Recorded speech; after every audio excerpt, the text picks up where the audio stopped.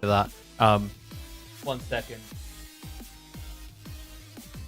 I forgot to calibrate the camera. How's the brightness level? I'm looking very Huckleberry Finn red right now. So maybe we fix that? On that bit. Yeah, I think that works. But yes, so we've got some fun ones lined up today. You sure it looked fine? Does it look better now? So we've actually got Louis MT versus Kiliotti, a really cool game that I wanted to check in on yesterday, but we had to resolve those tech issues. Everything's good now. Seriously, I'm going to have to think about where I'm saying. I also quickly need to turn on the fan. Oh my god, is it hot?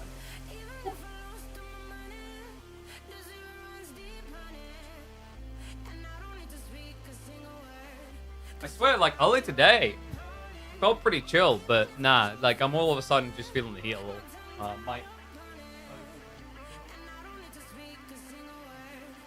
There we go. Yes. So we're going to be kicking off a really fun one here. It's going to be one of those Byzantine Ottoman matchups. We've got loads lined up today, though. We should be able to catch some live games. We've got, also in the backlog, we've got Louis versus Sordov. I believe there was some Kiliotti Demu games that sounded pretty intriguing. Numadan versus Sass. So we'll be littering it with a few different people. And look. I can alt tab now. You can see it in the background, right? But, like, it won't cause lag or anything. We solved it. It turned out there was a beta patch that resolved that specific issue. So we just updated our drivers and we're fandappy-dozy. But let's get ready to get underway because this is going to be a fun one. Let me pause the music. I can't hear it. I want to find a feedback loop because right now I'm playing Spotify on the stream PC. The reason we do that is basically if we don't do it that way, then it doesn't get muted on the VODs for Twitch, which gets really awkward down the line. Because I'll be like, oh, you don't have permission for this music. It's like, it's copyright free. It's like, but you don't have permission for this music. It's like, yeah, but it's copyright free. So, hopefully, everything is perfectly aligned. I realized I even had to update my my overlay because I realized, oh, wait, crap. Yeah. Without boring you guys too much, because of the way that we would previously clone a minimap scene, now, in terms of what that scene is doing, the game capture scene, it's simply just capturing the screen. So like replicating that was really awkward because otherwise, like right now, for example, this screen, like you basically have like the chat would be resized as well because it would be capturing where the minimap would be. So we had to basically go and rejig some of the graphics because a long time ago, if you guys remember, we didn't have the option to increase the minimap size in Capture Age. So like that was added a lot later. And they kind of stealthed it in there as well. But anyway, let's get to it. Let's start it. I'm somewhat worried someone's going to break. It's quickly becoming my favorite matchup. Welcome back to the channel, folks. Honestly, it's a repeat of history. It feels like, surely these days, with Ottomans on the rise and Byzantines needing a little bit of a recalibration, we've got something special for you here. Wrong scene. I knew I was going to do that. We're checking in on Kiliotti and Louis MT. It's going to be on Carmelival map. It's a very kind of naked, secluded map. And this is fun, man. Ottomans, Louis, like I can't think of like many other players that are more intriguing to watch than say B. B and Louis basically take the entire cake. The Kiliotti on the Byzantines is definitely no pushover. It's two interesting picks on this particular map as well because when we talk about Carmel, we're often talking about the deer. And these are two civs that don't necessarily play into Pro Scout. So I'm curious to see how these two want to approach this. Is that a turbo or something on my desk? Wait, turbo? What, you mean the stream deck in the center? No, we're fully Elgato equipped, mate. But it's funny, guys, because, like, actually, we were saying the other day, in the last 2 or 3 weeks, like, this matchup for the longest time defied history. It was a case of Byzantines surviving the siege, 1453 passed by, and the Orthodoxy never fell. But in the last 3 weeks, month, we've seen Ottomans really just start to pull ahead in this matchup. And I think with the increased flexibility we're seeing with new builds, that shouldn't necessarily change here. In terms of the quality of players, Kiliotti's definitely no slouch. He's no Perfechova. So although Louis MT is very talented, don't write off the Finn as finished. He has gone for the double stone opener. So like at the moment, we're actually seeing a lot of people just gravitate towards this. There was a bit of experimentation originally with the 1 stone opener. We've occasionally seen people pull 4 onto stone.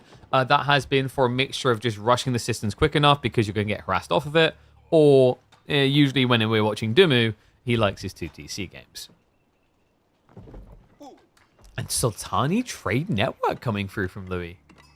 Dare I say delayed pro scouts here? Does that sound weird? I don't think that sounds too weird. We've seen B done it a lot back in Season 9 when Pro Scouts was at its peak. And Louis MT is definitely one of the more experimental Ottoman players. I still remember when he came up with this 2TC Sultani Trade Network build that was pretty sick to witness. I never truly caught on back in those days, but you know, with extensive fortifications being what it is, I mean, it comes in too late. But something like Pax Ottomana on 2TC could actually make a lot of sense. Let's see the marketplace marks. You think Kiliotti is going to do that? I mean, there are knights. The problem is you're against Ottomans, so it kind of devalues the play. So, you know, for horse archers as well, I mean, you can kind of lean into it. Yeah, and he's going Hippodrome. Okay, so I've been finding this interesting at the moment. I don't know if it's because the matchup's been a little bit weird and they're trying to make adjustments, but I've seen more and more Byzantine players now lean towards Hippodrome up against Ottomans. We saw it just the other day after their player was forced to because it was going to be an outpost rush onto their berries. But this is a very different game, right? Louis MT isn't trying to aggro in the Dark Age at all. He is, however, most definitely going for Pro Scouts. We've got the gold gathering standing pretty high already. Mill's coming in. And, I mean, who can blame them, right? We're on Carmel. This map has a ludicrous quantity of deer. Like, we're talking, I believe it's 24? 28, rather, per player. Actually, sorry, no, yeah, 28. 29? I thought they nerfed it an extra one. Like it would have mattered. 29 deer per player. That means 58 deer in total on the map. Remember, 350 per. You can do the maths. I've gone through it multiple times, and it blows my mind every time that it still has this much food on the map. And it's why Pro Scouts probably is just unavoidable for practically every civ in the game, bar the very few that actually get punished for doing it. Byzantines can definitely be one of those civs that feels punished for doing Pro Scouts. And especially in this matchup, man, because, like, if you're thinking Pro Scouts, you're probably thinking of going for the Keshik play, right? Because, you know, the whole idea is you're playing the cavalry already with Hippodrome, so usually when we see Hippodrome, we see Keshik into Gulam options. Both of those are going to feel pretty rough here into Ottomans. I just think especially, in particular, the Keshiks are going to feel pretty underwhelming against a civ that has access to anti-cav guns, of all things. Yo, you know what we actually need? We need a civ that really hates Delhi so much they get a literal elephant gun. Right? Come on. There's going to be one person who is the biggest protector of Delhi in the world. Is like, no, no, no, not to us. I mean, you know, it's just this is a gun that's going to one-hit kill an elephant. I don't see the problem. Horseman opening from Biz. No surprise there. So yeah, with the play into Hippodrome, this is always inevitable. This is also giving him a good way of shutting down the scout play. The reaction from Louis MT is going to just be to follow up with Sapahi. He's already committed into double stable blacksmiths. That's a lot of pump. Remember, the blacksmiths is going to buff the production rates, which does also impact scouts, most notably. Scouts that usually take 23 seconds to come out. Meanwhile, for Kiliotti, of course, he has got that accelerated rate via the Hippodrome. And in fact, 1 second, I just had an idea. Why don't we actually go ahead and apply a name cover, a namesake for Mr. Kiliotti? Just need to actually get the teal color locked in. And Bob will be your uncle. There we go. Doesn't that look a lot more orderly? Now you're What is up, Nasu? Thank you very much for the raid, mate. Appreciate you. Arigato. Hope you had a good stream. This is where someone's going to speak full Japanese at me, and I'm just going to say, Nani? So, we are seeing the move out onto the berries now. There's a lot in this area, actually. I wonder if you could just play Hippodrome into standard mercs. I really hope he does. Like, actually, kind of Western contract, I dig pretty hard here. We mentioned already why the Keshik play is going to feel a little bit underwhelming. Even more so because Louis MT has committed into the Imam point, which means he'll be able to heal off damage done. So unless you can guarantee a kill, You're up Craps Creek without a paddle. And no, this is not the ETC Masters Summers $30,000 tournament.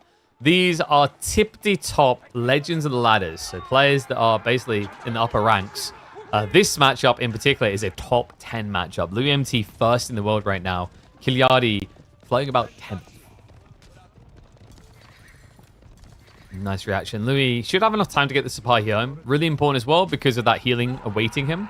Very expensive to lose any of these. So good deal actually dodging that. And an even bigger deal. It is going to be the mercenaries. He went for the knights. What? I mean, I guess it's an edge against Ottomans here. I guess my one concern is like later on, do you really want to be sitting on 10 plus knights when your opponent hits Castle Age? I guess for Kiliotti, the thought process is why would I let him get to Castle Age? Which is very in line with Kiliotti for anyone who's watched any of his games. This guy has no chill. He has no patience for late game play. And yes, Sapahi are slower than standard horsemen. They move at 1.75. So it is a minute difference. 1.88 versus 1.75. Takes a very long time to get a stab in. Would take even longer to actually like fully surround. That's why you don't see many people just try to run past the Sapahi, because a good player will see it in time and then just steer. And the moment they steer, you lose all your progress. So it just kind of sucks to try and trap Sapahi. Drummer boys are going to be here soon, by the way. Which is going to make this very difficult. I mean, Kiliotti just needs to keep that knight pumping upwards. Like, once he's about 6, he gets a little bit scary here. But we've definitely got some ways to go. Louis just reaping the benefits of the map. I mean, this is actually, like, ideal. I think Ottoman's their best comp, if they can get it, is Mass Sapahi. You don't need to rush Castle anymore. And it's because I think players have just gotten so good at utilizing the Sapahi. Not necessarily that they changed, per se. It's just players became a lot more attuned to the microscopic details that gets the most out of these cavalry.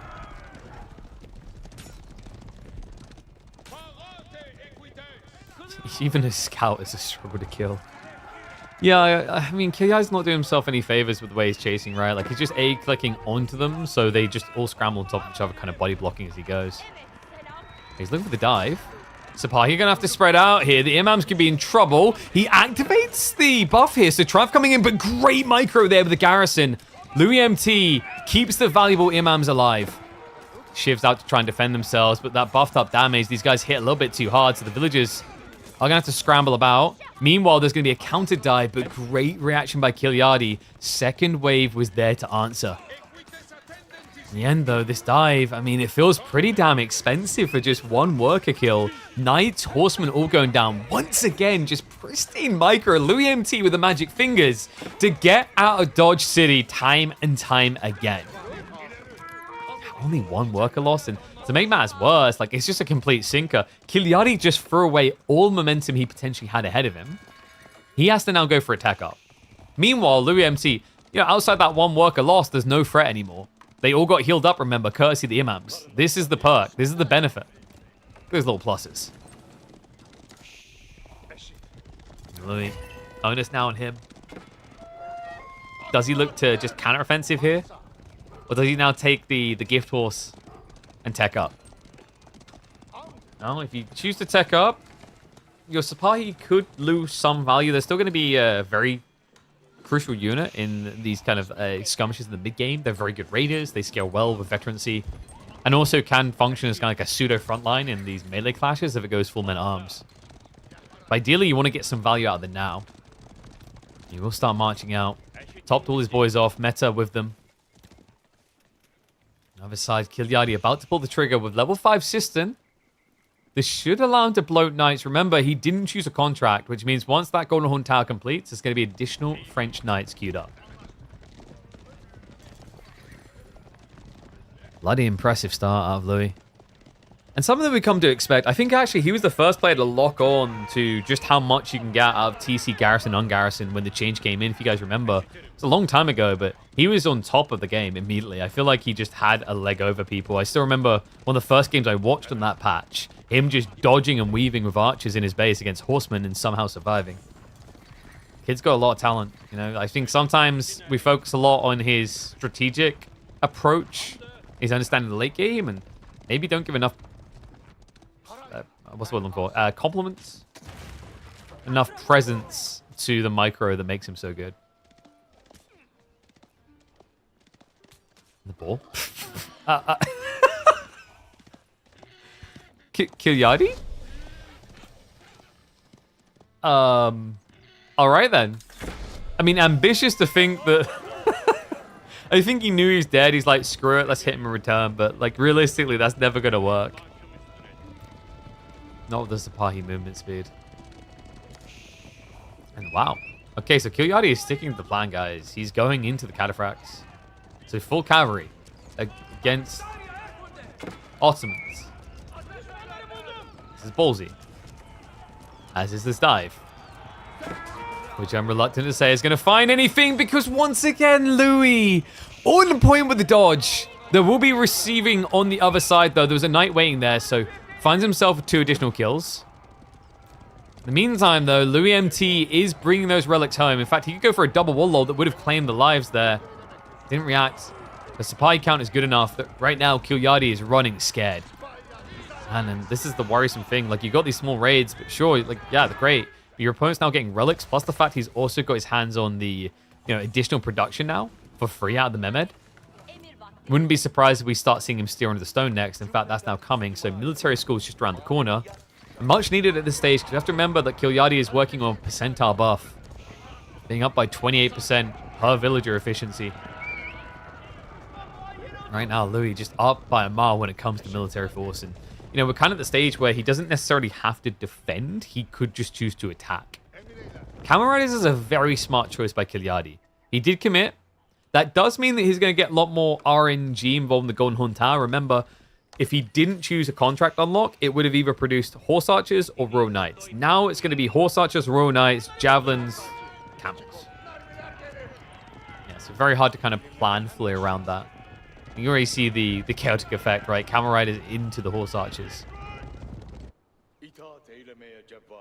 And, very defensive Kiliotti, not something you see often, and it's costing him dearly here, folks. Yeah, because he never picked up a single relic.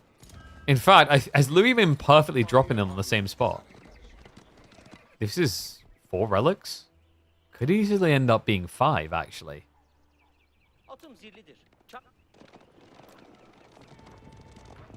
Sipahi have got some easy clear targets, right? You can just go after the Sistans to deny a percentile buff across the board. Smart read, that's exactly what Louis is going to do. Does offer up an opening, though, and we can see that Kiliotti is now marching forward into the center. He's looking to stake his claim on the gold, because remember, on Carmel, you only have these tiny veins. Your gold sources run out absurdly fast. We'll even start weaving beyond. Military school is starting to get layered into the cake. Has got plenty of room at the back here. No walls yet, though, which means that Kiliotti has opportunities to do damage here. And Louis, there's that switch we were worried about for Kiliotti. Janissaries just got queued. And reminder, Janissaries got changed, right? They don't specifically take 50% increased damage, so things like Horse Archers are not going to be as good of an answer as they once were. Sipahi just getting cheeky. He's going to show respect and back away, though. And now it's Kiliotti's turn to attack. Jumps in on the tree line. Will be able to charge forward. Connects with a few. And Louis MT can micro all he wants, but it has its limitations here. Warlord's going to be there. The Janissaries need to help defend. Buying time for the boys to come back home to do so. And Kiliotti actually hanging around here. Activates the Triumph. Cataphract to the trample. Does get on top of the Janissary. So smart move. The great micro there from Kiliotti. And the following up wave is going to be able to clear out the gunpowder, boys. Not just that. He's chasing for more. Kiliotti got the stench of the blood in the air, and he looks to increase the volatility of it. We've got a few Janissaries being guarded by villagers right now. Wait, what is happening? Look at the lead. This is ridiculous. It's already 10 up. He's going to be 25 up by the end of this. Oh my god, and there's been no sort of counterattack. Louis MT didn't find the economy at all. He got bogged down on Limitane. Cataphract still chasing. We're now up to 22 worker kills in this game. 17 worker lead for the Byzantines of all civs. And more shivs are out. Oh my god.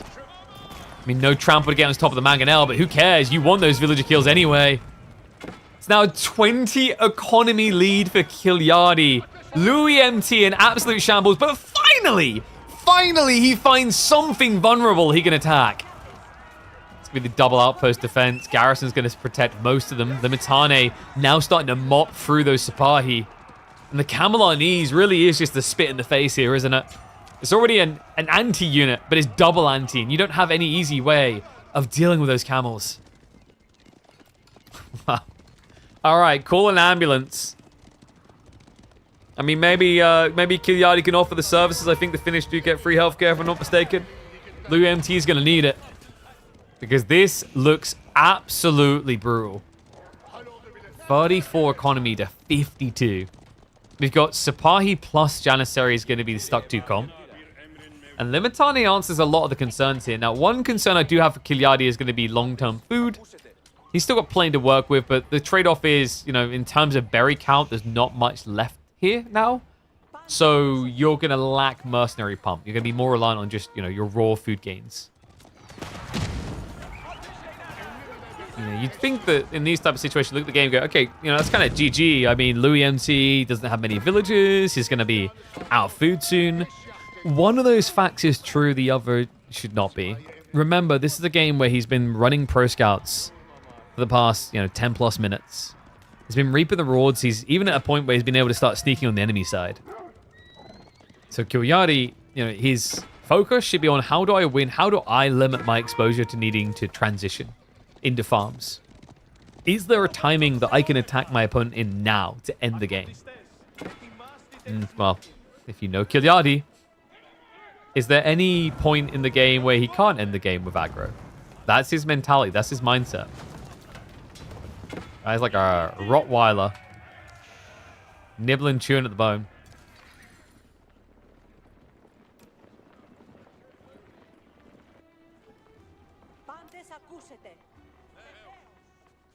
I wonder, is there room for Louis MT to 2TC? He's done everything orderly and expected so far. We don't have any deviation from the normal Vizier point builds. But he's approaching the point where he could get extensive fortifications, which would discount the TC cost. I'm just not really sure it's worth it at this particular point. He's probably more likely to just go towards the advanced academy choice and get his hands on quicker production as well as access to Janissaries and Knights. Kiliotti, he's hunkering down, mate.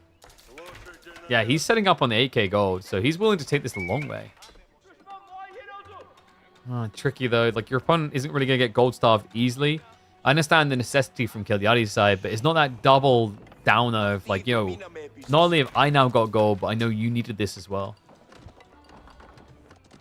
Why most of the time Ottoman players go with Sipahi front, no Spearman, even against Knight Civs? Because Spearman slows you down. Like, if you're playing a cavalry comp, then you need to be mobile, and Spearmen are not. I mean, look at, if you had Spearman, you wouldn't have got here in time for this. Nice strike in there. That's why he's just ignoring those Spearmen as they just run past. In fact, they're just killing them because he has got the Fortitude activated. And you just see how scary that ability can be in the right hands. You know, it definitely takes a lot of micro-focus. You need to be A-click, move, A-click, move, A-click, move instantly. You can handle that. World is your oyster. And it's still a drop in a bucket, but it is a beginning. Yadi's still ahead by 13. Siston's never got rebuilt out, though. I think he needs to connect this back. So he hasn't got the huge eco buff that we're used to seeing yet. Not on the full eco. Only on about, you know, half.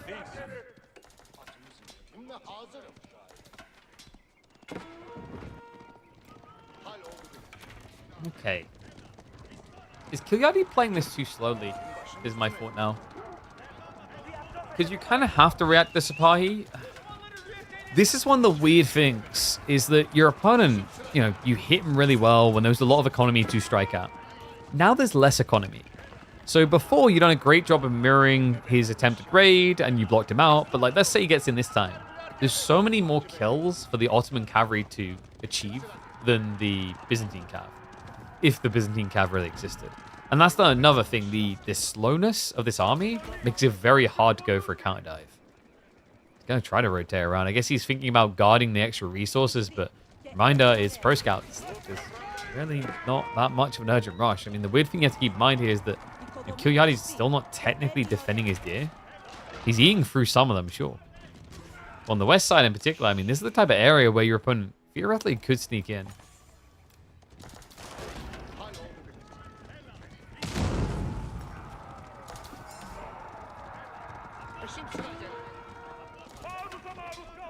Another attempt at a raid. This time, plenty of troops at home. What's that mango tower? It's just mango towers. What do you mean, what's that mango tower? They always do that. You haven't seen heat-seeking rocks before? I'm sorry, which century did you live in?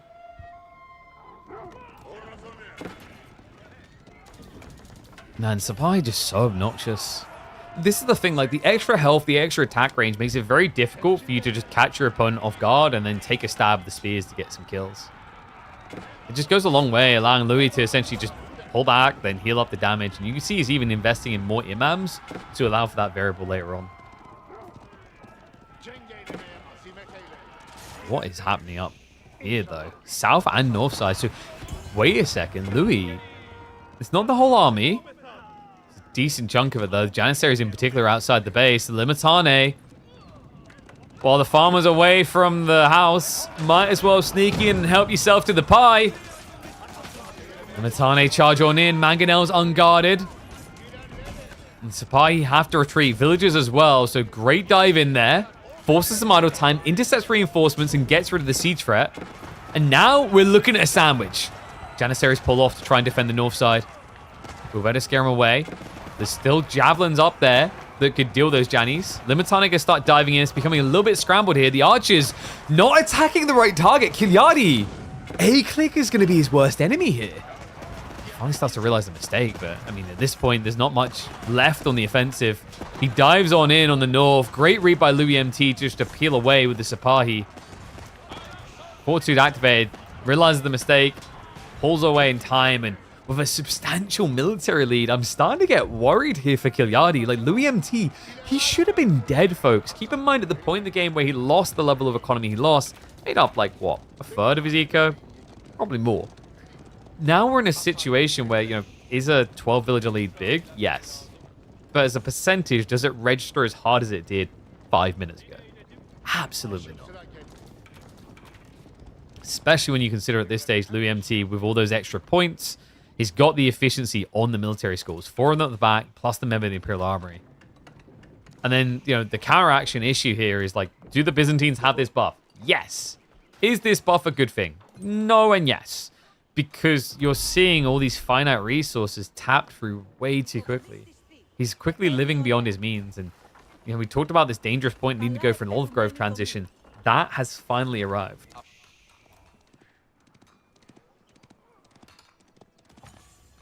Ottoman's the original, oh, you killed my villagers, but who cares, Sif? True. I mean, Malians kind of were as well, right? Same time, same place. But both of them have most definitely been eclipsed these days by House of Lancaster. Mongols too, actually. Mongols is a very weird version. I don't know if you guys have noticed that, but Mongol players have this habit of losing 80% of their economy and still winning games. Where was I last week? I had to go to a conference in London. I do post out about these things. Reminder why it's always important to join the Twitter, the Discord, so you don't miss a thing.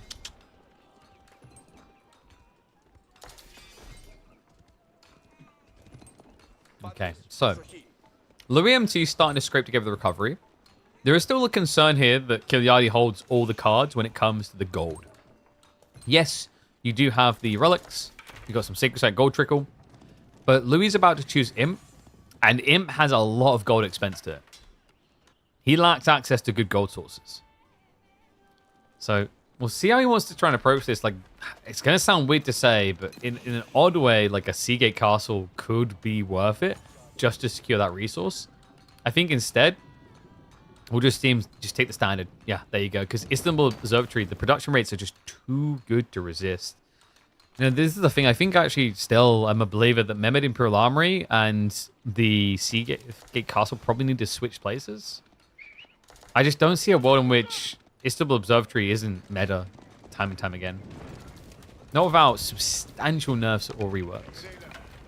And in some ways, I'm happy about that. Like, I haven't really been subtle about my hate of defensive landmarks. I think, you know, they're a little bit toxic, a little bit too tanky, a little bit too good.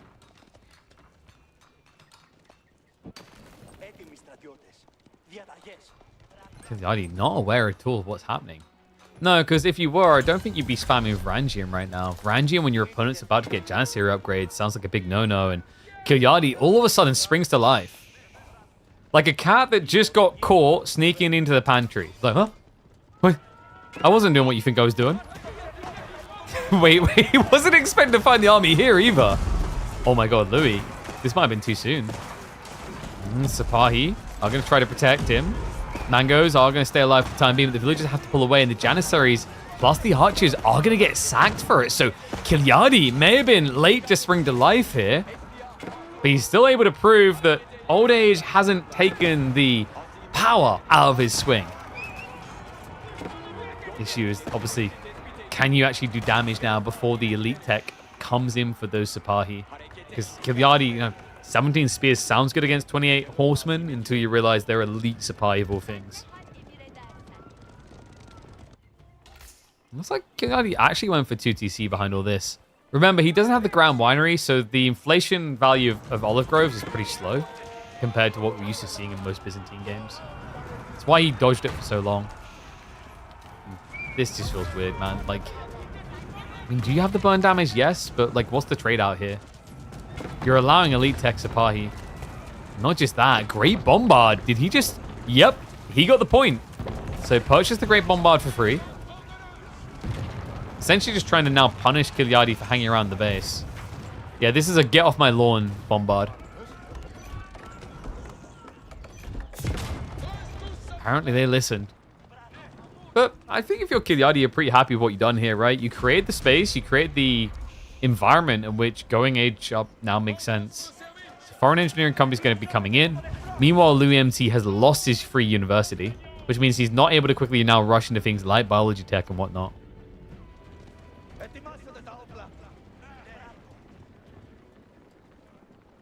I wonder, what will he do next? I mean, once Kiliotti ages up, if he had all the olive groves set up, Knights wouldn't be a bad idea, obviously until you get counterplayed, but like for the time being it would work. I think realistically, he's just going to stick to like what? Limited cost trash. So things like Limitane, very big deal. And yeah, actually just committing to javelins.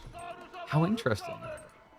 It definitely makes sense if you think about it. Like it's the ultimate solution he has to the components. So javelin's going to very, very easily clean up Janissaries. And then obviously for Sipahi, you know, they can fight against Limitane, but it's not a fight they'll ever get like. Biology is going to make it even harder as well. Louis MT only with 1 meta may be a little bit surprising at this point. It can be quite risky because of how easily they die at this stage. Wouldn't mind seeing him add in 2 more. You know, having 3 makes it very difficult for your opponent to remove the auras. It also gives you a lot of heads up as to when they're trying to. So if you see, oh, wow, he killed 1 of my metas, you know what his game plan is, and you can just react. Yeah, it's almost like having a sticky note on your monitor. Like, oh, right, that's... Yeah, keeping these alive is good.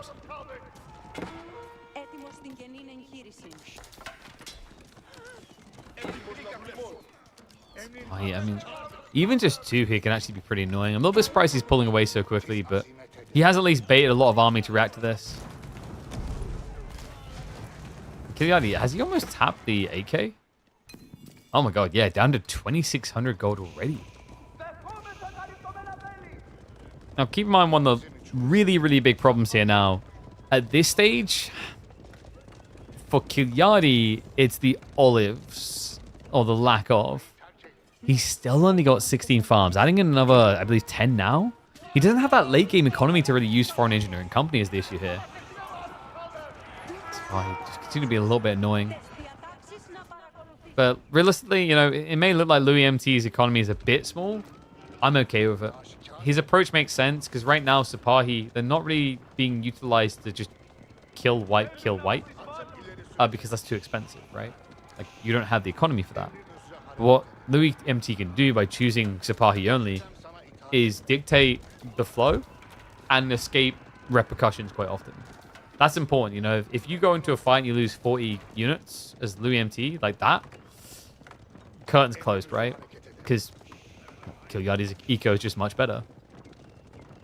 But if there's a trickle of raids and damage being spread out across 10 minutes, that's something you can always just replace courtesy of that passive production.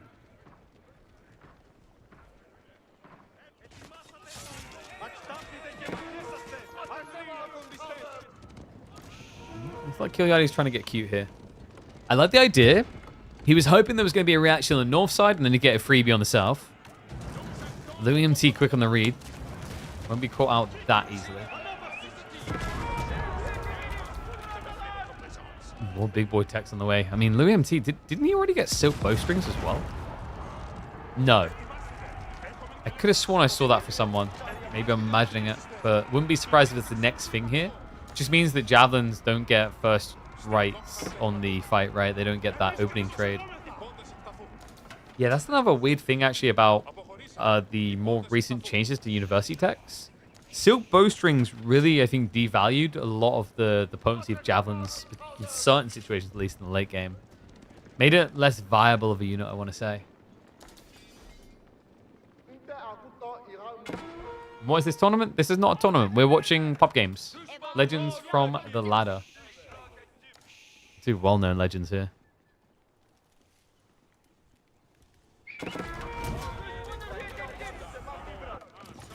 Spy again at the backside. Alright, one's if you think Kiliyotti's going to take this. Two's if you're backing Louis MT. I mean, we are in the late game. You can never truly ignore the value that you get out of something like an Ottoman pick there.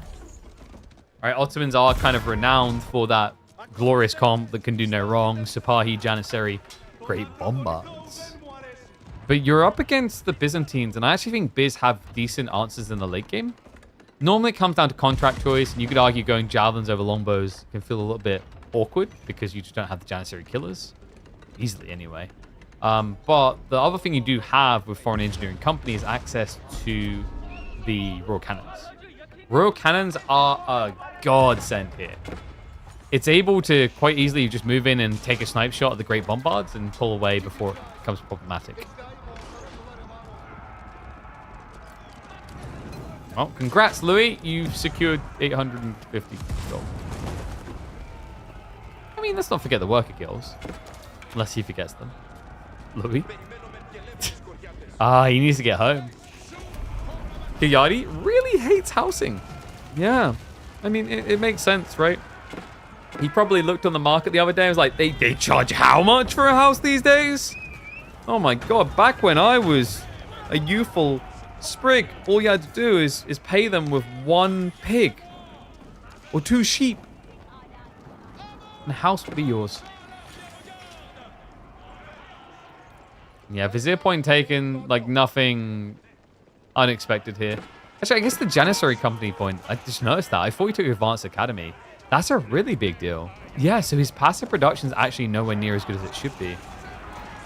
His army currently most definitely is. Big fight coming in.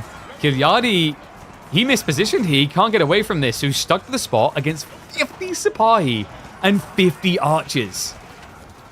Yora has at least been removed from the board, but it's removed a little bit too late. Yeah, because it looks like there's going to be a few Sipahi left over. More than a few. About 15. And that's going to clear up the second wave. So nicely played there. Louis MT now with a military lead. Kiliotti is going to be diving into the farms on the south side. Forces a lot of idle time. Meanwhile, the tiny raids from Louis, not really of comparison. Great bombards. We'll be able to turn around, just scare them off here. The wall low is enough to stop Kiliotti from getting out of line further.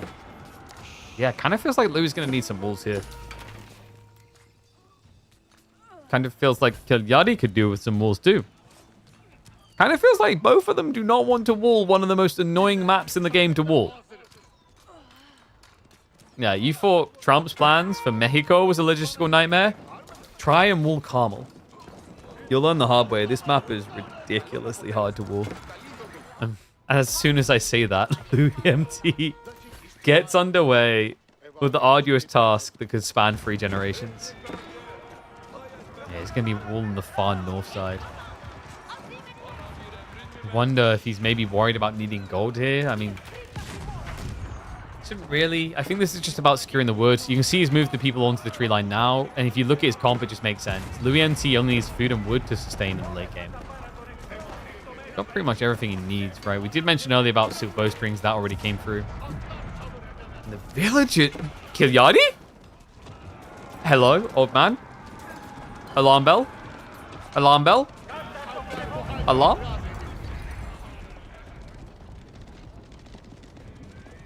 I don't think he can hear us. What just happened? I mean, there's no way that was intentional. No way he just committed that as in, oh yeah, like I'm going to lose these villagers to take the gold away. It doesn't make sense.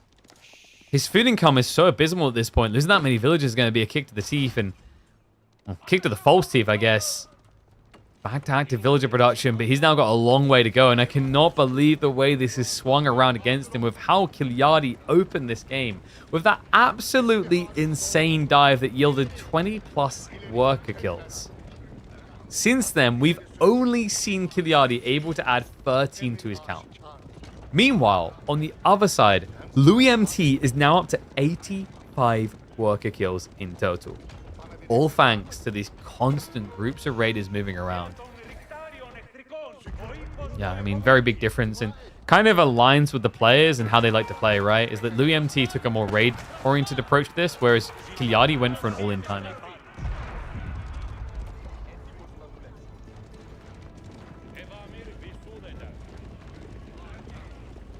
What do you do now for Kiliotti? I mean, hand cannoneers is going to be way too slow. You just don't have the gold either. I think he might just be dead. Like, what do you do with this type of income? You can say, yeah, KP, look at Louis. Yeah, but the difference, like, it's not fair to look at Louis because Louis already has an army. You know, passive production on top of that to try and replicate the losses. I mean, he's firmly in the driving seat here. Dive into the base now, going after the housing. Cracks the aqueducts. This foreign engineering company has not built a single unit all game. And at this point, you might as well went for a Palatine school. That's mass cataphracts. Smart idea. There's no Janissaries, only 4. We'll give you away sniping the Great Bombards as well. You definitely don't have time to wait around here. Foreign engineering company is already gutted. Louis MT now prepping for a roll into the base that could swiftly end the game here. Folks, all landmarks are on this screen. Golden cataphracts. They need to go right now. There's not really any allowance for waiting around here. I mean, the only upside he's got is that the torches are not being thrown. And I don't know why. Louis MT could easily just torch these down a lot faster. You want to be in position to protect. Cataphracts. Triumph gets activated. Needs that trample. Goes on through, but Louis MT preemptively pulled them away to the west side. Great Bombards can continue their great work. Imperial Hippodrome now on fire. Reloads coming through. The Janissaries making quick work of those Catas. Or is it the other way around? Sorry, there's no Janissaries here. He's only got archers. I'm so used to seeing Jannies this late in the game, so Cataphracts are going to clean up for Kiliotti. The Great Bombards are gone. There is only one landmark remaining, though, and this is important, folks. If Louis MT reblobs only Sipahi, he can go for the kill. Oh, my God. He even gets maximum value. A final trample out the Triumph at the end. Louis MT. What was it? 4 Janissaries littered amongst 70 archers? Yeah, I mean... I guess that nerf hit well enough. And... oh my God, he's actually pivoting back into them from nothing. That's crazy. With this type of gold? Surely not.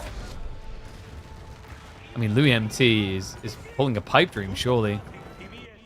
Because remember, guys, there's another problem here. Remember which point he took. He does not have access to passive production Janissary. Without active gold gathering, Louis MT cannot afford mass Janissary. This is difficult right now. Oh my god. Kiliotti, I mean, at this stage, it feels like the victory is yours. You just have to take it. Will he move fast enough? Janissaries on the way, but not able to defend the north side. Cataphract's going to start sneaking in there. Sipahi will be pulled to try and deal with it, but just impossible to use Sipahi to shut down Cataphracts, really. The trample always gets them out of a surround. It's what makes Cataphracts one of the most annoying units to try and deal with raiding you.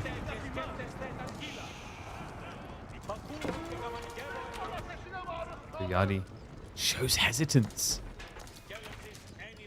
What's up, Samson? I see you with their Prime sub. Thank you very much. Reminder, people, always use those subs. We got Prime or not. Get them in. It helps the channel immensely. We're helping ourselves to a deep dish of late game. LuMT still has both sacred sites locked in for the time being. His crucial economy is lean north side. Yes, he may be switching Janissaries, but still needs some wood for things like Sipahi massing. Palatine School would give so much more value. Agreed. Like right now, like looking at this game, the way it's been played by Kiliotti, he's only really building his unique units. And a few archers, as we can see. If he rolled the dice as well, I mean, even if you follow the pseudo RNG logic, there is 30% from Palatine. At this stage, that's an extra 3.5 Cataphracts. Saving you 330 each time. So even if you're just only hitting the standard RNG, then like you're looking at basically a third of your Imperial tech up already returned to you. Now for engine as well. I mean, this game has begged Palatine School more than any other game I can think of. This is crazy.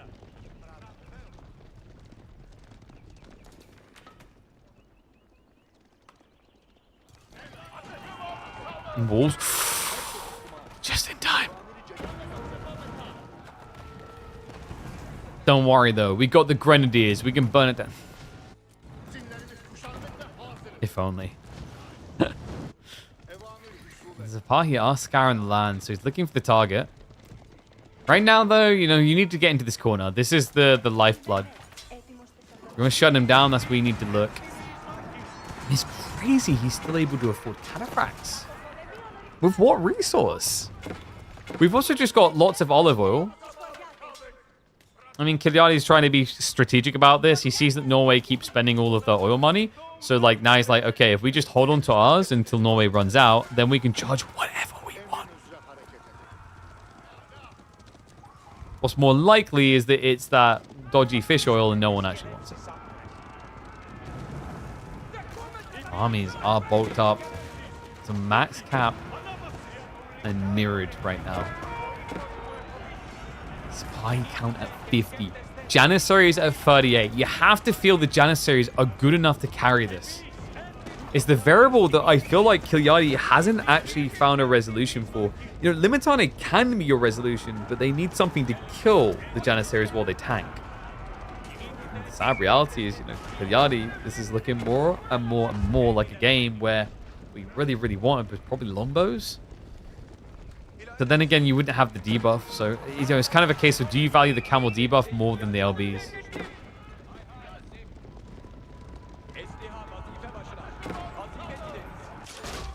Farms getting out over here, nothing too substantial yet. LuMT is looking for an opening. Sacred Site timer continues to tick down for him. Triumph is going to be activated. Kiliotti, he wants this fight. But the Janissaries are so far back already. And the trample is just going to get you massacred. Jumps on top of him, but last time it was archers, and this time it's a gun to the face. Mow down on the back. And it allows the Sipahi to supremely just peel away from their countered unit. LuMT now with a 40 military lead and growing. The Jani Archer comp good enough to run this one home and allow LuMT to do a victory lap for the win. Kiliotti, a cool idea, but unfortunately, those Cataphracts, they have their limitations, and diving them headfirst into a unit that hits you for 37 damage every 1.5 seconds is a quick way to send them to see their ancestors. No, Kiliotti, he thought he was getting the golden age of the Byzantines, the return to cataphract viability.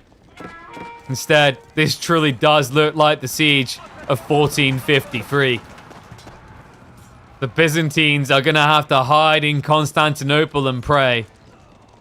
The Great Bombard might not be here yet. It might not even make it in time for the final shot of this game.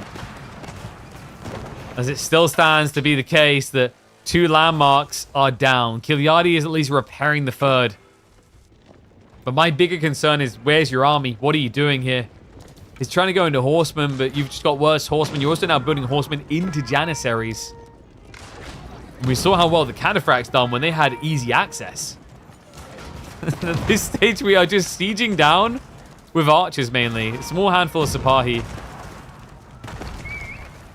I mean, cool idea what Kiliotti was thinking of here. Like, eventually just running them out of wood.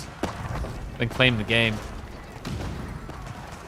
Another thing that's kind of scary here, like Kiliotti, he still doesn't actually have enough gold to go into elite tech. He's going to try to dive in now. Just use the triumph. The horseman count is just not good. No, this is a desperation dive. Sipahi are going to be stopped from finishing off the castle, but they'll just rotate around the side. And this is just turning into a trickle and a whimper.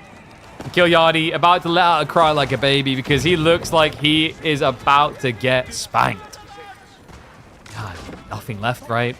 You've still got plenty of wood on Louis MT's side. And here's the other thing, right? Like, we talked at the beginning of the game about how Sipahi can be leveraged throughout the game very well now.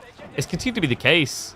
You know, with a lack of advanced academy, yeah, he's sacrificing production speed, but there was never a temptation to focus on janissaries. And that's smart. As long as your Sipahi frontline keeps surviving, your janissaries don't really die. So you don't need to keep replacing them.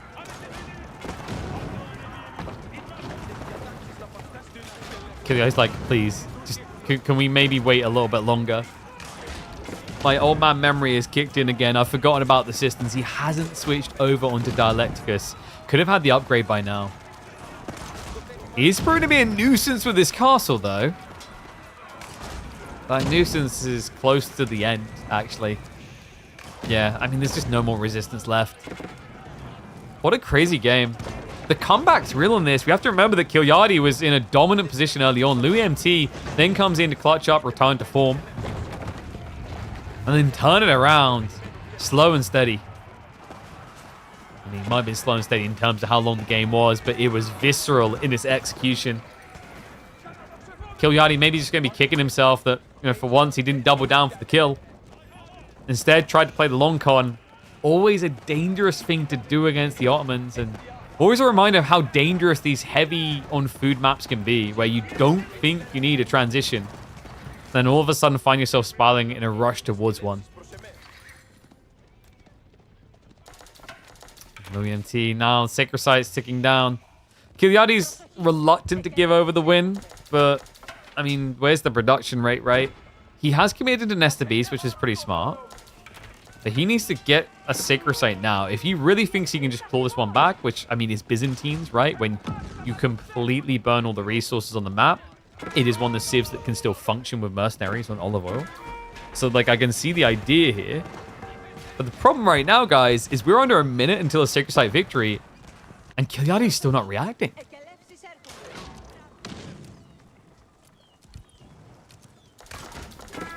Nami's also getting ready to dive in. I don't think he realizes. Kiliotti? He switched the hearing aid off. He can't hear the ring of the bell. Nesta Bees ain't gonna be your golden solution if they can't even spawn. Siege is coming in to deny the siege. Foreign engineering company is gonna go down. Only one Nesta Bees birthed. In the meantime, Sipahi are still cleaning up the workers. And this is over. He hasn't even tried. He's got 20 horsemen and he hasn't even tried. A bit of an underwhelming end. But probably felt he needed to be here in all force. But Kiliotti, I mean, he just got the scratchy head moment to round out this game. Oh my god. What do you think, guys? Did Kiliotti have the way of ending this? Was this a surprising outcome? And at what point do you think he even forgot there was a timer? I'm going to say he forgot about 4 minutes. Oh my god. Dude, I can't with that game. That's ridiculous. What in the dark did I just watch? Yeebus.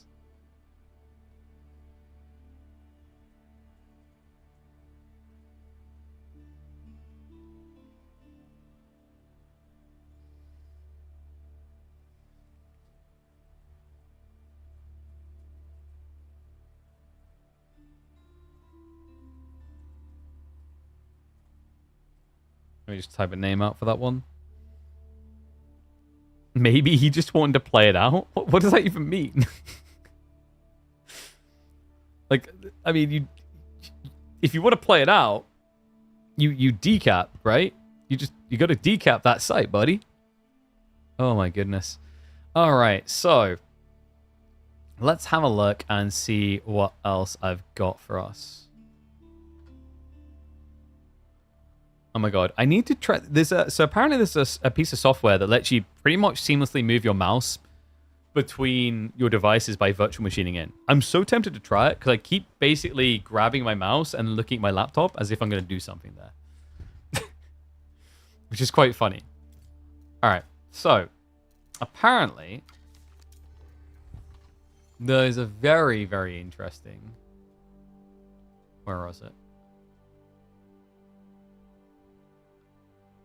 Do you guys want more Louis MT, or would you like some Numadan versus Sass?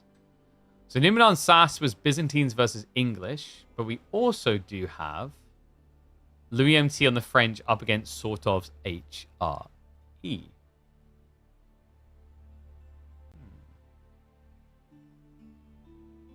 I'm tempted to say...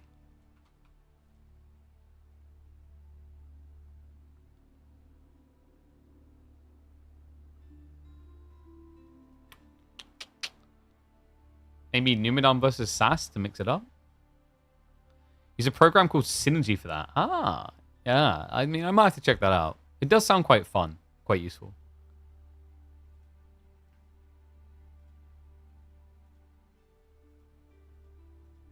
Do I want to watch English Biz? Is the thing I'm asking. Let's do the French versus HRE one for now. At least give myself like a game break from Biz, you know? Okay, so Gorge. Oh, don't tell me he's played too many games. Of course he has. Louis MT is just a goddamn fiend. He doesn't stop.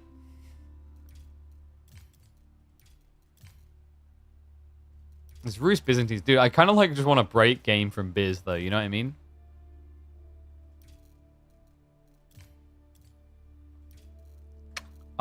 Maybe Sortov's profile will have it, actually.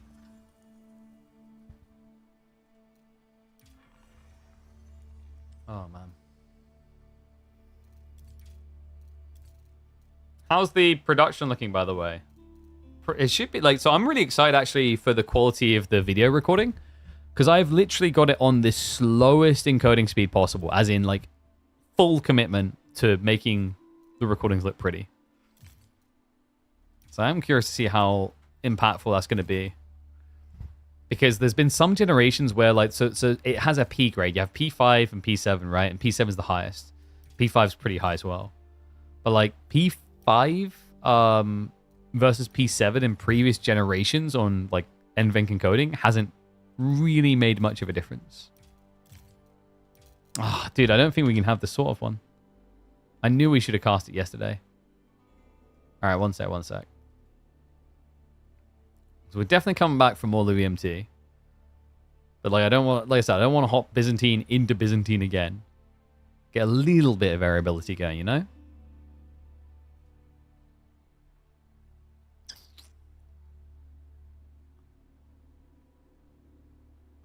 HRE, sorry, not HRE. Ooh. Lancaster versus Shushi. If that's available, could be cool. When does KPMM return? KPMM returns in August, so we've got a few weeks. So I'm going to be out of country in about a week and a half. And then when I come back, we'll probably do like a watch party of the SteelSeries LAN. And is that my boy Sniff? God damn, that is a name I have not seen in a long time. How's it going, buddy? Sniff of Chen fame from Dota 2, folks. If you remember the good old days, you used to watch Sing Sing years and years ago. They would not have won anywhere near as many games they did without the power of Sniff's Chen. Sniff, actually, like, because you're a Chen player, you should just want to play Age of Empires by default anyway, right? Got to get your ass on this game. All right, where are we at? There we go. So Numadan versus Wham is what we're going for. When I saw it was Sunken Lands, I'm like, sure. I kind of want... Dude, we need more unique maps in the map pool for pubs.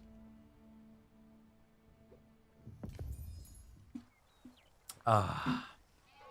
I'm a thirsty boy. All right, let's get ready to go.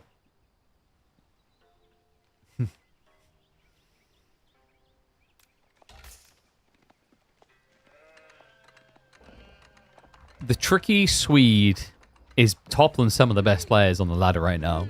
And we're going to go check in on him.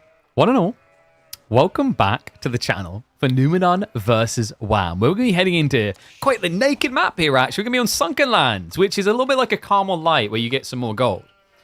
Well, where there's more gold, there's always going to be Lancer pumping civs. Numadan is going to be opting for the Shushi legacy here in the teal, while Wham is going to be taking the field in the green as the House of Lancaster.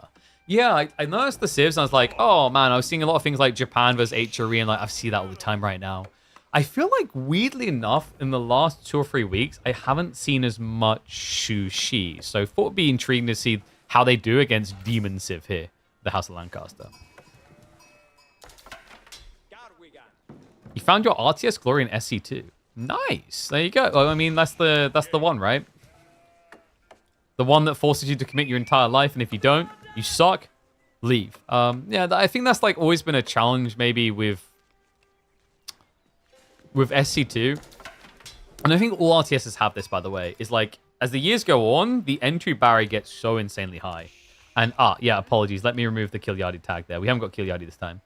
But, like, the interesting thing to me is, for AoE 4, even though there is going to be that skill ceiling that just like keeps rising and then the barrier can get a little bit higher, I think the slow pacing of Age of Empires 4 in the early game is probably a very big savior point for players newer to the game.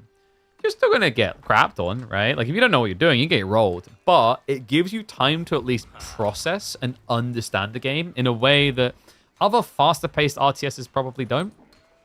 Now, don't get me wrong. As a spectating experience, the first few minutes of the game can be really slow, which is why we're going to do this. 2x speed. Just for them to go for the age up. House of Lancaster did move in time to frustrate Numadan here. In fact, they heavily frustrate him. Yeah, he's relying on taxation to tech up. Okay, that's absolutely horrible. He's even going to go over for the pity gold, I think. Yeah, he's thinking about getting the 5 out there. He drops the meditation guard, and it is in range of the TC, so Wham is not going to be able to dive this. If he tries, it's going to hurt. No, okay, he doesn't show the respect. So one spin, basically a death's door. And no, this isn't actually a bad meditation guard at all. He got double gold. I think this is pretty smart considering Numadan's position. We can see that Wham is baiting him with just 2 spearmen. But Numadan, you know, with limited vision on it at the time, has to act as if this was a 4 spearman commitment, which he wouldn't be able to deal with. So double gold plus this wood is going to be pretty nice for him. It's going to be probably about an 80 meditation garden. So, you know, 25 times 2 on the gold. And then I'd say about like, you know, 20-ish trees in range. And we are going to see the Chuganu opening. And what is it with House of Lancaster always getting good spawns? Yeah, the stone's pretty close to the gold, so, you know, you kind of have flexy options here. Then again, the way that Wham's gathering, this is a fast castle build. Yeah, he's going straight for the dagger throws. Oh, man, that's actually really worrisome for Numadan. Going Chuganu is going to be completely worthless here. Remember, Earl's Guard are quicker than Chuganu, and they have more range. It just feels like the unit that can do no wrong. I mean, I'm wondering if right now there's any other unit the players are having a bigger issue dealing with than Earlsguard with these Earlsguard rushes. I guess the challenge is, like, do people know how to do these Earlsguard rushes good? Because A, you have to micro it, and B, you have to be optimal. So maybe that's the thing that's saving people at lower ranks right now. But it's the type of thing that I would expect to infect over time. You know, ripple down effect, where smart, skillful things done at the highest level won't be done at the lowest level at first, but eventually they watch enough games here and then see enough BC and Marine Lords doing it in tournaments that they try to do. It's also the toxic spread, like a virus, right? It's like once you encounter it, you're like, oh, that seems quite broken. I'm going to try it too. Something that was getting pretty broken, not so much anymore. We have got a single spearman trying to do a deer shove. And yes, this is indeed Sunken Lands, or as I like to call it, less mean Carmel. It's like, actually, I guess it's meaner in some ways. There's less food to work with, but there's more gold. Or rather, more gold options. Because I think mathematically, there's less, or the same rather, gold that you get on Carmel. It's just, here it's spread out, whereas on Carmel, you obviously have that very big gold vein in the center to compensate.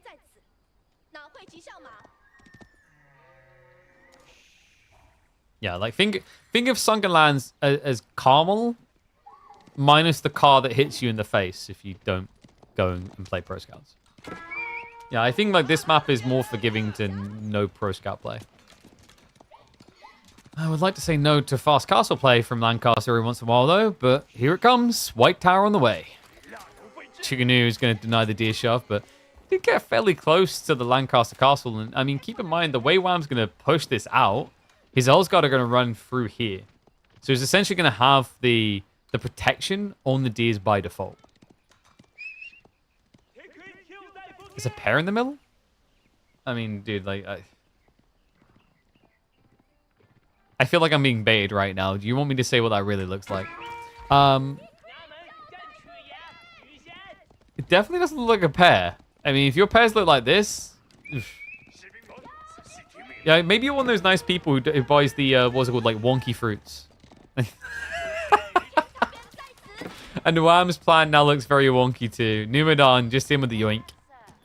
Okay, things are looking pretty good for Numu. The reason is now you're talking about a White Tower rush play where you've got 15 sheep, which is quite a decent amount. You've got the back deer, but it's a little bit far out there. And this is all about push timing, right? So you have been stripped of some of your longevity on food sources. I still think that Wham has enough to get things done here, though. Whoa, what do you mean, Root Scout? Guys, I don't want to hear anyone ever say that a yoinking of deers is a rude scout. If anything, that's the opposite of rude. Okay, that's him going, wow, look at all this food that's going to waste. I'd hate for it to rot. Well, I'm going to just saddle this boy up and take it home to the family. Share it out amongst my people. Communism, baby. Anyway, Chuganu are going to continue to be pumped into. He's starting to prep for the age up. And what is up, Huffy Tuffy? Thank you very much, mate. Appreciate the sub. Welcome back to the Swarm. I know you've all been waiting to sub till we're live, so it's time to start dropping those subs in again. We got some way to go.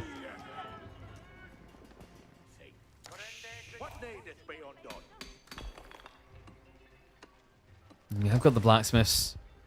Yeah, I mean, the Earlsguard don't really need the ranged armor against Chug. Chug don't hit hard enough for that to matter, but you've got to be assuming a tech up, right? There's no way that Numadan's going to try to stay in Age 2 after pro scouting and having like less than 10 repeated crossbows. It just doesn't mathematically make sense.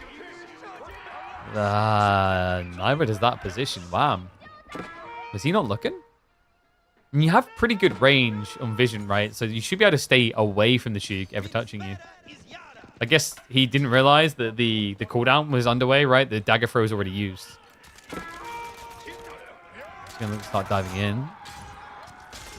Outpost going to get garrison, repeated crossbows as well. Try to focus fire down the injured. In fact, he is just going to fully kite away from this. Shallow Monastery is about to complete, and Wham needs to deal with that tower ASAP. Yeah, so gets the torches out. Denial of gold is important here. Numadan, to counterplay this, needs to get crossbows. Although Meditation Garden is going to secure 50 gold a minute, that doesn't really seal the deal on what you're looking for here. The villagers, Numadan. I mean, this is always the annoyance as well, isn't it? Ever since they made that change where you can choose where you are in garrison, it's so much harder to stop these sort of cheeky repairs compared to before. Demu. We'll have to run for the high heels in the end. Wham did not go for some dagger throws. They were on cooldown. He'd already used it on, I think, a worker kill plus a Chuganu.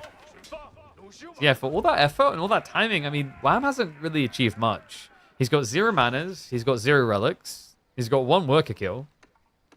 I think Numadan's happy. As far as Earlsguard rushes go, this feels like it's failed. And now he's just gravitating back towards the norm. Yeah, he's going Monastery plus the Stone Outcropping simultaneously. Shalamonk is already out, so Numadan will start to push ahead towards a relic sooner. Hobolars is an ambitious choice for 458 food a minute. I mean, I don't want to call your pony lame, but I hate to size shame, right? Would never dream of size shaming. Is it me or does that horse look small? Is it me or does that rider look small? Like, bro, did those even count as biceps? I don't think so. Yeah, Hobolars are pretty bad without the technology to assist them. Hill training is crucial. Look, I'm sorry, I've got to shame his hob. His hob is very small. You know, there's like... So you have Shushi Horseman with the increased attack speed. That would be like going into a house where the oven has 6 hobs on top. And this is one of those small apartments where you have a single hob on top of your oven. It's very underwhelming.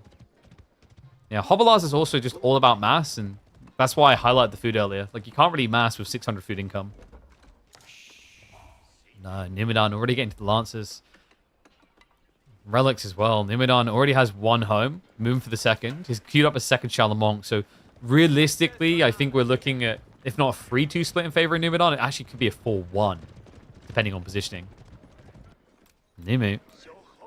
He's riding blind, but the timing... Oh my god, that is perfect. That is perfect! Denies the Monk. From a player who's been saving up mum and dad's pocket money for years here. Yeah, that gold income is depressing to look at for a fast castle Lancaster build. It's all because of the mana spam. And now it's like, well, do you go for another Monk and punt it, or do you spend the gold on condensed land practices? He spends it on veterancy for Hobolar? Oh, God. This is going to be one of those games, isn't it? I feel bad for him because he hasn't seen the Lancers yet. Numadan's timing is actually quite infuriating here.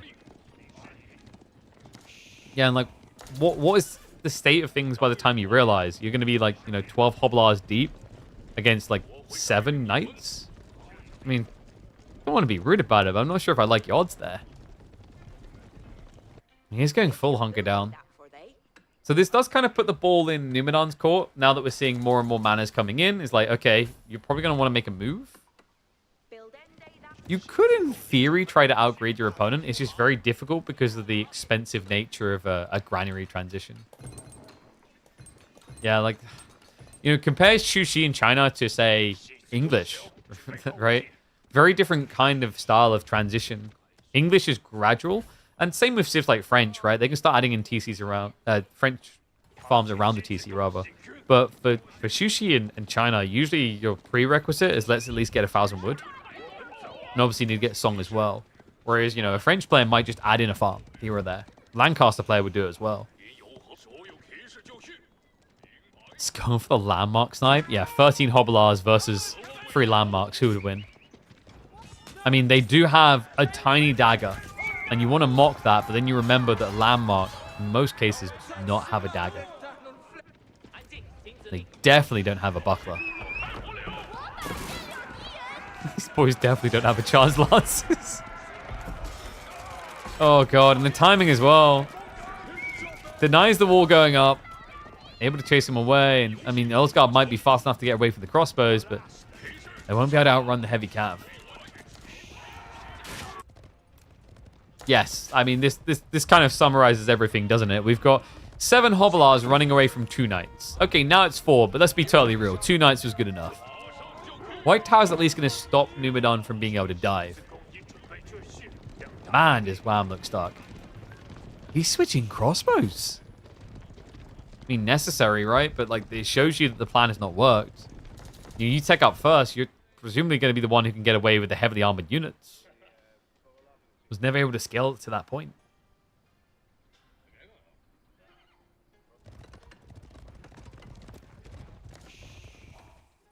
Everyone except China and Shushi can do farm transition over time? Yeah, pretty much. You have to think of like burst transitioning, right? It's so in a way, I don't want to call it the Burgrave of farm transitions, but it kind of is. But it's like it's polar opposite order. Whereas Burgrave is like, okay, I have this burst, do it right now. With China and Shushi, it's kind of like the burst, but then the result, the value comes afterwards, down the line. Look at these Hobolars go. Look at them. Who would win? You've got a shift. I've got a shift too. That one villager scared away all those Hobolars. I think we can agree that his butter knife does look a little bit scarier. I mean, dude, he even has a bunch of rocks he can throw at you. So if little raid comes in, hobbies are at least able to find one. And we do have a yeoman switch on the way. Presumably. Yeah, I was about to say, he's queued up Sync Shot, or sorry, Shy Levy, and we don't like have any veterancy coming through yet.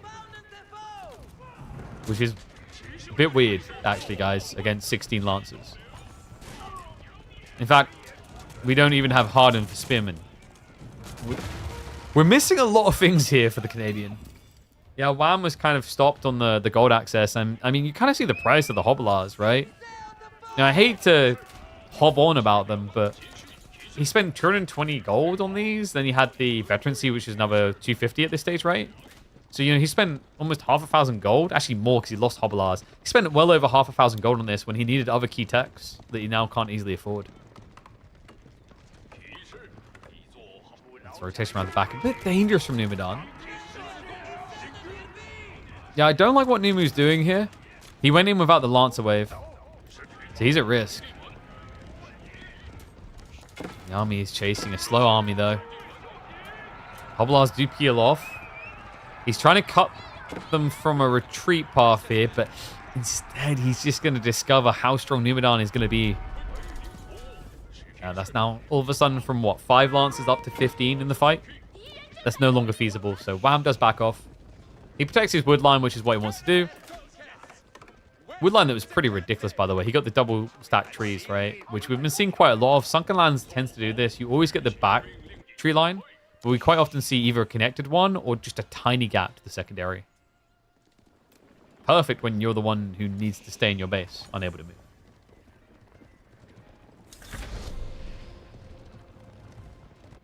Double Sacred Site now locked in. By the way, would you like to take a little look at that relic count? Wham doesn't.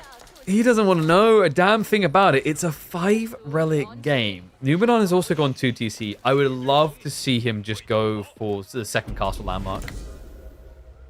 Remember, he's still got pro scouts value, guys. The deer stacks on the flanks haven't been fully taken. He's also got boars down there, which he's now walling in. There's a lot of map left for Numu to tap. Where is the Demi Lancer? No, we don't press the pay to win button here, okay? Because if this, here's the thing, guys. If Wham had used the Demi Lancer button, he would have won the game.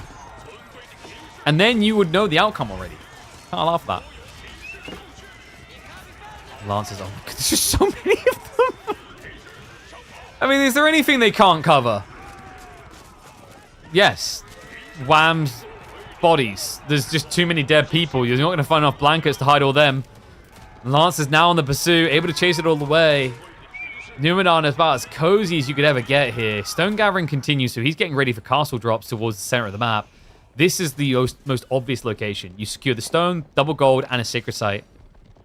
And he can just look to run down the clock. He's prepping siege engineering. I love the fact that he's just steering just constantly towards attack here. Just because we've all seen what Lancaster can do. You know how it goes. If they have manners, they have hope. And they're British. We always have manners.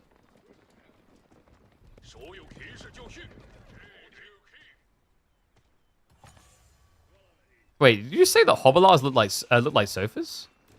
I don't think anyone has ever said anything so song to a sofa. Yeah, honestly, I think no, sofas are sofas. Hobilars are at best. I don't know what they're called by everyone else. So we have a term for them, but it's gonna sound homophobic if I say it. Ottoman, an Ottoman. You know, little stool things that you can put your legs up on. Yeah, sofas are sofas, and hobilars are little Ottomans. Which is also confusing in Age of Empires 4, actually.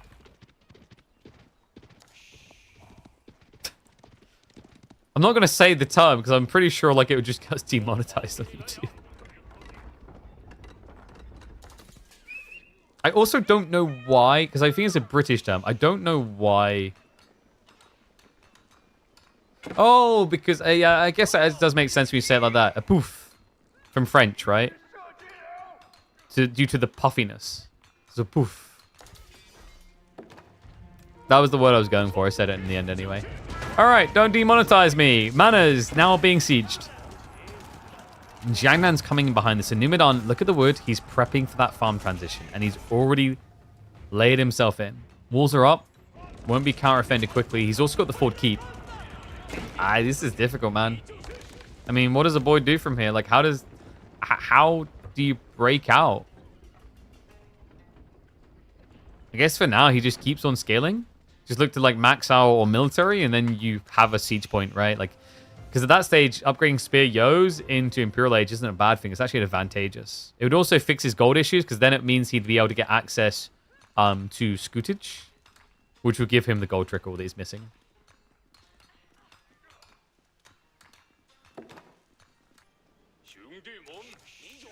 This game is slowed down a lot now. Yeah, so you see what I mean, right? This is going to be like a Burgrave. It takes a little bit set up, but once it's there, pump, pump, pump, pump, pump. Difference between this and a Burgrave is this is forever. You know, not for 5 minutes. Yeah, reminder, this is technically the hardest point in the game for a Shushi or Chinese player. Building castles. No, that's the easiest point. Building farms is the thing that can often kill them. The problem is, with the way this is played out, Wham is not even remotely in a position to do anything about this. Even if he knew. And, well, look at that vision. He knows nothing. At this point, he's Age of Empire 4's Jon Snow. Only he's not going to get to seduce multiple beautiful women. He's not going to get to save the North. He's not going to get a fabulous sword to swing. Because most Lancaster players just use Spearmen, or they get a Warhammer. Am I missing anything else? He's not going to get to be a potentially very interesting Marvel villain who then gets cancelled because the movie didn't do good enough. Okay, I think we've ticked all the boxes.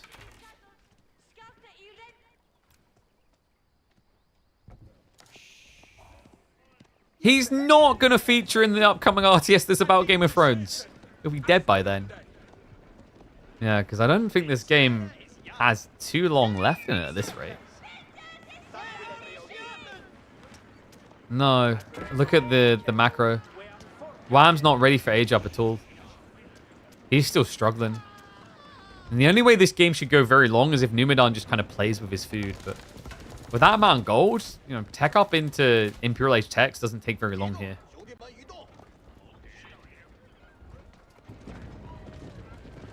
Wham can get Imperial, he might have a chance. I mean, you can spam spears, right? That's the thing that makes Wingard so obtuse. But even with that spear spam, you have limits to what you can achieve with that, right? Especially if this Civ decides to start just going like Nesta Beast plus Chug. It sounds very weird, but Nesta Beast Chug solves a lot of the threat. You'll have Chug to deal with the Spearmen, and you'll have Nesta Beast to always deal with the Lombos. And here we go. Temple of Sun's coming through. Big one. This is going to give him the extra movement speed. Nesta Beast could also get the extra range, guaranteeing that the Yeoman can never kite them. And here in the age up, Wham has to do something about this now. Trebuchet is going to be a slow answer. Far too slow, in fact. Especially considering Shushi, they've already queued up multiple elite techs. And, well, they can expedite that, remember, with the supervision, if need be. How has he still got 27 Lancers after all this time?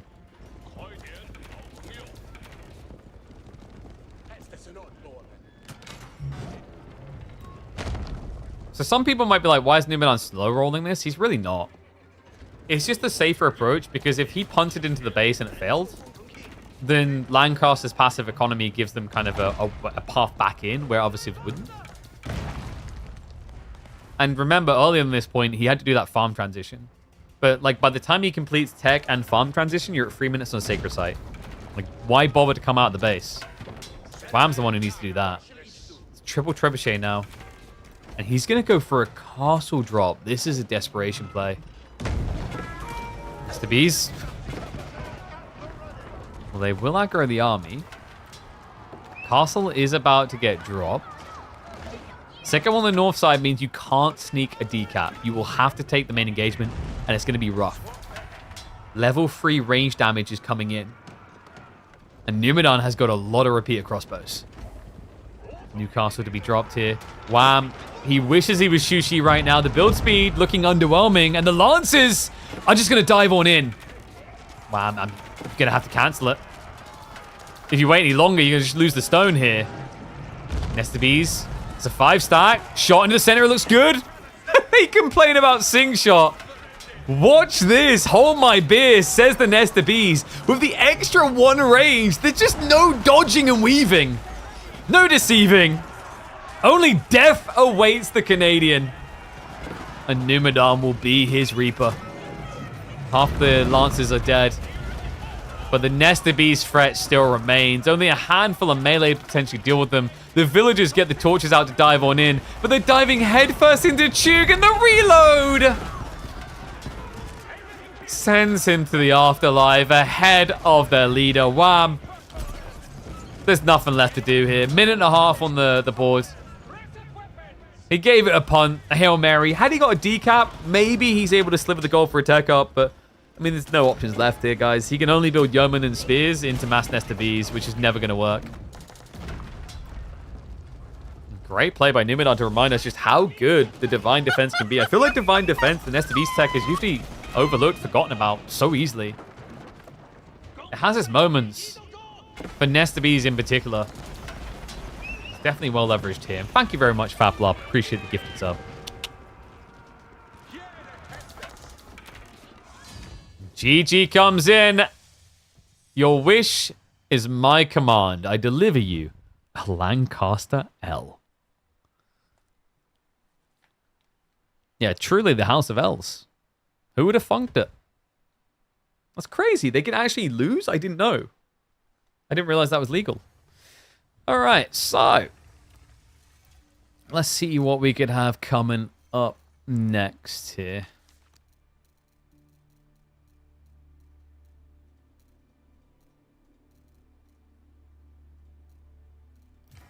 In fact, let me check quickly on the leaderboards. See who we maybe got live.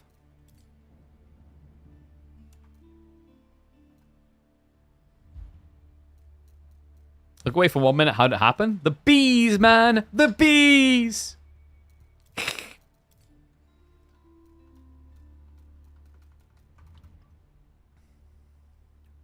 Louis MT versus Ezra. No offense to Ez, but that really shouldn't be that close of a game. Dry Arabia as well. We can either do Louis MT versus Ezra live,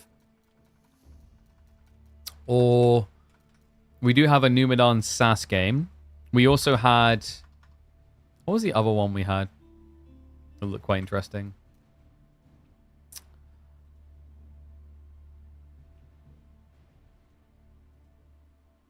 I think there's some Demu Kiliotti games.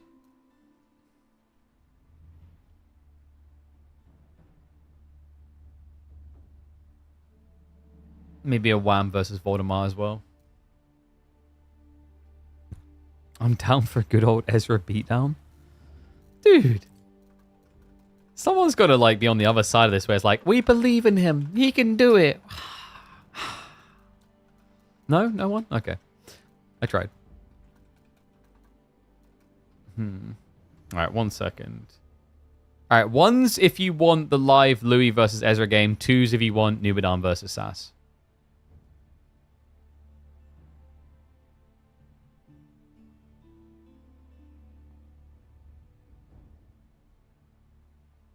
Or we could do... Do we do Demu versus Kiliotti? All right, let's start off with the Ezra one. Looks like you guys are jonesing for some pain for poor Les.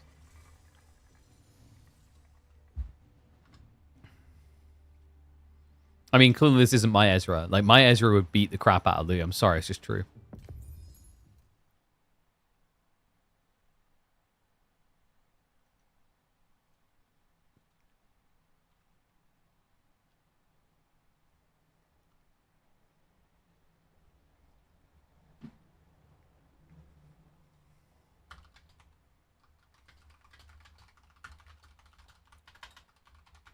Just need to type some as well.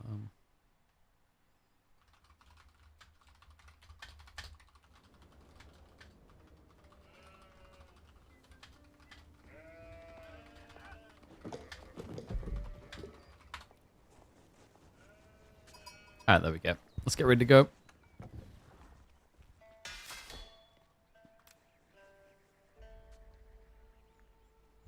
Someone in Age of Empires 4 stole my son's name. Now, my son is not ready to actually play himself yet, so for the time being, I'll allow this. Ezra 123 takes to the field. He does so up against a fan favorite. Welcome back to the channel, folks. We've got Louis MT on the Japanese going up against Ezra 123 on the French. And you know what?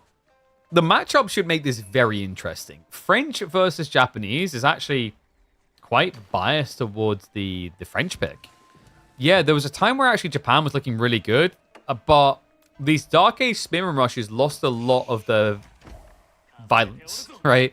A lot of their power. With the Dishov nerfs, this opening play isn't as substantial as it once was. That's a really important detail to heed because it does mean if you're looking into that mid-game on a more equal footing, French always had an edge over Japan once you got to crossbows. Pre-crossbows, actually Japan actually had an edge with mounted samurai versus French knights.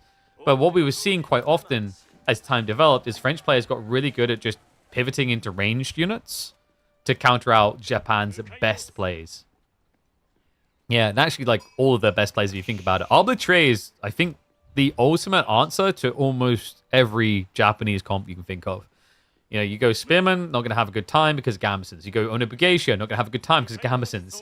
You go Samurai, not going to have a good time. You just built a man at arms into a crossbowman. Going to go Mounted Samurai. I mean, Foot Samurai, Mounted Samurai is still going to have the same problem here.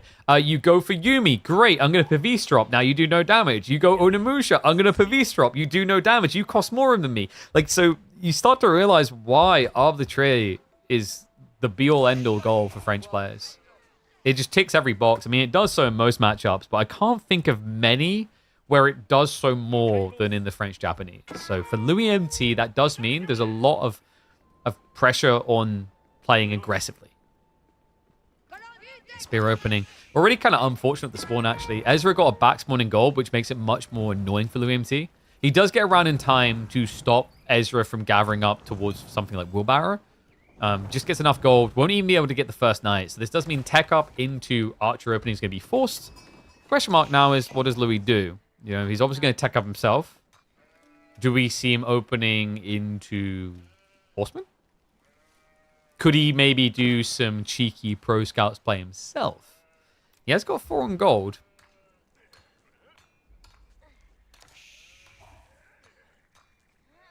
You can win with Yumi if you go YOLO with them. Are you sure about that? You'd have to Yumi spear for sure.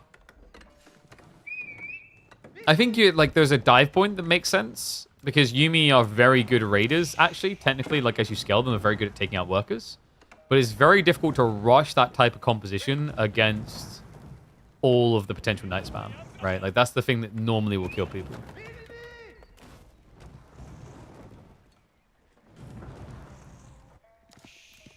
And we are going to get standard Kura. Yeah, so reminder, guys, we always really emphasize this. If you're in a game and you're doing a Rax opening, you're probably never doing a Coca Township follow-up. Maybe on a water map. The problem is you've already built Spearmen, and you don't really then want to build another unit that gets countered by the same thing, right? Like, it's like going into a game, building archers, then building crossbows, then building hand cannoneers, and nothing else, and wondering why you're losing to mangonels, you know?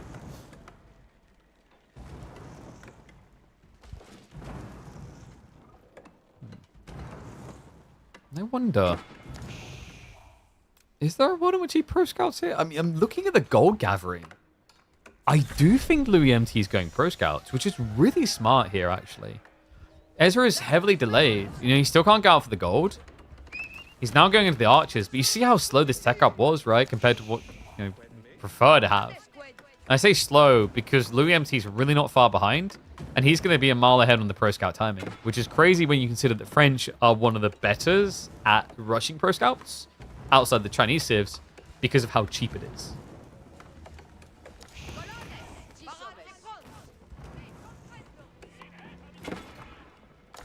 Voldemar's number 1 on the ladder? Wait, is he? No, Louis MT's number 1 on the ladder. Louis MT has been pretty dominant holding that position, actually. Always a grinder. It's actually crazy just how many games Louis puts in by the day. I mean, it's what I love about the guy as well. Like, I'm a very big Louis MT fan. I'm unbiased caster when casting, right? But the thing that I love about Louis is he's just a kid having fun with a game. You know, more so than, like, I mean, I don't want to measure people's fun, but if I had to, oh, damn well, will now. I'd say he's having more fun playing Age of Empires 4 than anyone I can think of. The guy's always got a smile on his face, always as enthusiastic as possible, always open to do whatever just to get time to play and enjoy the game. Outpost coming up here, Louis MT. I mean, with the gold gathering as it stands, there's a fair assumption that this is meant to be pro scouts. He's slightly shy of what he needs, courtesy of that horseman opening. Knights are now going to be following up. Ezra, he's starting to stack up the gold.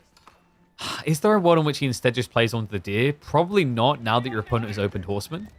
Because now, all of a sudden, you can't take the risk. You'll just get chased down and killed.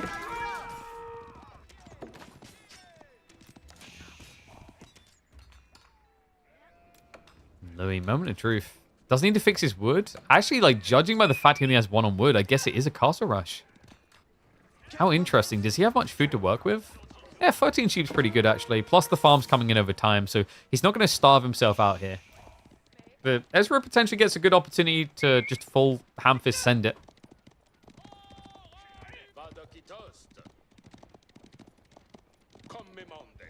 Wait, you had a good experience for a randomer in 2v2s? All right. Like, this is how we know you made this up. It's like when you watch one of those YouTube Reddit stories where they're like, yeah, what's the time where someone got their comeuppance? And you're like, wow, this sounded good until you got 2 sentences in and now it's unrealistic.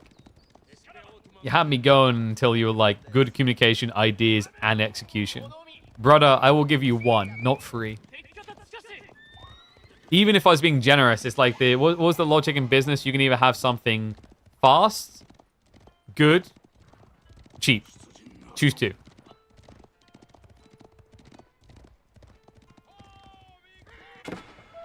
Okay, so Louis, nothing unorthodox expected here. He was one of the players that experimented a lot with Buddhist monks last year. It just doesn't really seem to have held. I mean, people were losing their mind at the start of the year, if you remember, with Temple of Equality, thinking that Buddhists were going to be taking over. But, you know, turns out in the 21st century, a lot of us just want to be atheists these days, I guess. No, Flowing Gate is just always the go-to. I guess it's not really atheist, is it? You're either choosing Shintoism or Buddhism.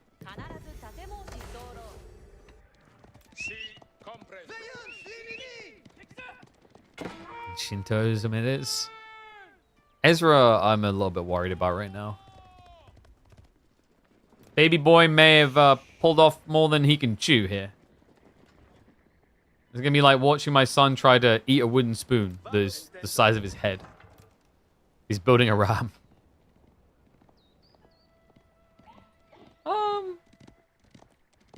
What is Ezra hoping to achieve at this is always the question you have to ask in these moments. Because I'm seeing a man who's ramming onto 4 gold. Technically a good idea.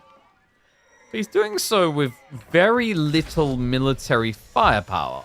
No, we've got an age up from Louis at pre-9 minutes, and Ezra's army size is only now hitting double digit. The issue with this is with a Yorishiro drop, those mounted samurai are going to be pumping out. The first one's coming out in 5 seconds. By the time you're ready to reveal this ram, Louis MT could very easily have 2 mounted samurai on the way to fight you, as well as 2 more queued up. Yeah, guys, I think we might have a very quick game here. Well, you guys asked for this. Ezra didn't ask to have him put under the microscope like this. But this just looks rough. But you know, what's important, guys, is that he tried. Okay, maybe that's the cop-out. It's not about winning or losing. It's about the friends you made along the way. No, that sounds pretty lame. Especially in a 1v1. It's not about winning or losing. It's about what you learn. Louis good at the game? Okay, that doesn't really help us. I mean, what did you learn here? I mean, Ezra, he didn't even go pro scout, so it's not like he was overly greedy. I think the lesson to be learned here is, like, you know, read the timing for what it is. He envisioned a ram timing that was never there. They're so difficult to pull off, and oh, look at that. French just entering the natural white flag phase. Oof. Why did you guys make me cast that? I look like I'm bullying Ezra now. That was fast. I mean, what do you expect from Zuma generation, right? Like, they're not going to hold the attention span for long. God, it says everything when I just click and instantly delete the replay. I don't even think about it. Poor guy. Oh, dear, oh, dear. All right. Let's have a quick look. And see if there's any close matchups live on the ladder. If not, we've got some other games. You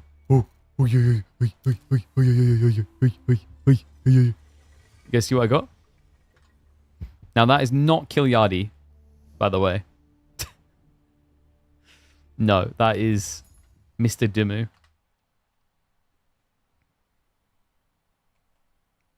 So give me a sec, and we'll get this all set up. Hopefully he spawns in on the right side, as in on the left side. Demu is fabulous pink. It's not pink, it's salmon.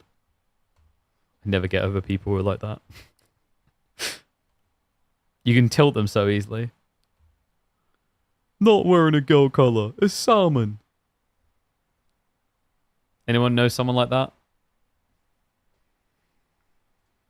God, thankfully I don't have those type of people in my life. I just, like, I think I told you guys about it before, that I remember I had a person like that in at a wedding. He got deeply offended when someone's like, that's a very nice pink shirt. Gamba? True. Let's set up the Gamba.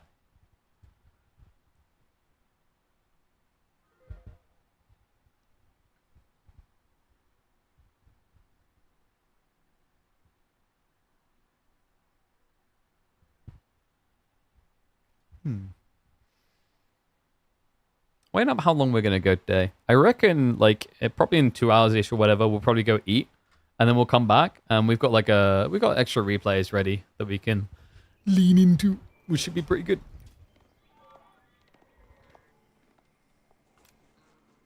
All right. And they did spawn the right way. Nice.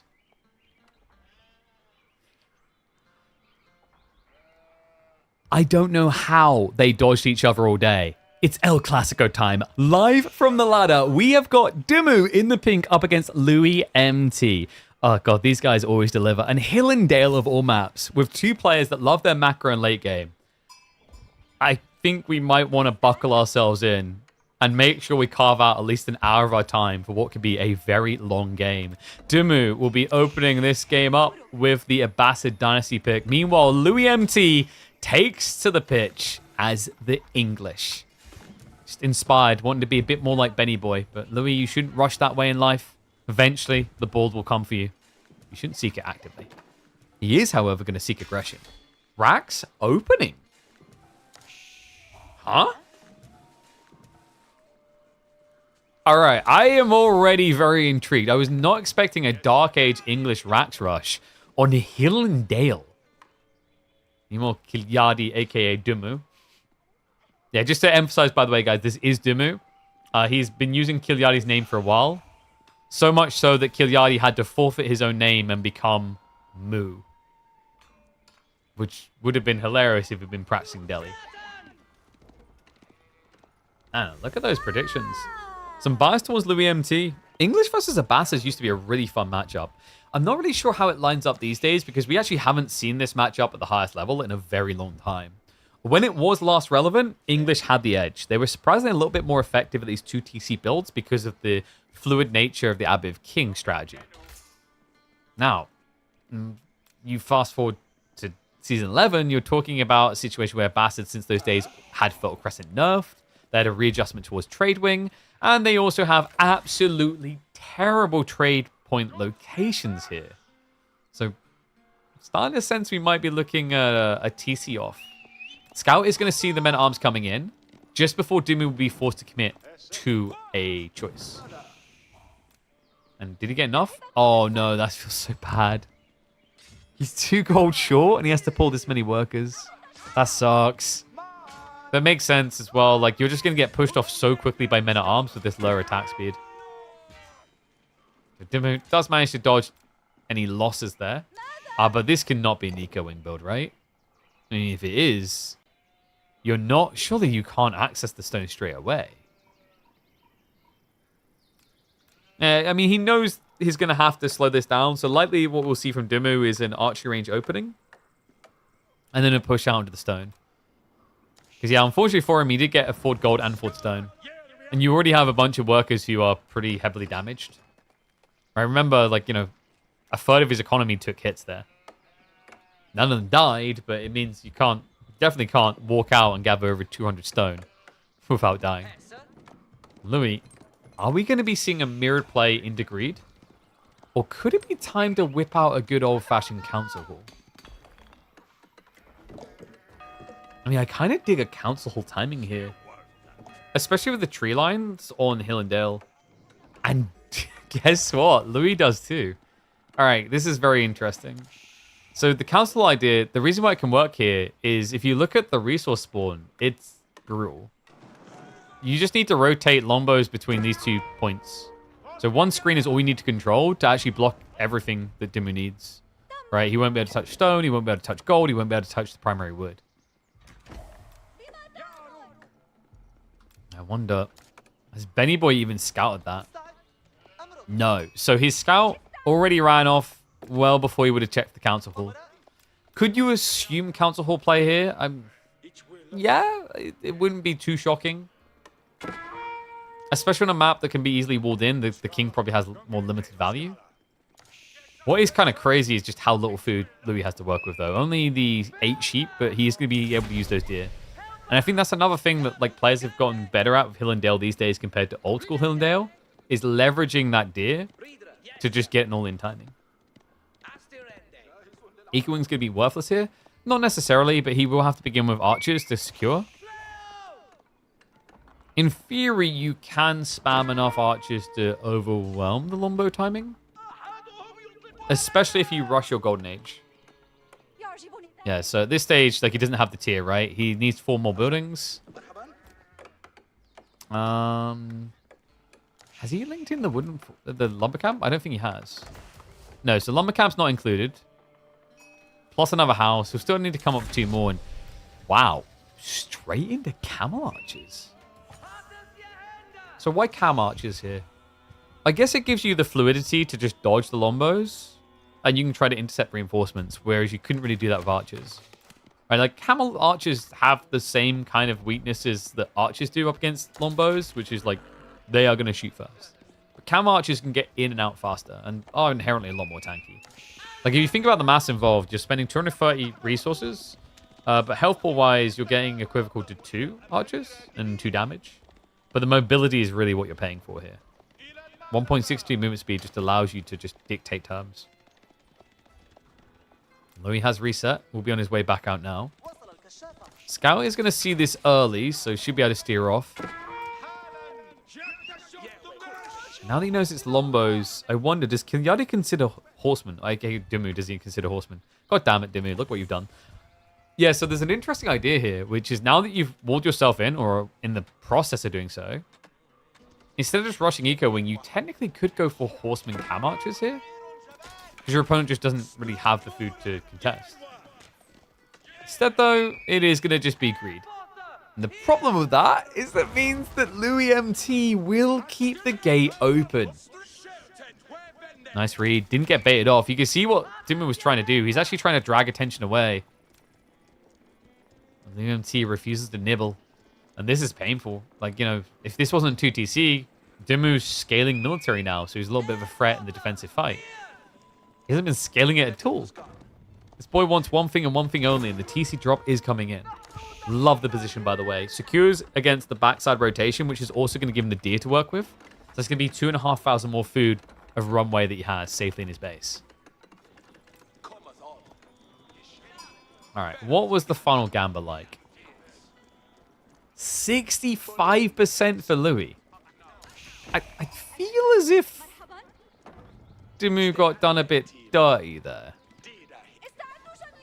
Because his longbow timing is still scary currently, but he started to block the counterpoints, right? Like, that tree line is now secure. UMT adding an additional men-at-arms is intriguing. I guess he's just preempting against the archer play. Like, you don't want to build Spearman. Kiliotti, aka Demu, damn it, I've done it again. He's built 2 units that counter Spearman. Both of them get bonus damage against spears. So you want to just avoid Spearman altogether. Now, that does give an opening into Horseman if Demu wants to take it. You could just wait like 2 or 3 minutes here and then spam out Horseman. And the thing is, like, most civs probably couldn't afford that on 2TC. It just doesn't make sense. But that's where the Abbasids are very unique. Remember, they only pay 30 food per worker. Ridiculous discount. Did I see that earlier from Kenton? He's on an 85 stream streak. That's crazy. Whew. I don't think that's our all-time ever record, but I think that's the current reigning record. Remember, guys, always check in if we're live on a Monday, a Tuesday, a Thursday, and a Friday. That's how you get those big streaks.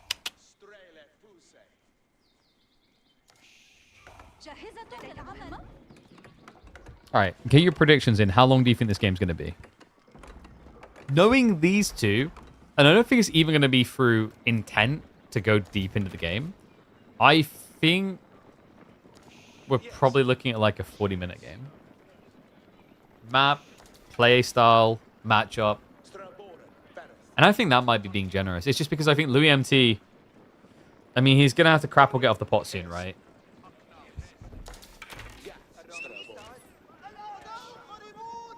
Do I think he can break the base with this? Is really all you have to ask. I mean, 8 men at arms isn't crazy. And he doesn't have any farms, so it's not sustainable. If this dive fails, Demu will be ahead, but it's not like he's immediately going to be able to counterattack. Still, like, Council Hall has always been that volatile landmark, but you feel very all-in about it. So for Louis MT to find a way into macro, he needs some advantage play off of this. We have got Blacksmith now coming in for Demu.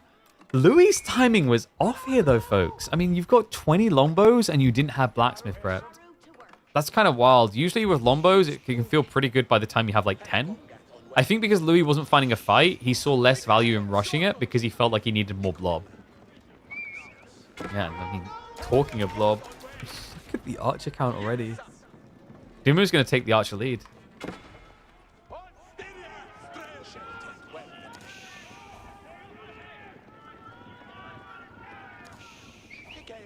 Demu. I mean, why Stilled Arrow over Undermesh? You know, you can get Undermesh to mitigate less than 20% damage from longbows, or you can get Stilled Arrow to increase your damage by 20% raw. Just mathematically makes sense here. And also, with the way that Louis played this, he's bulking up longbows so quickly, he's just likely to overkill you, even if you have Undermesh. Right, he's got like, you know, 20, let's say 20 longbows to keep it simple math, right? 20 longbowmen doing 5 damage going through the Undermesh. So that ends up coming out 100 damage. And an archer doesn't have that much health, right? An archer is 70. It's like, Undermesh, you know, if you're getting target down 1 by 1, is not changing the math at all.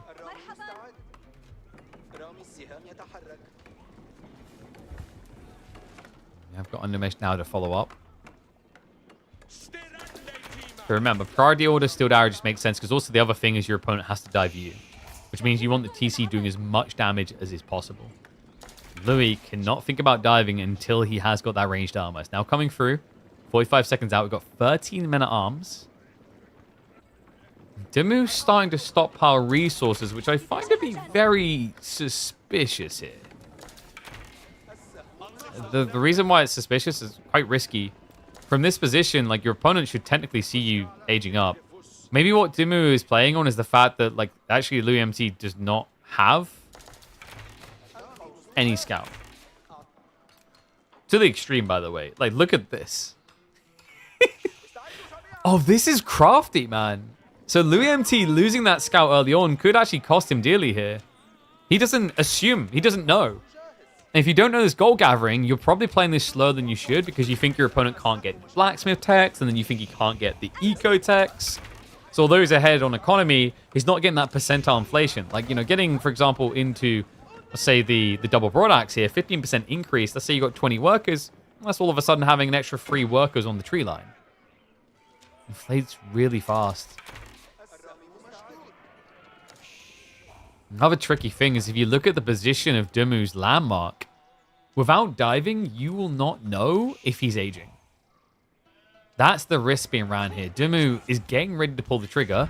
Louis MT needs about another 30, 40 seconds, maybe a little bit more. I think for this type of player, you're probably looking at 3 rams. You can start off, though, by hitting the forward buildings. Like, there shouldn't really be a defense here. Because the weakness that Demu has is there's only one unit that can clear rams. And it's the unit that you need gathering resources.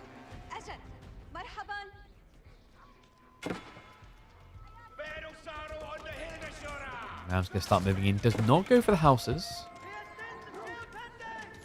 Louis MT, does he suspect what's really happening here? It's an interesting question, isn't it? I mean, Louis MT has started to prep his economy behind. We've got 3rd mill setup coming in. Once you're at 3, you can actually afford to scale men-at-arms and start slowly moving towards castle. Once you're at 4, it's quite organic. So far, playing this long feudal hasn't really found him any true value point.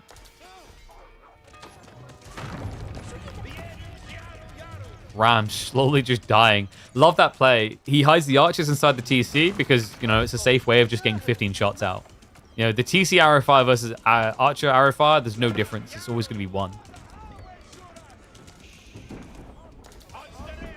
Second ram now, and I mean, you didn't keep a villager up here. So that ram's just toast. Oh, you're even going for bloomery. I mean, is there just a timing to tech is what I'm wondering here. You've got 23 men at arms. Getting them hardened into veterancy with the ironclad could be good enough. Maybe just fearful of the timing on composite bows. The timing that is going to be coming in soon. As the wolf is about to emerge from the cave. Demu just 15 seconds away. Louis MT, he now sees it with a dive. But he may see it too late. See what he can achieve. It's still 24 men at arms against feudal archers. Villagers running for life as well. He's going to turn and burn onto the north side. Longbowmen. They get caught on the A click, so hitting the buildings instead of the workers. But Demu, for all this economy, right now, not much of it is working. No, 57 workers are running around like headless chickens. Does restabilize on the south side, so 30 villagers back to work on the wood. Louis MT, that dive did force idle time to make it worth it, but it did not find the worker kills he was looking for. Now, he's going to have to find his own way up. A retreat from the base underway, and castle just around the corner. He finally finds it! Oh, man. This is painful, though. Like, guys, if Demu had been found out here 30 seconds sooner, just think about what happens there. No veterancy. But because he was able to gather that, he gets vet, he gets composite, he even gets range damage tech. That was the difference maker. Louis MT now actually turning to fight, but for what reason and what cause? No, this is just a wash. Boy's about to get strung up. Already lost half the men at arms. You brought a toy shovel to a full melee, medieval style, baby. It's just not going to work out. This is GG. Louis MT's lost way too much here. King's Palace behind is not going to change anything. Demu just able to plow on forward. Great defense. I mean, Louis MT. If he was given enough time to retreat here, if Demu hadn't actually rushed out the base, you'd probably just have a very long game. So instead, we won't get up to like the 38-minute or whatever. It's going to be a pre-20. All because of Demu's patience and Louis MT's lack of. Yeah, you just can't run away. This comp is always slower than the archers.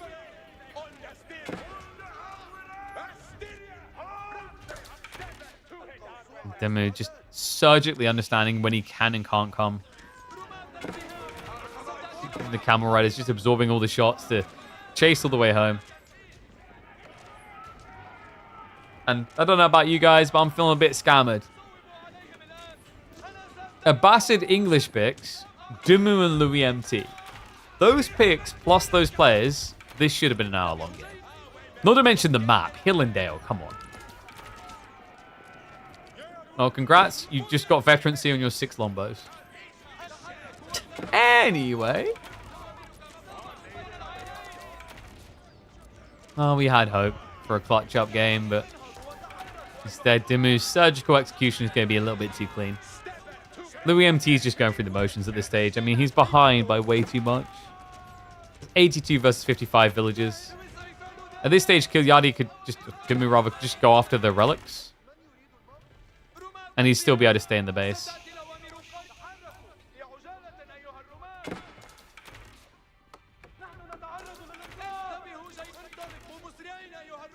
I mean, he didn't even lose all the troops on the dive. It's kind of crazy just how many archers he still has. And well, Demu's eager to have a long game if necessary. That is going to be 3 TC Abbasids on a delay.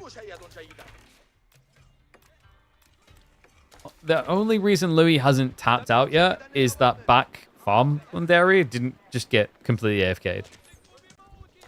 Yeah, mainly because Demu decided to back away, though.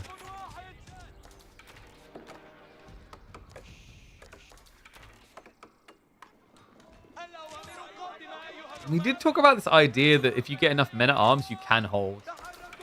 But correct me if I'm wrong, he hasn't even queued up Armorclad yet. No, he hasn't. And he just got idled off of gold. Well, the men-at-arms are going to front. But the lack of undermesh is costing them dearly. This is GG, folks. He could try to sneak out onto the gold on the flank. I just think the pause, the gap, is too big. TC's like big towers for Abba? Yeah, dude. I mean, it only protects 8, though. It's not exactly what I call an efficient tower. Then again, it does have a lot more health, and it does happen to give me more villagers, which means it's kind of like having an outpost with a racks built into it, so you can build the garrison crew. Which is why he's now built a 4-4. Out of time again. I mean, Demu's archer count isn't really growing anymore, but you can say the same of Louis' everything. Military count definitely not going up, and eco feels stuck in place. And he runs them back into the archers. GG comes out. That's going to be a pre-20-minute game at Hill and Dale between 2 masters of the late game. Not something you say often. Boo! What was that? Pre-20 minutes? That was quick. And quick doesn't really cover just how quick that was. We zoomed through that one.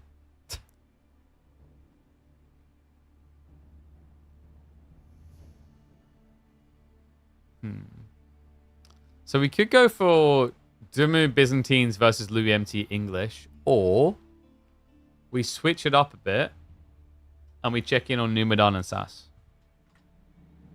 What do you guys want? I mean, it's Byzantine English. I want to say it should deliver late game, but I don't think that's true. Because English is kind of trash right now.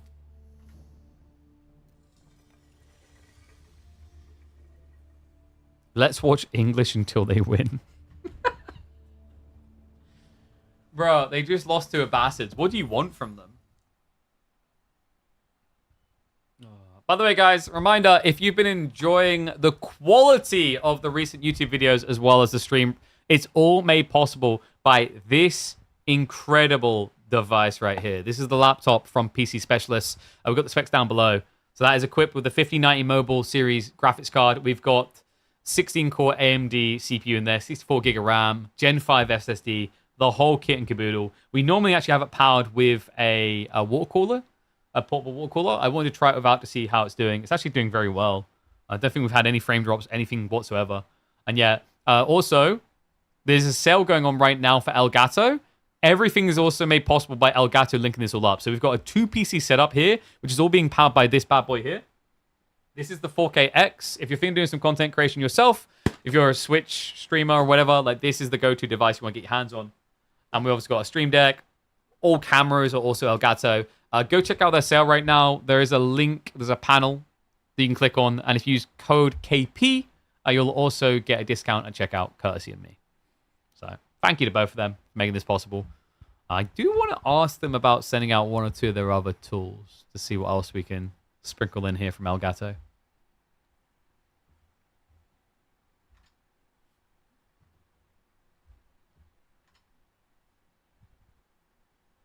Oh yeah, we can do predictions again.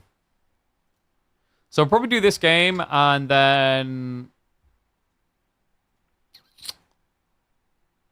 there's a really good Demu versus Kiliotti Canal game, apparently, from earlier.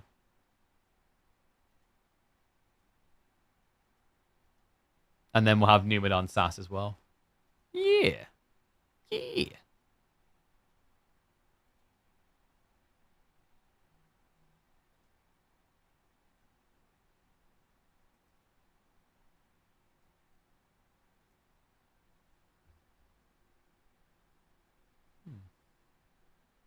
And then, how long? What have we got? So probably like in an hour and a half or 2 hours, I'll look to go eat. So like, we'll do this game. Then we could probably do Numadan versus Sass. And then eat, come back for Kiliotti Demu game. And then it'd be nice to mix this up and have some other people to cast. Maybe some Voldemar games. Mr. Vlad? Voldemar versus Wham could be an option.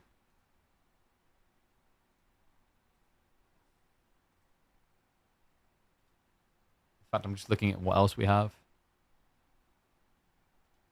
I mean, sort of was playing earlier.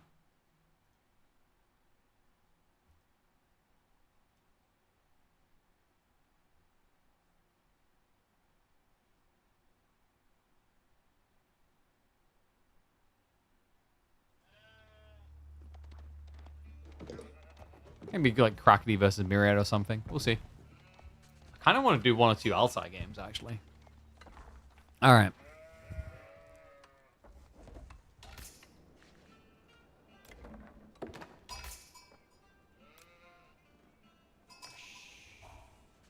Whoopsie, wrong one. Are you ready for enough arrows and bowmen to make Agincourt jealous? Because that's what we're looking at here, folks. Welcome back to the channel for Louis MT going up against Demu. On the ladder, pub match here. In fact, we need to update the name as well because we have got Benny Boy pretending to be Kiliotti here. Yeah, this is his latest thing, his weird little fetish. Demu is going to be the one playing in the green. In fact, I'm even updating it now. He's been doing this for, I think, about 2 weeks, I want to say, roughly. I mean, it needs to become the meta thing, right? Just the full confusion. It's almost going to be like a public version of a hidden cup. But yes, Louis MT just keeps it normal. Although, in some ways, doesn't by picking English. This is very much kind of a Louis MT speciality, actually, now that I think about it. He was probably one of the most prolific English spammers of 2024. Just kind of let up off the gas. What's kind of comical about this is with Demu pretending to be Kiliotti, he's now going up against the Civ that like Kiliotti was known for in the early days. We did just watch Louis MT attempt an English longbow rush all in against a Bastards of Demu's. It did not work out well. So let's see if maybe it can do a bit better against Byzantines, because my game sense suggests it should do worse. I want to say that like Byzantines actually can handle English quite well. with these new system builds. Maybe if LuMT goes for an all-in council hall rush timing, but instead, he's going to lean into the macro. Yeah. I mean, if you go council hall, you're very timing-based here, and like Byzantines may not be able to get the first javelins out quickly, but their second do just accelerate on the timing. Not to mention, if, for example, he sees that it's an English longbow rush, I actually think Hippodrome plays really well as a counterplay at the start of this game. So, doesn't want to risk it for the biscuit. Instead, it's going to be the safety of Abbey of Kings. Wants to watch a trade boom? Wait, what? Nah, dude. It's Byzantine English. No trade here. This is the battle of the farmers. Olives versus wheat. An argument where most people just default say olives, but British people will still stand there and try to argue for wheat. Oh, that I want to watch an Altai game. I mean, I kind of do want to see if Altai is actually worth it again, you know? We had it in the Hims Cup, which reminds me, I need to reach out to some players and see if we can get some people for Hims Cup on Friday. I may have totally forgotten to do that. I don't know, like I had to go to this conference last week and I came back and I just had, I don't think it's even post-land depression. I think I just didn't feel well on one of the days and then it stuck with me. I don't know, let me know if you're the same. I really just want summer to be done with. I'm a good old fan of winter more often than not. So LuMT, where are we looking for the second TC? The deal location's pretty good. And also it doesn't feel too risky. It's not like it's a game where your opponent will pro scouts it away from you. He could just think about locking in on the gold though. So you could like Abbey of Kings TC drop here. Very hard to dive you at that point, and then you just play to farms, which is one of English's strengths. Byzantines can struggle a bit with the Olive Grove transition, but as long as it's Grand Winery, it's doable. And actually highly desirable. Now, in this matchup, you're probably wondering, like, do you just mirror Lombos, or do you play into the Javs? I think if Demu wants to be a bit more aggressive, Javelins make a lot of sense.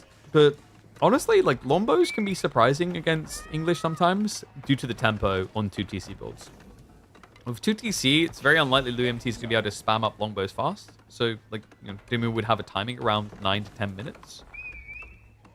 The only awkwardness is, like, later on the game, you have a lot of things to kind of mimic what English do well, but at the end of the day, you are talking about a civ that will have the better Lombos with the attack speed buffer. Whereas Javelins, you know, that's going to get things like precision training in the hyper late game.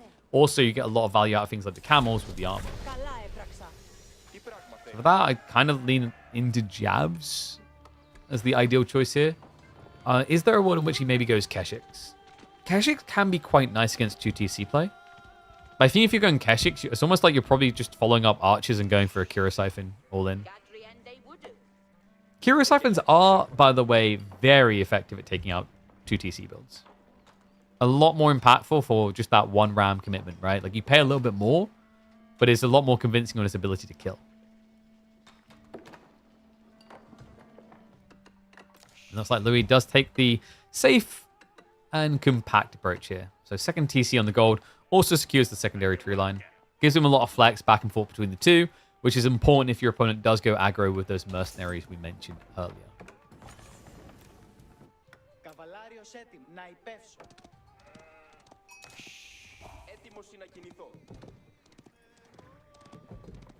Wait, people are voting for an English pick against Byzantines. That's quite interesting. Yeah, especially if Demu plans to punt it, which by the looks of it, with Rax plus Merc House, it could just be about defending against the king. This is the thing that actually made English toxically powerful with the 2TC meta, if you remember. It's the fact that by getting a king for free, on a delay admittedly, but getting him for free all the same, forces a reaction. That reaction is less than ideal. It usually has to be Limitane, which are not going to be capable of burning down a secondary TC in a rush. If you're against 2TC spamming with like no investment to military, really what you want to try and do is probably get your hands on a few archers and just poke your opponent, or tech up yourself. But like, that's the other weird thing, right? Is like, because your opponent has knight, you can't just blind tech. It's too risky. Nice timing there. Gets beyond the wall. We better chase the villager, and remember, diving is easy peasy here because you'll just heal the damage off. It's a really annoying start here for Demu, especially considering he'll know he's against 2TC. And what? Okay. This is what happens when you have walls and aqueducts looking the same on a minimap. I got so confused about what he was doing there. I was like, oh, it's just the aqueducts. Okay. Second kill? Oh, nicely played. Louis, it looks like the king will even stay alive, so long live the king. He's now stuck in a corner, so it should be very difficult to actually just survive the return, because you're going to have to go back, I think. Yeah, Demu definitely is going to guarantee that. He's rushing it up. So we'll look to lock him in. However, that could be another worker kill. Oh, that is not how Demu anticipated this playing out. And, oh, so unfortunate. The spearmen were chasing. So, old man Kiliotti showing that he's still got the APM for it. We'll just rotate around. Numadan Matane coming in should be able to get the kill finally, but we've got Lombo follow up. Demu is nowhere near an age up either. And Louis is still just flexing him. Wait, did I say? Oh god, it's because Kilyotti's brain is in here, name is in here. My brain is all over the place. Too many Demu Kiliotti games today. Louis, not Kiliotti. I mean, Louis, we definitely expect this type of micro skill from. Okay, so Jav's down now here. That's going to stop the healing, and that will get the kill. Yeah, and Louis knew it as well. He just punted it into the ether. But honestly, done everything it needed to. Great, he got 3 worker kills. He forced a wall in. I'm not sure how I feel about the longbow idea from Louis. I don't think he's going to get enough time to use it. But in terms of economy, he now has a 10 worker lead.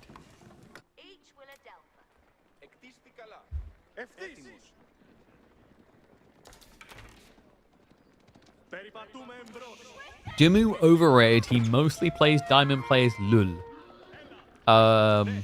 You know that Demu just beat Louis MT on Hill and Dale, right? Just wanna maybe wipe the egg from the face there a little. I wouldn't discredit Demu too much. He's capable of it. Especially with what he's done in EGC Master Summers, he actually overperforms compared to what a lot of people expected. Yeah, never fully write off Benny Boy.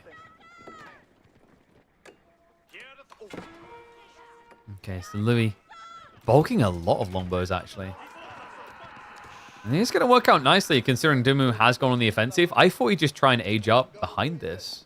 Playing a longer feudal feels a bit weird, because your opponent already has a very good villager lead. But I guess from like the perspective of Demu, he feels like, okay, if I don't actually like kill something, if I don't take something away from him here, I'm just too far behind on economy. And this is meant to be one of your advantageous timings, right? It's like you play into the enemy base with the double jab pump, and they shouldn't really have good answers straight away.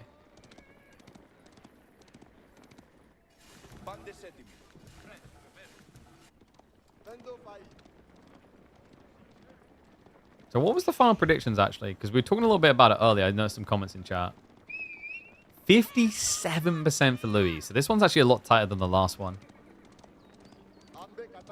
Mind if you want to do the live predictions. You always have to hop on to the live streams on Twitch for that. Hope begins, but that 2TC location. I mean, this is the other thing about Abbey of Kings is like you're not going to get kills unless you finish them.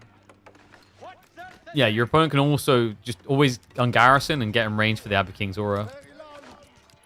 Chavs underneath the secondary TC has forced Louis into Horseman. And I love the reaction out of Demu. Straight on up into Castle. Really a solid play here. You know, your opponent has a huge villager lead. You don't really want to play the economy war against him. And it would be playing the economy war to play full feudal little in from now.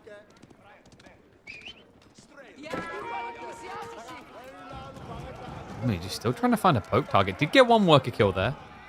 So it looks like there's too many people in the gold. I wouldn't be surprised now if Louis MT pulls some to the west side of his base. But due to the lack of wheelbarrow, he seems reluctant to do so.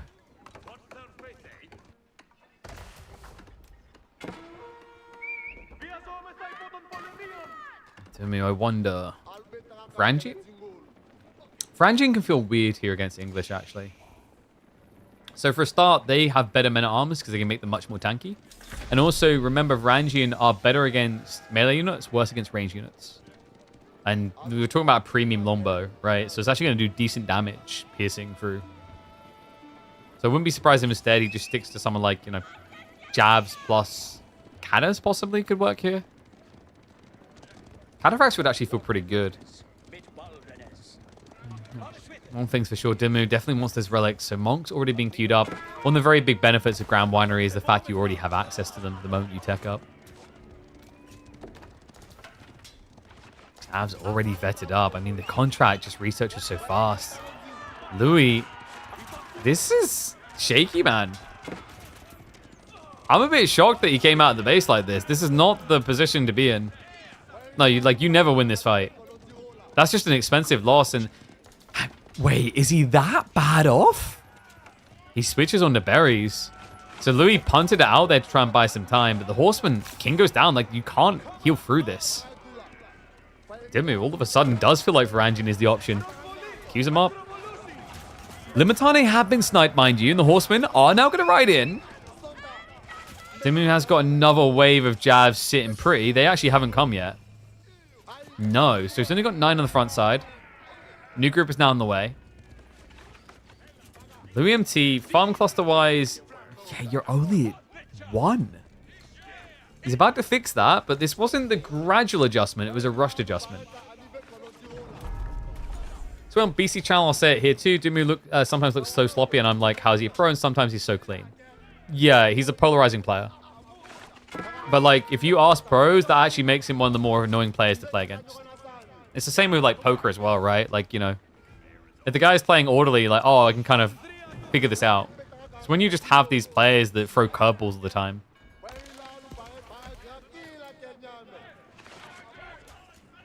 And also, I think that's very deceptive. It's very flow breaking. You get into a game, you're like, oh, yeah, this is chill. I know exactly what he's going to do. I've played this matchup 100 times. And then you're like, what the hell is he doing, right? Like, for example, when everyone was doing the 5-system build, we started to see Demu do these wacky 2TC Byzantine timings. Like, there's timing pushing in. He's trying to catch Louis teching up. But great read by the Chinese kid to not rush it. These are definitely expensive defenses, but once the farms are up, he can keep this up internally, right? Just keep spamming out the Horsemen, keep wasting time. Varangian are problematic, though. Especially considering they've already got ranged armor, too. Great read there. So maximum tankiness. These Lombos only do 1 damage. The Chavs. Well, funnily enough, they actually didn't die for the worker kills. They're chasing the army. Which is huge for Louis.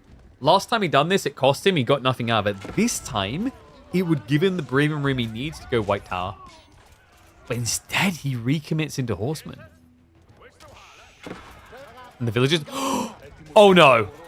The villagers out on the deer. Louis. That's practically his whole eco lead just found. Textiles is not going to protect you either. The Javelin's just in with the stab.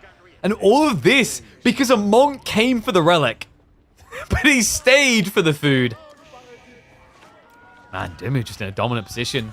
Eco lead is shrinking up. It's only 15 now. And remember, this is going to be the system buff, which actually gap closes the difference between the two. Not to mention 2 TC now from Demu, alongside 4, soon to be 5 relic gaming.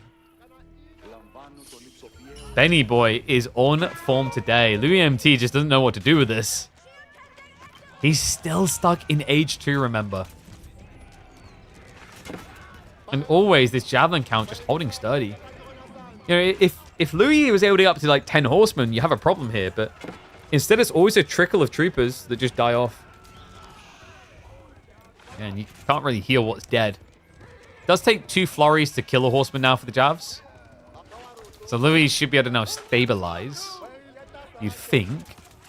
Until you realize there's still so many more Javs. This is only half of them. New group's on the way. And this time with camels. Alright, I think he's kind of dead. Then again, Demu is mimicking his Abasa game here. We've got free TC from Benny Boy.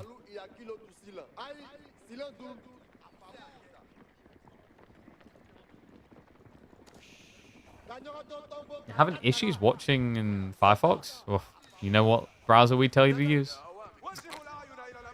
Yeah, free TC is pretty lofty for a guy who has no food income. Like, congrats, you're now using your entire food income to produce villages. Like, Olive Grove's done, I could kind of see free TC, but he's doing free TC and Olive Grove simultaneously. He probably thinks he can get away with it because Louis MT is still not aged up. So I kind of see where he's coming from, but I do wonder if it would have made more sense just to play full forward for a little bit. Take all the deer, take all the berries, and then offset the olive groves. And again, I think he has made that adjustment. It's still 15 on wood, which suggests more groves to be rushed. Louis MT. The suggestion would be to go Castle Age, but he still can't find it. Hey, Demu's just speedrunning today. What do you do now? Last time it was 8 javelins you couldn't win. Now it's 16. Horseman count is least competitive this time. Louis MT with 10 of them. Louis' infamous walling begins. Problem is, your opponent's already in your base.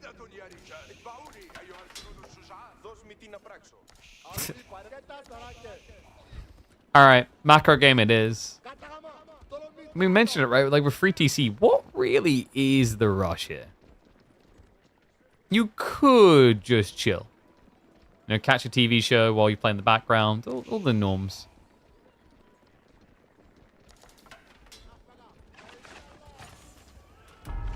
Any problem with English is food boom? Yeah, but like they don't have gold. And now we have a tech up. So it is going to be free TC mirrored. King's Palace to come through, but keep in mind, Demu has a very big advantage right now. He may not have as many farms.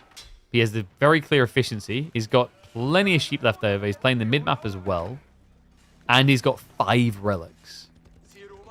So Louis, I mean, the issue here is like King's Palace leaves you pretty exposed. You haven't walled your base in, right? Javelins, cataphracts, these are the type of units that take advantage of that. You don't understand Demu's slow approach in this? He knows that Louis can be a tricky opponent. He knows even more so that English can be a tricky opponent. How many times have you dived into an English base and just regretted it straight away? Like, it's one of those civs which is so easy to throw your lead away against when you dive the base.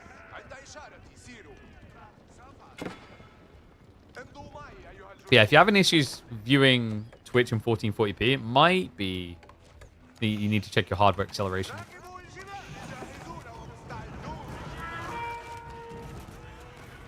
He might need to check himself at the door. A crossbow switch at this point. I mean, necessary against the cataphracts, but it means the javelins are going to eat you for breakfast, lunch, and dinner. Demu, he hasn't scouted the King's Palace yet. On the verge of revealing it, though, and that's going to do it for him. Yeah, he's going to see the King's Palace now. Demu will look to start playing wide, I think, with this cav a little, just to see what his opponent's up to, right? Just like send him to the flanks. Because you have to understand, like, Louis, he can't just stay static forever. He's going to need to secure some gold. As this 4K vein is down to 1.4K.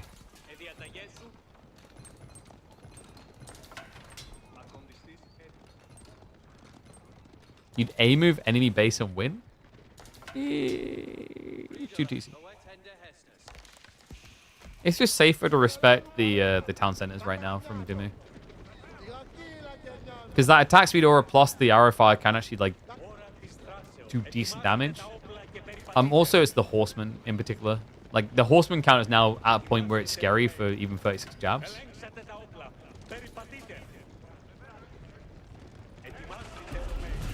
And no, okay, well, you know what? Jabs don't care if the horsemen do that. What? And the pathing as well to make matters worse. And by the way, like the reason why Louis went King's Palace, I think he realized this is free TC. Or at least bare minimum 2. Because his brain is probably like, okay, if Demu was like all in, if he was 1 TC, he would have attacked sooner. The attack point has now arrived. And all this gold gen. Passive income of gold of 700 allows for cataphract spam like there's no tomorrow. 20 already in the field. He charges onto the backside. Lombo fire all just dragged onto these heavy cav units. Means he can clean up. Yeah, this is dead. Louis MT ain't no way. His Lombos are not going to be able to snipe out the Limitani. They're going to now steer into the base. Actually, weirdly enough, wait, what? He actually brings them with the Catas. It's a bit of a better fight than Louis should ever really be getting, but Outcome's still the same. There's just too much military firepower. At this point, Kiliotti is just going through the motions. GG called. Demu, he's a wise old man. He understands that against this crafty Chinese kid, the last thing you want to do is let the game go too late. Gigi.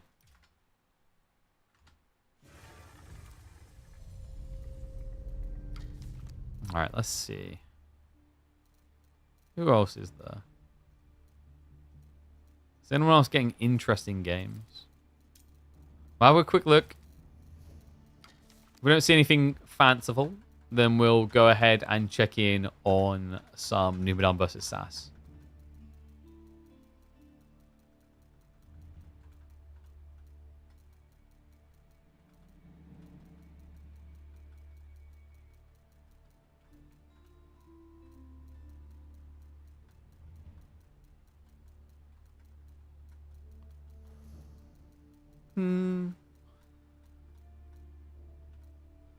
Let's go with the new Musas.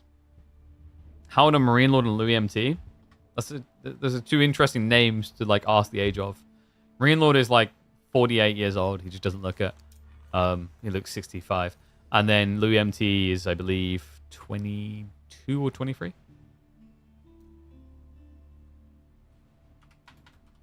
I didn't miss math. I think Marine Lord is he? Isn't he like 31? I think it was. 30. He's 30. It's just, you know, puberty never hit.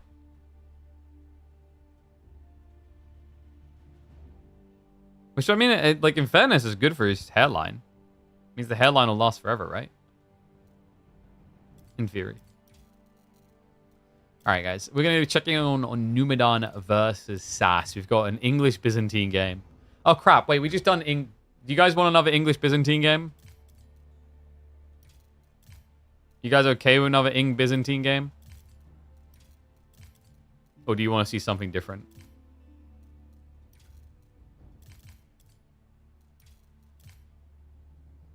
Do it? You guys want... We're doing it? We're doing it now? Do it now. All right, let's go.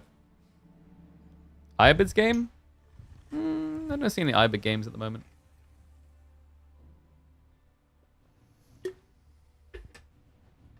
You're Korean, we look 20 until we hit 55. Meanwhile, like, I don't, like, I mean, maybe we're just looking at it the wrong way and we're measuring ourselves by, like, white people's standard of aging. You know what I mean? Like, yeah, we look 20 until we hit 55. It's like, yeah, so, like, what you mean is, like, there's only 20 and 55. Like, you know, you try to put in the extra years for, like, us white people. Where the cracks come quickly. And forehead and everything. All right, you guys ready?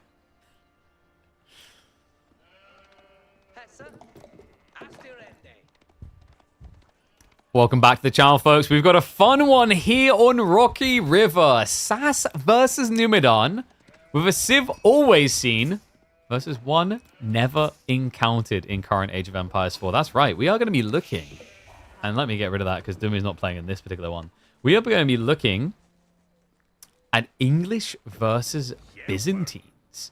Yeah, we've actually been seeing quite a few English picks today on the ladder. This is live from... not live from the ladder, but we're catching this a little bit later than when it happened. But quite high-ranking players. I think Demu has regularly been cracking like top 10. I think Sass is sitting in like top 30, 40, 22nd in the world right now. Yeah, so this is tippity top.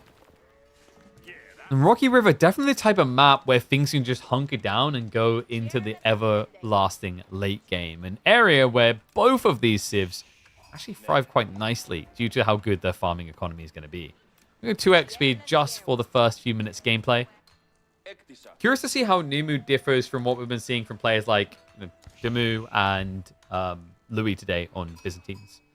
Demu is a very interesting player, especially when I watch him play things like the Biz. You guys may have noticed this about him.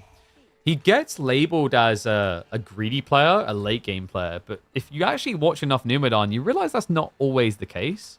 Actually, more often than not, he opens up with relentless aggression. his Byzantines in particular has been a staple for that exact style of gameplay. Issue is, obviously, when the aggro fails, you fall back to the greed. And the funny thing is, actually, that's exactly how the other player plays. Sass, I think, on average, has more late game appearances than anyone else I cast. And it's not because he doesn't try to end the game. Quite often, like, I feel like there's games where we see Sass maybe goes a bit too ambitious on the attack.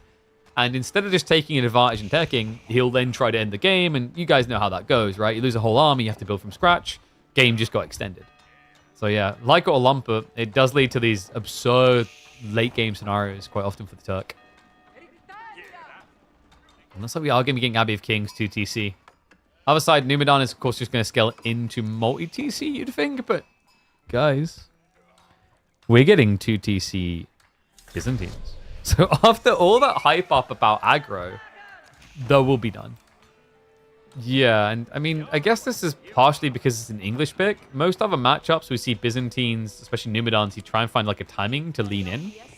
But the difference here is like you're playing against a Civ that's very, very hard to dive. Like one of the hardest to dive in the game, easily. Because of that attack speed aura, you know, the fact all their villagers can attack from range, it's just not an easy egg to crack.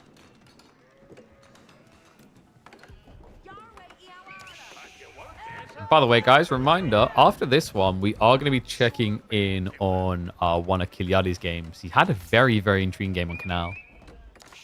I think, like I heard the term used, has to be cast. Hopefully this one delivers too. Had rumors about this one. I always go out of my way not to spoil the outcome because it's boring for me that way. But apparently this is a very interesting game. Sass is going to arrive with the king already. But arrives too late. And I mean, this has maybe caught him off guard a little bit. Usually you expect assistant scaling. Most people go for that. We're going to stick on the 2x speed just because it's very clearly going to be a macro-focused game on the other game. And it's a TC race. What? Okay, Sass, come on. Free TC English? That's a little bit wacky. Was that the boar as well? Dude, he got the boar that close? That's crazy. Where's the other boar? I don't see it. Yeah, I'm not sure where it was here. Third TC is going to be on the tree line. So Sass now with trip TC. Numadan's timing was a little bit better than 2 TC. He's rushing towards Castle Age, so we'll be able to slow down in a moment. What an interesting approach here. Not often you see English free TC. Not unless you're against like a Civ that you expect to just be as greedy as possible. I do like Numadan's process of just going 2 TC into tech, just because like you have got the systems to kind of balance you out. What is crazy though, we've got Musafadi. What? Why do we have Musafadi? Isn't this like one of the worst civs to do Musafadi against? All the TCs that are just going to pepper you with arrows? I mean, not going to see Lombos here at least. I guess that's a thumbs up, but... Why have we got Musafadi? Alright, I am perplexed, but also simultaneously intrigued by this game. We got tipped off that it was interesting, and this would definitely deliver something interesting. I mean, Sass wouldn't expect it either. He is also going to get Camel Archers coming through. Quite nice if your opponent was going to go into Knights and now covers it. Like, the only reason I could think you want Musafadi is if you just anticipated your opponent was going to rush into Men-at-Arms. But, like, what's the sign of that? What's the proof of the pudding that that's going to happen? White Tower tech up, it is. Yeah, you know, Sassy's very calculated about this. He understands. 4 TC is probably a little bit overkill. Is it, though? I mean, it's going to be very useful to have this White Tower against the Musafadi. White Tower, maybe not as far forward as I would have expected. I thought he'd lean it over here, actually, more so, to secure the deer and the gold.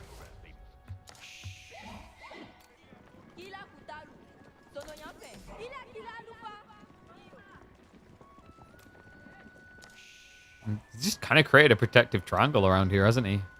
Monastery is now going to be coming in, but I don't expect him to win that at all. Maybe one relic. The timing's just a lot better for Numadan because it's 2 TC versus 3 with fast castle on the 2. And the Musafadi, man, dude, they just carried that. That's crazy. That was a castle knight. I mean, there was 6 versus 1, right? So it doesn't seem fair, but these guys are still feudal. He never vetted them. Great play there. Damn, what a cool idea here. Did Musafadi get buffed on their oil cost? I don't think they did. Because remember, about 2 or 3 patches ago, Musafadi got discounted down from 80 resources to 75. But I don't think there was anything to compensate that on the cost when it comes to Byzantines. We are getting some Muso plus a lot of villagers here to try and defend this. Sass is just going to try to reap as many souls. We'll be able to take a few workers with us. Now 4 worker kills on the board. Sass looking shiny at 69, so ahead by 12. The system buffs are going to rebalance that a little. Not to mention the relics that are being rushed home. Yeah, the final 2 are on the north side. We have got 4 monks, by the way. I'm a bit shocked that Numadan doesn't have more relics already. He doesn't seem to see this one. And he will not get the one to the south. So, yeah, kind of crazy that he rushed 4 monks and doesn't already have 4 on the way home. Okay, so all neutral market mercenaries did get cheaper. Got you. Because you get 5 and you're paying 360, which means you're paying 72 resources per, right? Yes. So not even like 80. So you're actually paying less than a Malian player would in raw resources. You're paying 72 instead of 75. This is cool, man. And, you know, the scale logic is, does an English player really want to start building Lombos and Castle? If the answer is no, then that leaves him with what? Men-at-Arms? Please. Men-at-Arms get destroyed by Musafadi. Then you've got the counter choice would be Spearman. Well, Spearman can actually lose to Musafadi. Like, it's a cost-efficient unit because of that change in the money spent.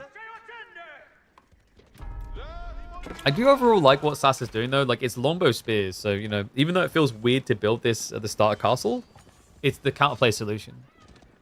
Longbows is the pristine unit to deal with Musafadi, and you need Spearmen because, like, the probability of Cataphracts is high, and he even confirmed it. And if you don't have, like, these Spearmen, like, if you had Men-at-Arms instead, we already mentioned why Musafadi destroyed in that fight, but what else would happen is that the Trample would just, like, jump over the Men-at-Arms. They'd ignore them entirely.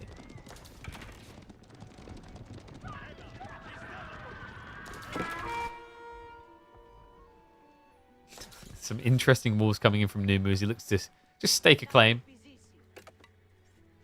Yeah, I've got extra system levels on the way to buff up. And I mean, overall, the Olive Grove count looks pretty good for Numu. I want to say 20. Yeah, 20 exactly. For Sass, he's a little bit weaker, only at 16 farms because he's been playing the external resources. Which is good, but not really. Guys, the problem with the external resources, you play it so you have tempo. He doesn't have tempo right now. He's outnumbered. 40 to 25. He has got a clear eco lead, though. Courtesy of the free TC board. Yeah, it's kind of surprising. Like, I thought he maybe would have just went farm sooner if he just wanted to play full toe. Kadas are going to start riding into those back farms just as they begin to establish themselves. Musafadi wave to follow up as well. He's going to steer the entire army to the backside of the base, which guarantees the other 2 relics are definitely going to be coming home. And remember, because he put them in the Grand Winery, he's able to just start pumping out a lot of Musafadi. Like, this is ridiculous. We're up to 31 Musafadi and another 10 in queue. You just see how hard these knights struggle, man. Cataphracts also just not really being target fired by the Spearmen. I mean, the Musafadi are both the counter unit and the trash that keeps you from killing Kadas. This is pretty wild. Numadan's been cooking, man. Is this the first time we've seen someone, like, seriously use Musafadi as Byzantines in 2025? I think so. Kadas will eventually get cleared up. He's going to retreat from the base. It's just the nature of things, right? It's very hard to dive the English.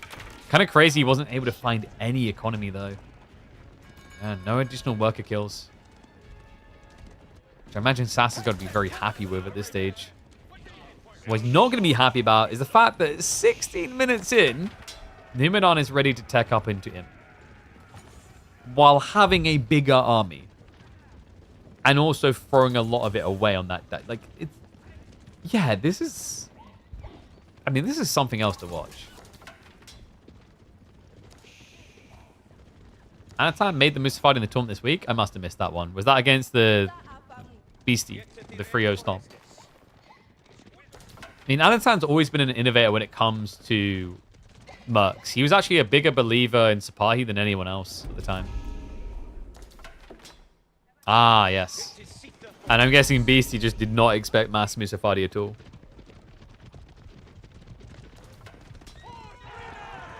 You got the idea from B? Oh, yeah, I'm not surprised. B is very creative. I think actually, like, B, it's not just his creativity. I've noticed this with B. He loves to lean into these blob builds. I think if you go back last season, he was probably the most impressive player at getting these huge surges into, like, mass spim and going at the start castle when no one else was really thinking about it.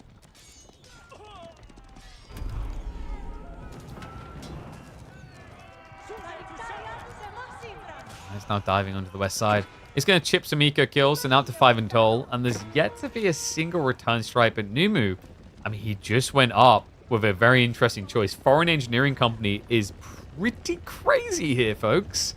For a start, with the Cam Archers, he's now getting the +2 armor, which essentially mirrors Meta Arms English armorclad. But the other really cool thing about this is I'm pretty sure this gives him the local knowledge where when you reveal from stealth, you heal every second. Oh, this is cool. And he continues the Mustafadi trend. Wingard's going to be coming through on the other side. Did I have to call it a stomp? I mean, don't, like, you guys always call 3-0 stomps. It's just the way it works.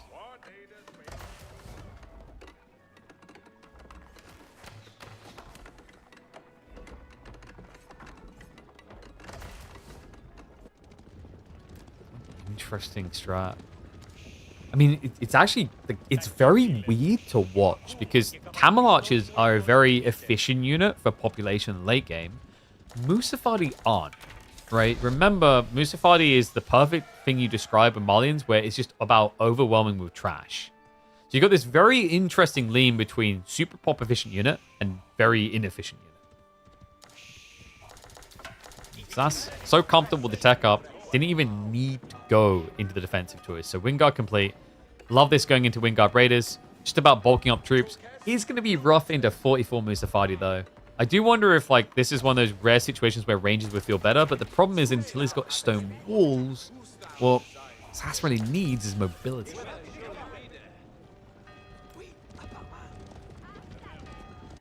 The huge stones? What? Nothing wrong with this. Look, Sass got extra berries? I think he did actually get extra berries. Which is great as English. Yeah, look all the berries he got on his side. Totally fair. In the rogue cannon now. So could start sieging into the White Tower soon. Is Numadan playing this too slowly is the question. I mean, should there be some more urgency, right? Because, like, late game, you know, yes, you're a powerhouse, get it, but so is English. They get the infinite gold trickle. And we actually have hand cannons super early. Oh, wow, okay. I wasn't really expecting him to just rush hand cannons like this. Especially without his 8k gold secured. Especially with the pressure starting to mount. Already being broken into, and the horsemen are going to ride in. Spin and reaction is big, though, but here come the Mustafadi. Now, the Lombos will be the counterplay. You need to be careful because they can very easily overkill at this stage.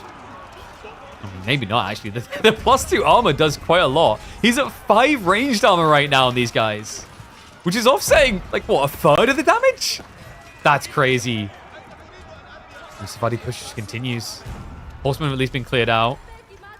And this isn't going to be enough to break him, right? Like, there's no reinforcements coming. He's now reacting to the raid in his own base. But Numadan was finally able to find some worker kills. Took long enough. It will be a hold. Sass able to push him away. The Knights are still raiding. This is the crazy thing about Wingard Raiders. It just takes you from a no army to a full army so quickly. The tricky part I'm seeing here is like, Numu, where is the Remax? You know, for a guy who is playing Byzantines, I'm kind of shocked that he didn't have more troops coming. I mean, Olive Grove counter is looking really good at 36. And remember, you do have the Conscriptio, which basically turns any racks into 2 racks. And same for any other production building, actually.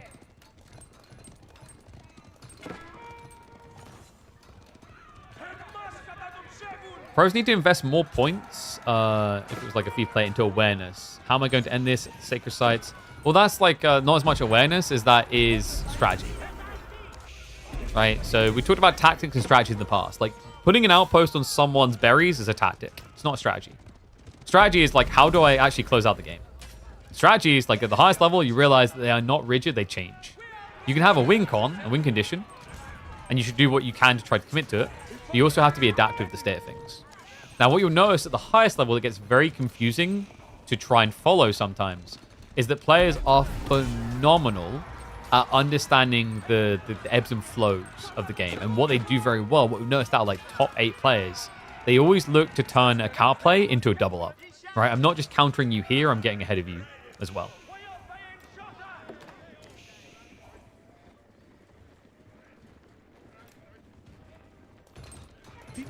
Yeah, because like the classic thing you have to realize is if you're always reactionary and you're only reacting to what you see, it's very difficult to get ahead. And this is true in most strategy games, most games in general.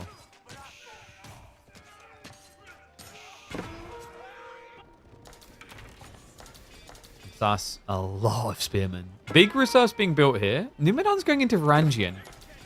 I feel like Varangian has like been looking very tricky these days in post-Imp. Mainly just because it just burns through so much gold, right? Like, standard Civ uses, what, 20 gold on a men-at-arms? You're using double that.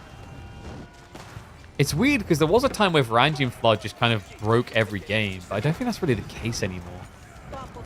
It's going to be interesting to see how impactful it can be here against Sass, who is playing as English, right? It's like Armorclad men-at-arms would be a perfect resolution to that threat. Armorclad essentially just giving you the Varangian stats plus 15 health. Oh, more than that, actually, when you consider elite decks. Break on the wall, looks at the horseman. They're just going to ride on out. And Sass, this is expensive. He went into Rangers. Rangers are phenomenal, but also phenomenally expensive to produce.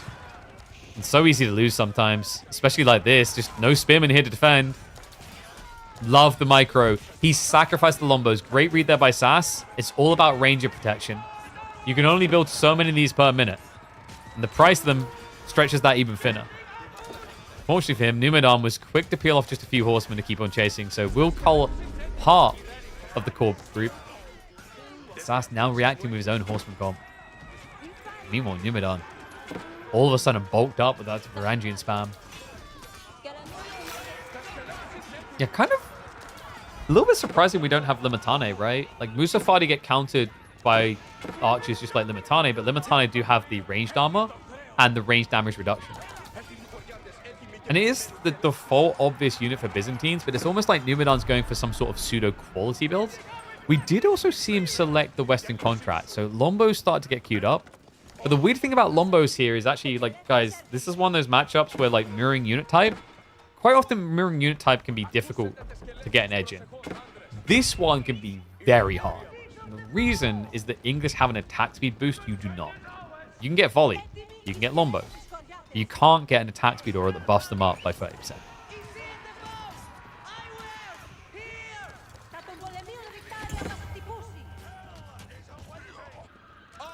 You don't care when the game ends as long as you win. All right. I'm going to just like copy and paste that, frame it, and then we'll keep an eye out for a 5-hour game. There's a limit, man. Come on, let's be real.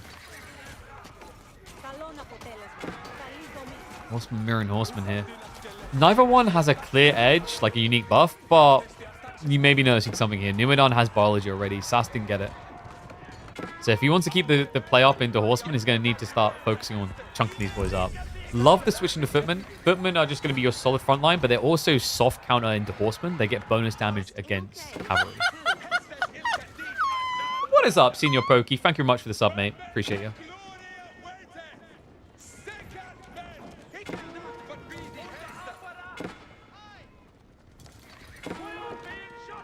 Wonder games? Oh god, don't make me rant about wonders.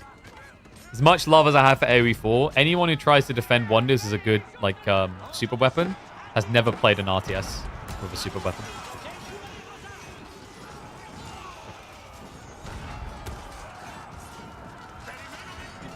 Demu? Wait, did Subnoise play? The Subnoise should not have played. That's weird. I'll double check that. It's meant to be muted when we're in game. Alright, Sass. We get it. You want to solve world hunger. Good guy Sass is trying to just reclaim the world, but let's maybe reclaim some resources here. His army's just so small.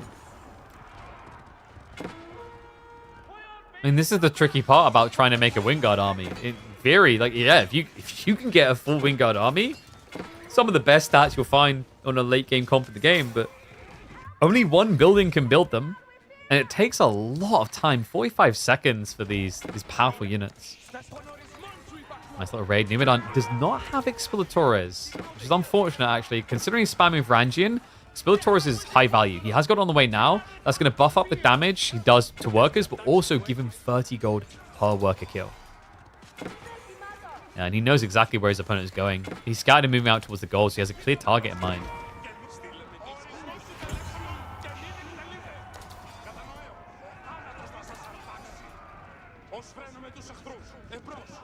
Different playing a ladder in a taunt game. BF3s and BF5s, it's hard to recover from potential throw.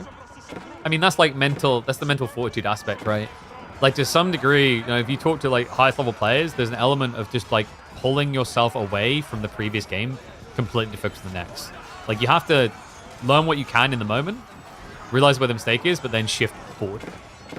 Whereas in pub games, I mean, it's different, right? Like, if you actually feel tilted, you can just walk away from the keyboard for 30 minutes. These Rangers, man, he's losing him again. Yeah, so he just turfs them all out. They're gone. I think that was a worthwhile trade for Numadan. We have got to switch into hand cannoneers now.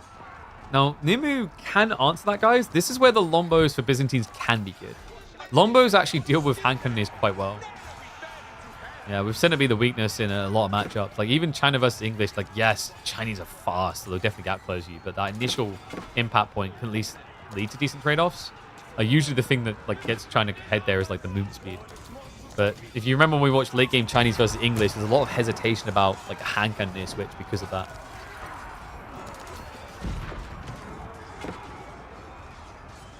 Well, guys, we felt like the Demu Louis game was a bit too short. Is this one making up for it? All right, get your predictions in. How long do you think this game's going to be? Because I've got a feeling we might be here for a while. Like, right now, we've just got two people in a river slinging mud at each other. And apparently, 4,800 stone on his side of the map is not enough. He wants the 1,200 in the center. Yo, dog, come on. Leave him something. Like, why does he need it? He's not playing Lancaster. Yeah, I've got Serpentine Powder now on the way. Yeah, going to be pretty effective against the Varangian.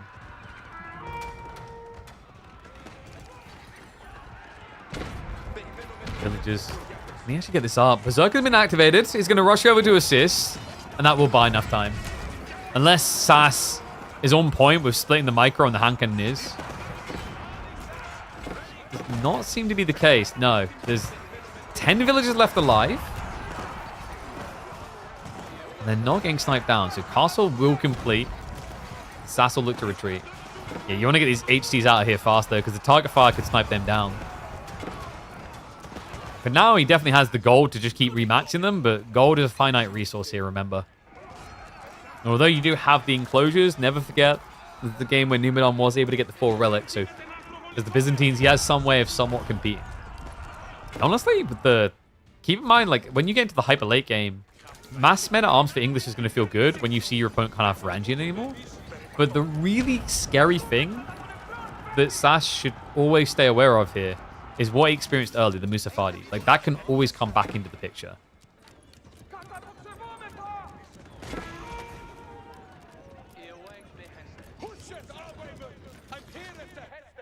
How many farms? 60, 48? This is not the highest English farm count I've seen. We'll get there once the gold's gone known.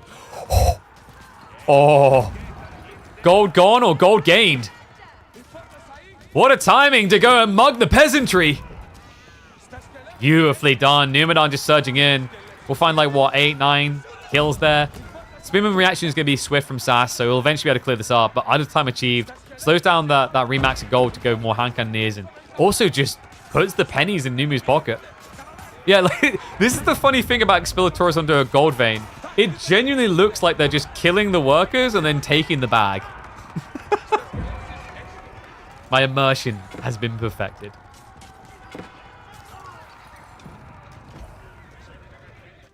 Second wave also just hangs around on the tree line. They're pretty nice here. At this stage, he's ending up doing, what, 16 damage per strike? It's a decent kill point, even against textiles. And at this point, like, what's kind of happening is you've just got, you know, a free TC build that's never going to run out of villagers. But it's almost like we've got some alchemy going on here. We're converting food into gold. You know, Sass spends the food and Numu gets the gold. Cannon placement is going to be a pain in the ass. We will see the commitment from the angry Vikings. Which, yeah, I like that he dives further. That was a bit worrisome. Because they could have just repaired at any point and you just lose all these boys. So instead, he claps these down. You know, I have been feeling like Explorators, it did get this cool buff recently where it went from 20 gold per kill to 30. I always felt like Explorators should have applied a debuff on the enemy. Where if they died to anything from the enemy side, that enemy then gets, like, you know, the gold for 3 or 4 seconds. Because, like, quite often it feels really sucky to raid with anything but horsemen if you're trying to cycle gold. Like, if you send in Varangian and horsemen, Varangian are statistically more likely to kill villagers than horsemen, based on DPS. If that happens, you get nothing. So you're being punished for actually being diversified. Right now, there's going to be someone chat like, who cares, KP? If I'm a French player, I build knights. I know my role in life. I ain't fussy. I ain't complicated about it. I commit. Well, well, well. I want to know all this time. It's men-at-arms time. And this is the point in the game that I've been excited for. This is the one we've been waiting for. Because Numadan gets to return to Musafadi. This is going to be sick. Sass does have the hand cannoneers. This also does make it a bit complicated for Numadan, though, because he's building his backline off of olive oil. Now he's building his front line off of olive oil. You can't do both. You don't have good gold income, so you can't really build hand cannoneers yourself. He's queuing up Streltsy gradually. The Streltsy, they burn a hole in the oil pot. Remember, they got nerfed a long time ago and haven't really been a key part of Byzantine late game since. Just a bit too pricey in the oil.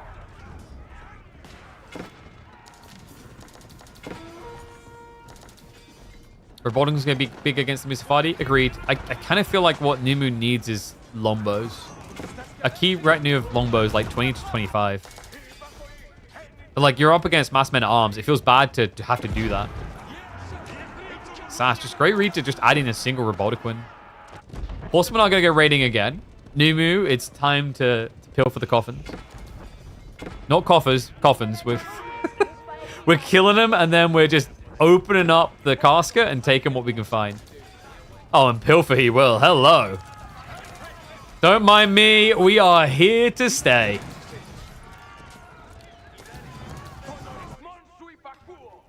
Gold vein just lacking in villages now.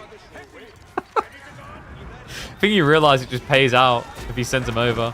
Robotiquin does get sniped. Nice play there with the cannon. And I think maybe the hand cannoneers have overstayed their welcome. Yeah, because one tricky thing here is you're pushing into Byzantine territory where they have a superior production rate. It's like, technically, this position should not be holdable? Maybe? Horseman, second wave comes in time. So yeah, actually, instead, it does work out. Well played, Sass. Measure that perfectly. The attack speed buffer really just making the difference with network of citadels. Gets through that front line so quick. Gives them the full pushback. Now, Horsemen are going to find their way back to the gold that barely has anyone on it anymore. And Numadan is putting that stone to good use. It's time for the full walls. The classic when you see Rocky River. Oh, you weren't talking about the gold veins about the stone? Yeah, the stone didn't matter. Like, Sass. When have you built a stone wall in this game? Now, maybe you would have done it if you had the stone. But if you build a castle with this stone, you weren't interested. Uh-oh, we've got Alamo. Fully surrounded. Actually, no, it is British, isn't it? And wait, no, this is Zulu. We've got Brits and we've got Mustafadi. Only this time, they ain't going to be able to hold on until reinforcements arrive. Hankan near stack is going to get wiped. Numadan. We'll be able to get some reprieve.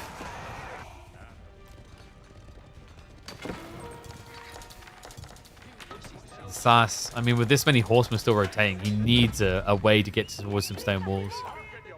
Ah, yes, we have the infamous I need wood, and there's only straggler trees remaining.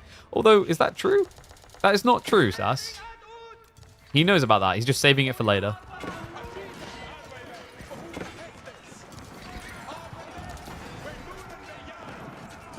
$40k points. How do you have KP do some 1v1s? The unlock for that requires higher viewership. Talked about this. I promised you guys. Becoming like a 750 viewer streamer. We got our Road to Conk series. And then I guess we could have point redemptions for civs I have to pick. Oh god, I'm going to hate that. I'll be real. As much as I love watching any civ in the game, there are some civs to play is just like mentally very boring to me. If you haven't noticed, I'm not in a Basset main. Probably the way that I talk that gives it away.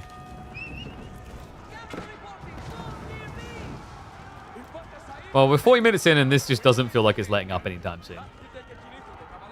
English, yeah, I feel like I'm not crazy about English either.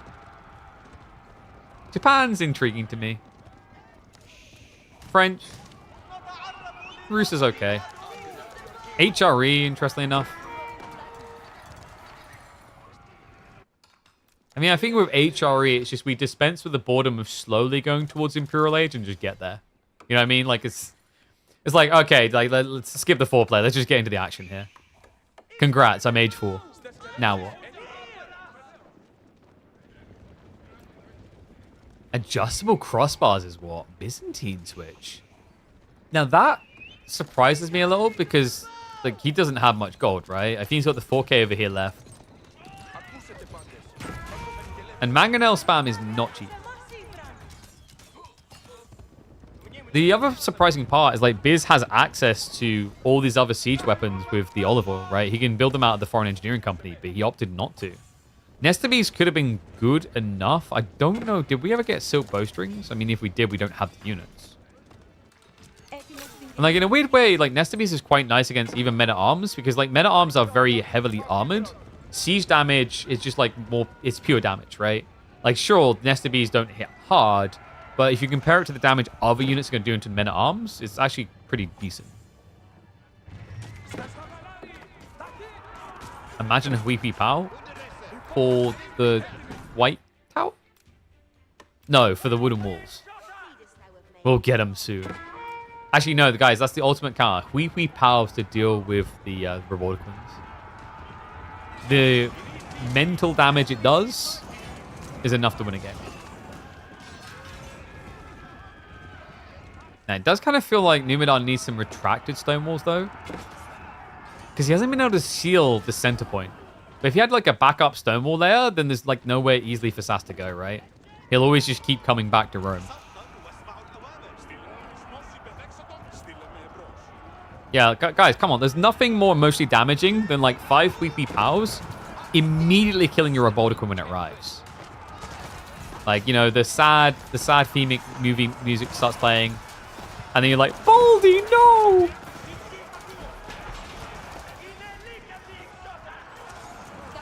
What is this game? Cataphracts now? In this economy? Yo, Numadan's down to 2k gold. I mean, he has got 4 relics, but, like, cataphracts are ridiculously expensive. 150 gold each. I guess he just wants an answer to the hand cannoneers.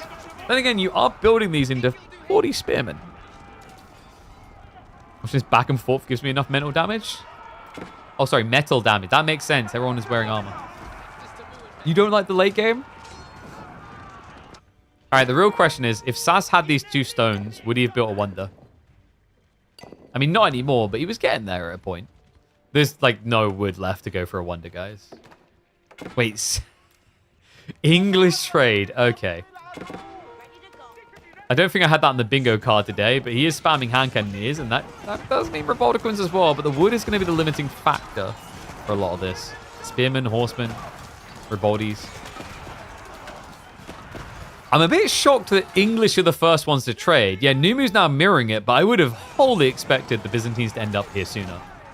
Yeah, a little bit worrisome as well for Sass. I think like a lot of Numadan's plans requires gold-heavy investments, which he didn't have. Now he's going to solve that problem. And that's also going to give him additional olive oil to work with.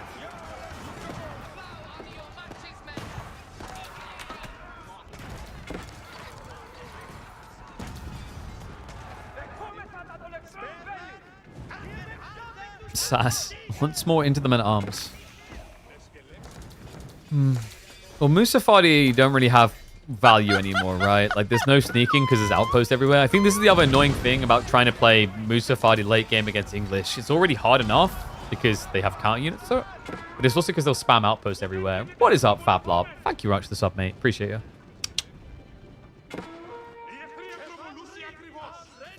Stonewall's incoming? You're assuming he's going to gather the stone? He's actually just here for the wood.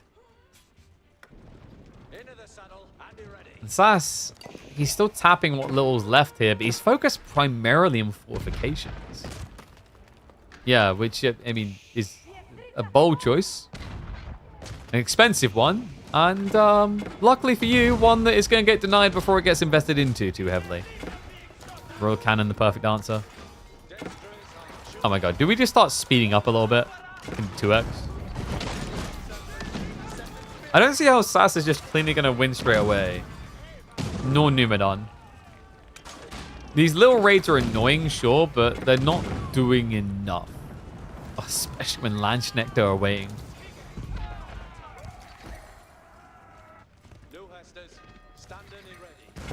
If he just had a small stone wall, man. There it again. Once more into the fight. Hand cannon is not looking healthy, guys. It's only 13, and the mango spam's only 2 currently, but adjustable crossbars is adjustable crossbars. You got to respect it. Republican's also going to be willing and dealing into it. Mango shots are going to be target fired towards them with the cannon assist. There's a Republican down already. He just can't fight with them. So I think Numu has a few options here, right? Like we talked about the stone walls to just kind of funnel things always. But the other really cool thing here for Numu would be some fort production. He's kind of got them semi-forward, but this central area, he's got 2,000 wood. If he just built like 5 Raxes here, that Varangian wave would just keep renewing instantly. It's so underrated, but also a lot more feasible these days with Byzantines because of the change to systems. Systems no longer increase in price, whereas old Byzantines, it would have been really expensive to just keep building beyond 5.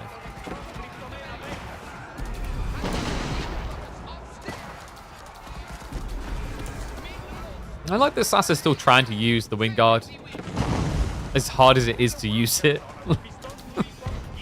Okay, I really do kind of wish there was a priority build button so that, like, you know, you could have, let's say your Wingard, right? Let's say it's ready to pump out units. It would wait until there's 6 pop free to allow them out, sort of thing. Because sometimes when you get the late game like this, like, Wingard Footman would be goated. But it's just so hard to get them out. He just has so much production. Nice hit on the villagers, though. Nice little casual massacre, but that's just going to make more room for traders. Only 6 so far for Numi, mind you. Wingard should have his own plus pop space. I think just a priority pop space building. Like, every civ would benefit from that, right? Like, imagine you're an Ottoman player who needs a great bombard, but you have too much production. So you have to either go and cancel all your queues, or like, would you rather just have the ability to say, okay, this great bombard is going to, like, you know, now that it's ready, it's got a full bar, it's going to basically force its way out. Like, I hope they do that instead of the alternative, because the alternative is like a band-aid solution, whereas that would be a across-the-board solution. You know, expectations? I mean, you've asked for a technology change in Age of Empires 4, so you've already set delusional expectations. You're already in hyper XD territory there, mate. But you keep dreaming on. Sass, man, we're getting progress here. This is true trench warfare. Just outpost spamming down the center. I think Sass finally has this? No. Why would you say that? Why would you shut your dirty mouth? Look at how far away his production is. I would not sound the trumpet just yet. Mangoes are just kind of being thrown away though, right? Did he lose the 2 earlier? I mean, Horseman is actually probably your best solution of trying to get in here. Funnily enough, actually, Sass is finding his own way into cannons. Those cannons are going to be worse than Royal Cannons. Royal Cannons are just like the goated siege sniper in the game. But the problem I see for Numu here is like keeping up the front line. Like gold income is at what? Probably it has to be 10 traders now, right? 13. Okay, so he's stabilizing. A reminder, that gives a lot of olive oil alongside. Look at these guys. 71 gold, 14 olive oil. All right, hear me out. Could you just imagine for a second? Let me check vision. You would not be able to hide it. I don't think. Maybe if you built it here. But just like, imagine if Numadan walked over here and built a Merc house. Because Sipahi would actually be sick right now. Sipahi would beat the enemy horsemen. They're good enough to beat the men-at-arms.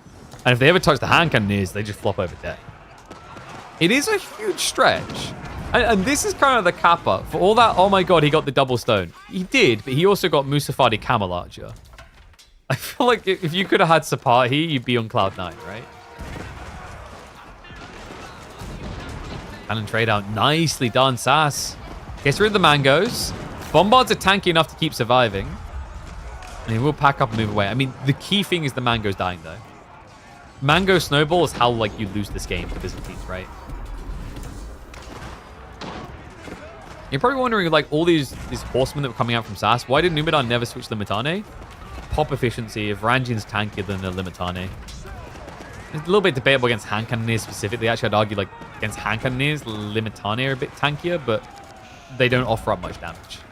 Nice repairs there. Doesn't lose anything to the dive from the horseman. That's 20 ponies just down.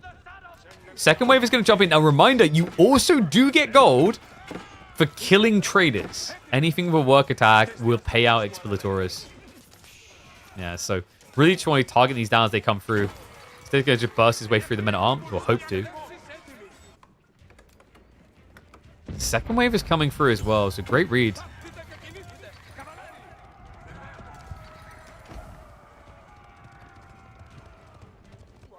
All right, let's go for a little bit of 2x between fights now. Horsemen are counter-raiding, but like there's no payday for doing this the other way. It does, however, have the effect of shutting down the gold that is necessary for Numadan's army to even function. Horsemen, man, 1 by 1 through the fields. Yeah, this is great gold gains. And it's giving him the courage to queue up cataphracts. Unfortunately, Sass's read. I mean, yeah, it's a little bit funky to do horsemen into cata, right? Because you've already given your opponent reason to build spears, I guess. That does mean that Sass will be prepped for the next fight. Footman is kind of going hard here, by the way. He's up to 18. Once again, has this pop issue. Yeah, it feels like the type of thing where, like, if there was that priority building, we probably would have seen Sass achieve, like, 30 plus Footman by now. Because the worst time is when this happens. Nothing dies. And you're like, and nothing's died. And nothing's died. And nothing's died. You kind of feel like you're playing a pseudo Ottoman at that point. Like, great. Nothing's died, but I kind of need things to die to get my advantage. This game is ridiculous. Back to 2x. I really do believe Rocky River achieves this more than any other map. It's actually crazy. Thank God for the wall nerfs, because pre-wall nerfs before Season 9, this map was truly absurd. As was Gorge.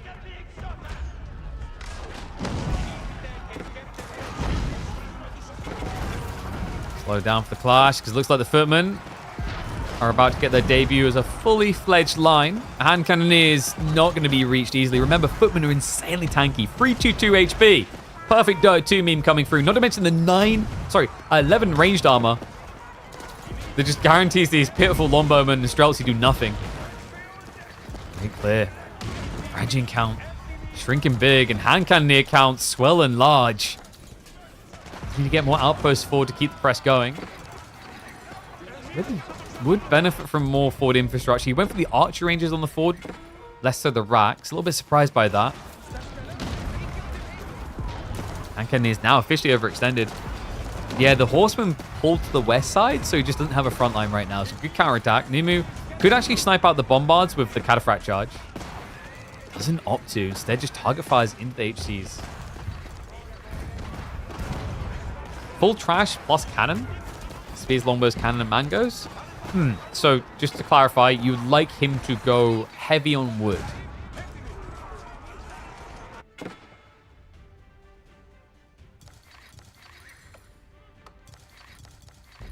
There's not much wood left. That's the worrisome part. And remember, like, Spearman is such a meat grinder, you burn through the wood incessantly fast. I actually dig that he goes Men-at-Arms. Like, this is also why English do Men-at-Arms all the time. Men-at-Arms is infinite resource. You have food and gold.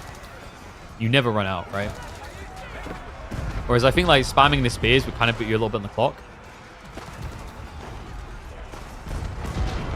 And by the way, just a worker kill count check. We're over 300 worker kills now in this game between the two. With no signs of this letting up. Yeah, I'm just going to be real with you, Numadan and Sass. I would not want to be a worker in your kingdom. Like, geez, at least buy me some life insurance. Even when the clashes are happening, this is just not moving.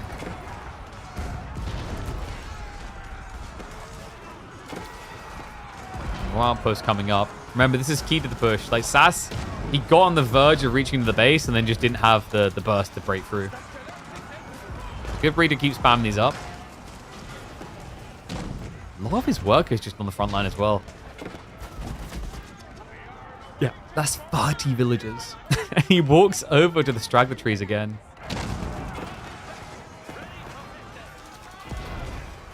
Alright, I'm going to speed this up a bit again. Even the fight underway, it just feels like it's not shifting too quickly. That being said, we have got the cheeky walls coming in from Sass here. Additional outpost has been completed. The Reboldequins are becoming a significant issue. Numadan, I mean, he's got the cannons to just kill. Doesn't seem to be sniping them. I mean, Demu should be able to repop is the crazy thing, but like, no. He didn't build more cisterns. That's wild. This guy right now has got how many Raxes? 11 Raxes, 14 stables, and most of them are actually not buffed. Remember, the system buff basically doubles the production speed, which is so important in a meat grinder. In theory, this is the thing that is meant to make Byzantines one of the most unbeatable civs, is if they've got the eco, they've got the production.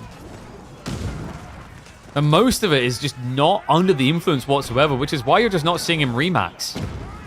And now food limitations because he went into cataphracts.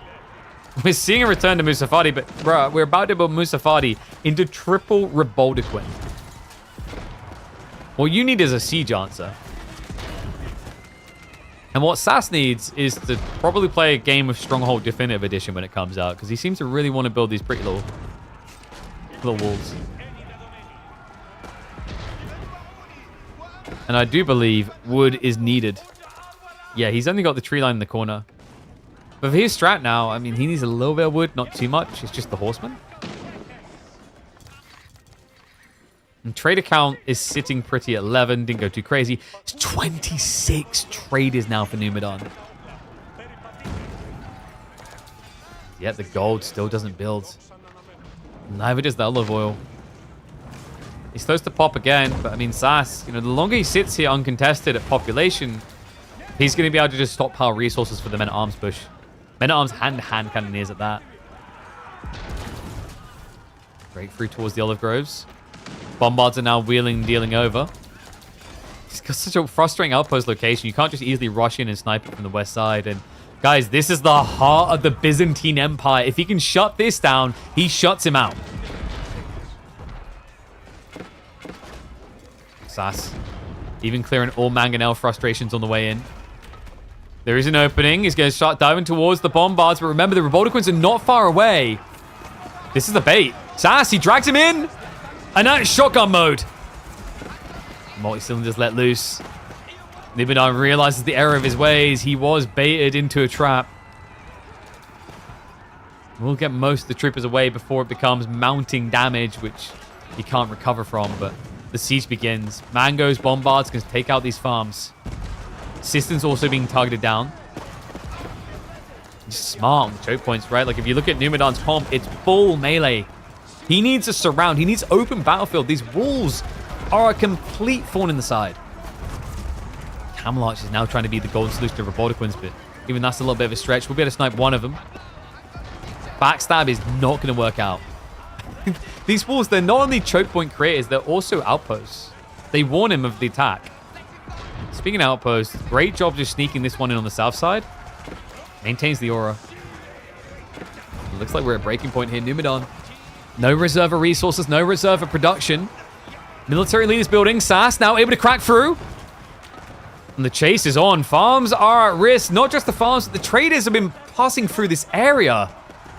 Another system to be sniped down. Men-at-arms to chase on in. They'll be able to find that royal cannon kill. And the horseman wave following up will guarantee the second. And this looks like a guaranteed win now. Sass, if he can just stand here, Numadan's coffers are just going to evaporate. Yeah, the burden is high, right? Going into Caliphract and Varangian. We already mentioned earlier, this men-at-arms costing double the gold of any other civ in the game. It's so painful. And Numu's only gold source are these traders on the way. It's like Sass. He's going to take his time on this a little bit. He debuffs most of the farms. Actually shows a lot of respect. A lot of restraint, actually. Just once again, just trying to not overextend into an open area. But the Cataphract charge comes in on towards the Revoltiquins, but the damage is underwhelming. Remember, they've got a lot of melee armor here, 10 in total. And that hard commit dive is going to cost them dearly. Cataphract wave now overcommitted. The men-at-arms will trade out against the Varangian. The hand cannoneers can mop up the backline of heavy cav. Sass did take a heavy hit to the count, but nothing that can't be fixed quite quickly with Horseman men-at-arms spam again. Always this, guys. Remember, Numa, he just doesn't have the production. He doesn't have the pace to keep up. GG gets called, and Sass will come out victorious in this absurd marathon on Rocky River.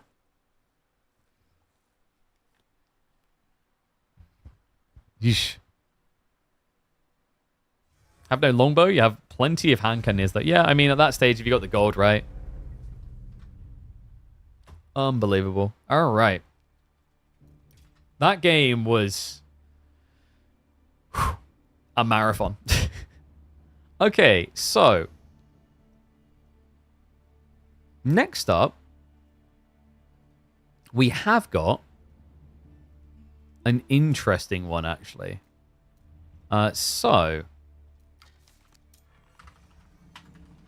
apparently there was an epic matchup on Canal. Or can I not view it? Maybe not. Boo. Demu made it private. Boo.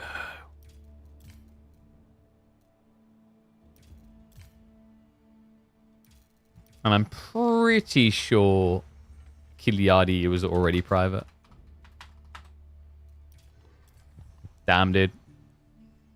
I heard rumors of this Canal game. This epic Canal game. We can't even watch it. Big Sag. Yo, what's up, Aaron Paul? Thank you very much, mate. Appreciate the bits. Thank you, thank you. I feel robbed of that one. I was excited for that, man. Like, I haven't seen a good Canal game in a while. And we're going to have a Knights Templar versus Shushi one. Alright, so let's have a look and see what some of the other boys have been up to. Dude, robbed. Absolutely robbed. Lesson here is to cast it when it's happening. Alright, so who else do we have? We've got...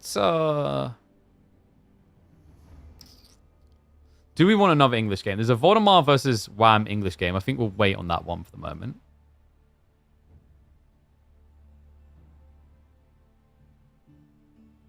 Louis got a matchup against the rank 9 account. English versus Knights Templar. If it was just English versus someone else, I wouldn't do it. But it's English versus KT, which is quite intriguing. Let's go for that one.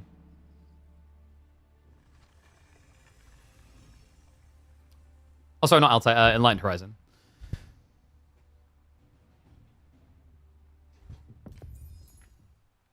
Is this just going to be Battle of Archers? Maybe. Let's find out. Let's get ready to hop in the game.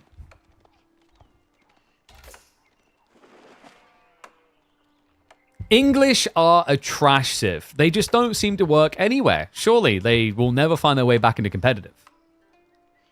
Now, hold on a sec. Well, we've got some experimentation here. They're making a return visit to Enlightened Horizon. We've got a top 10 matchup on your screen for you, ready to serve up. That's right. We're going to be having English for Louis MT of Team Elephant going up against Teal here. Now, Teal, you're right now going, who's this? This guy is ranked 9th on the ladder. He's been maintaining a top 10 appearance in Season 11 for a long time. And has had some really interesting games. Like, actually, we cast him the other day, and it felt like we were watching CSO. Apparently not the case, though. He's an unknown Chinese player. To put it in the words of Baltoon, who went full kind of wise sensei on us, he is who he is. Was more or less what we were told. But yeah, Knights Templar, definitely see if we see a lot on Enlightened Horizon, but English, people tried this in the early days, and it didn't really pan out that well. There was this idea of the cheeky longbow rushes, but usually the problem with English is this. Men-at-Arms beginning kind of sucks. Spears beat you because of the pacing, right? You're able to afford a lot more spears than you're able to afford Men-at-Arms due to the cost difference early on. Remember, you're paying 50% more per Men-at-Arms. Knights Templar, definitely a decent civ at producing those spears. They've got the extra food that comes off of wood gathering, so they kind of plump their economy a little that way. Louis is just going to posture straight towards the enemy. Now, one thing we actually saw was like this big shift away from the Wolf Den dive. When Enlightened Horizon first started to get figured out, it was about rushing towards the Wolf Den. But in more recent times, we've seen this shift where people are very reluctant to go for that win condition. They're more focused on trying to take away the merchant camp. Because if you do that, because of these racks as being built at the base, you're taking away a lot more than just 45 resources a minute. You're taking away your opponent's easy form of scaling.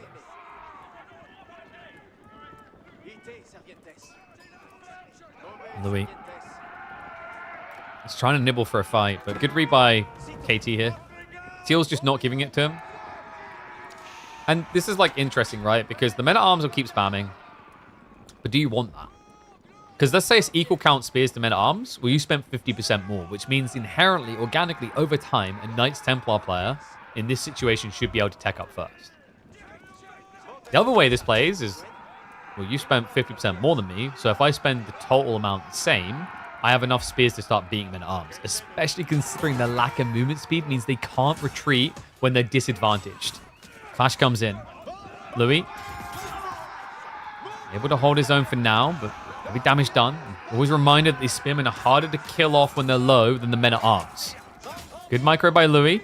Pulls them back one by one, but Teal is mirroring the move here. Focus fire just not there so far.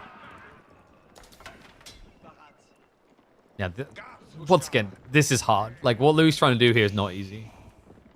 Because you know, like, the more you get suckered into this, the bigger the spin ball gets, the harder it becomes to, like, target fire down the injured ones you're looking for. It is strenuous, right? When you're up to, like, 15 spearmen, you can say just micro away the injured parties, but much easier said than done. But the key thing for Louis is if he wants to keep attacking like this, he needs to rejuvenate the line so that the injured boys aren't going to be exposed. Well, Spearman, first blood drawn.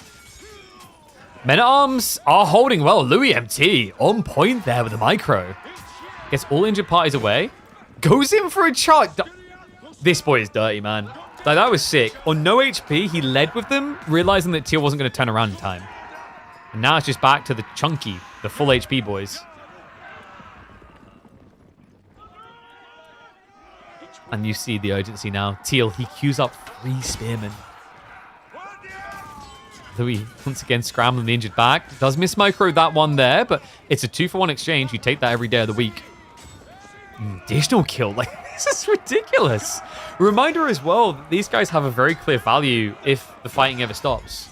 All these injured men-at-arms can burn down a wolf den because wolf dens are very easily exploited. I.e., you can aggro with one unit and then just burn with the others. So, like, you know, compared to if you try to burn down an enemy outpost where he'd snipe down all the injured parties, the wolves are a little bit stupid, right? Like, there is one genius dog in the AoE4 scene, and that's Puppy Paw. And these guys, not so small. Interesting choice by Louis to head out like this, though. Louis? I think he's distracted right now. Again with this crap. This is where things get a little bit weird, because all of a sudden you've got all these very injured men-at-arms, and you've killed all the enemy injured spears. So that just leaves full HP targets that are much harder to do these tricky trades into, where you bait a retreat and then charge in.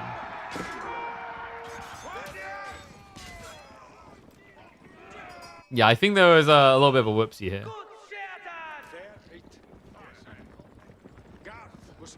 Be healed by Abby? It's definitely an option in this type of game. Sometimes Lombos feels just as good, though, due to the length of the map and the fact that your opponent has got these spearmen that you can snipe.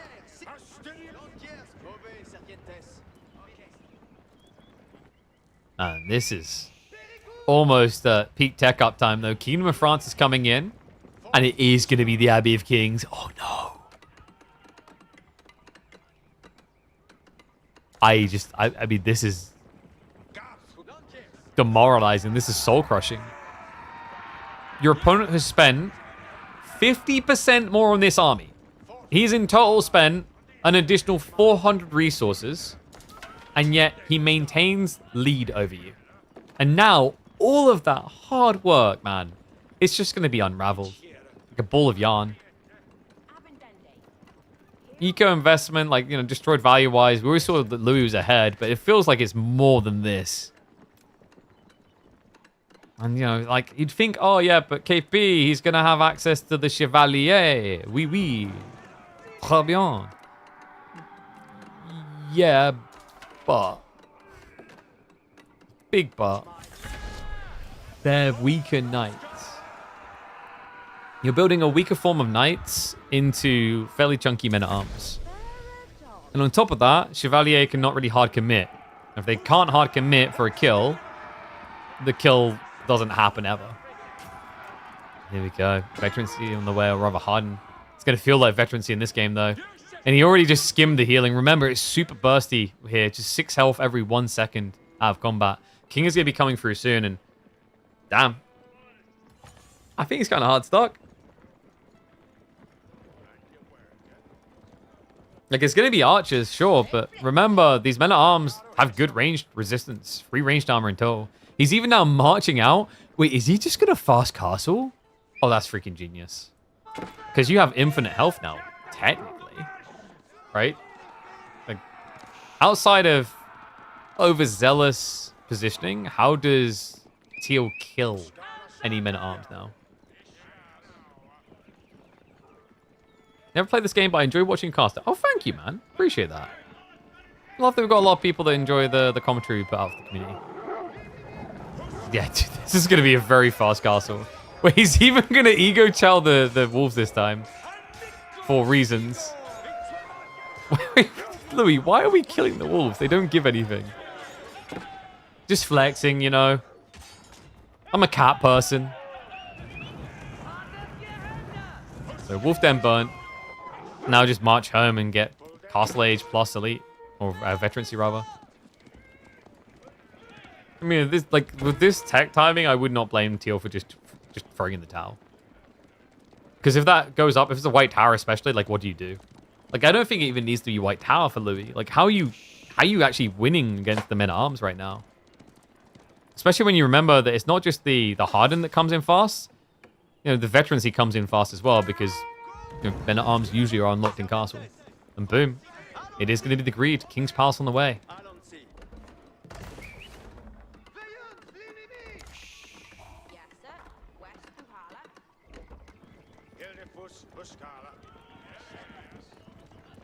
Till, oh, he's getting baited so hard by this. Men-at-Arms dodge him. If he'd been moving over to the King's Palace straight away.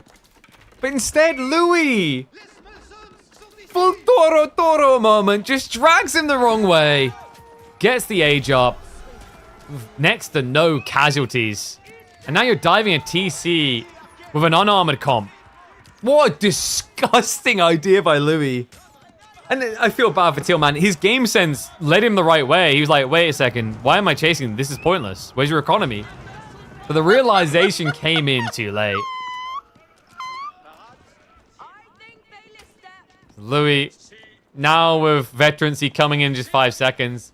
At that stage, Teal has no answer. Right, he'd have to find a tech up himself on pretty poor economy, actually. To make matters worse, he's been walled in. I mean, there's no way to run and hide. Papa Louis here to get ya.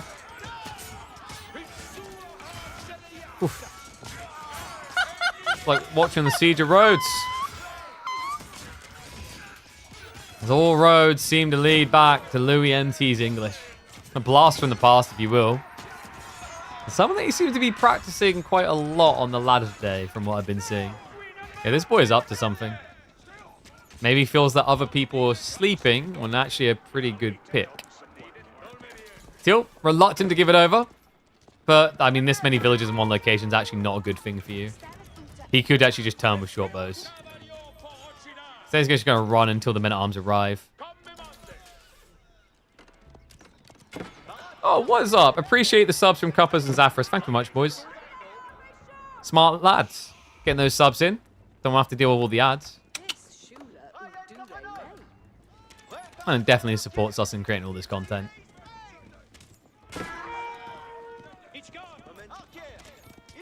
Okay, so what's Teal's way out? Could he actually pull this off? I mean, he needs to rush an age up, right? But the problem is, like, you want to have Chevalier still to raid with. Because your opponent's going to have a lot of villages if you just rush age. So hard. I mean, the only upside right now is that Louis hasn't rushed towards your base. You attacking like this has kept him defending. If he finds his way across, though. And you got 12 archers, you got a TC. Louis doesn't have undermesh, but this is the hilarious thing about this build. You don't need a blacksmith. You just get armor-clad. What a cool game. I feel like I've seen a lot of players struggle with this English men-at-arms on Enlightened Rising timing. Louis MT, I mean, just shows you how micro can win out. It really is a micro-heavy situation. It's just the way that AoE4 often does micro-heavy situations, it doesn't look as micro-heavy, I want to say, as something like, you know, Warcraft 3 or StarCraft. But there is a lot of awkward individual clicking that has to occur. And Louis made it look anything but awkward. Yeah, poor Chevalier. Temu Knights, as I'm seeing in chat. Little Onion Knights not able to compete.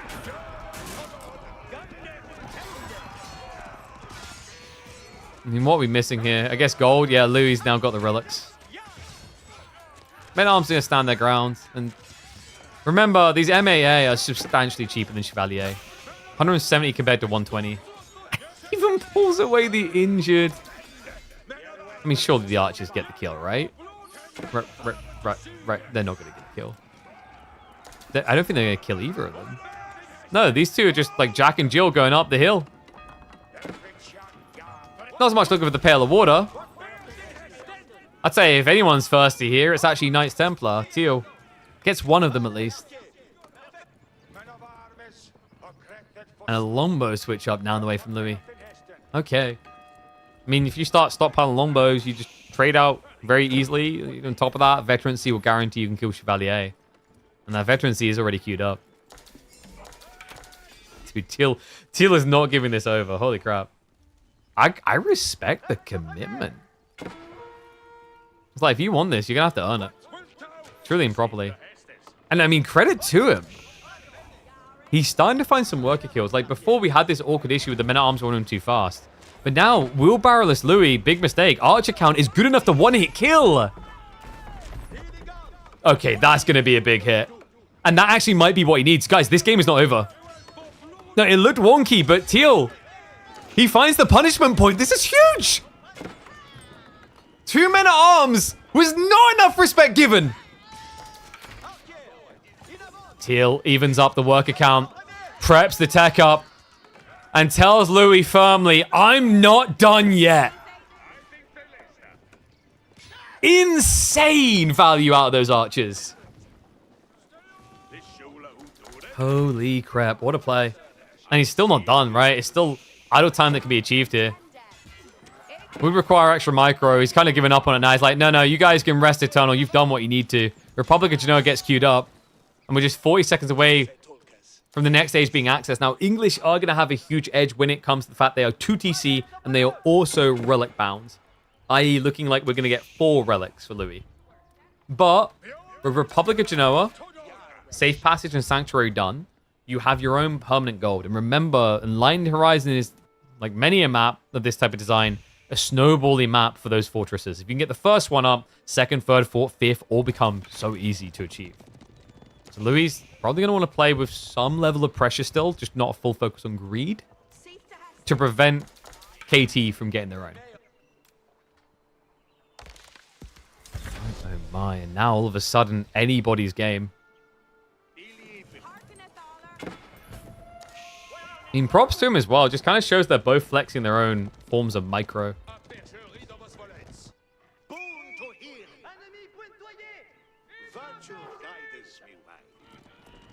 Knights Templar are going to be bringing in those brothers. So yeah, straight into the heavy cav. And Laser Beastie show match? Oh, we won't be able to watch that. I can guarantee they'll probably have it. There's a private game and it'll be not publicly listed. Maybe though, we'll check after this. I mean, this I feel is a lot closer than probably how that's going to play out.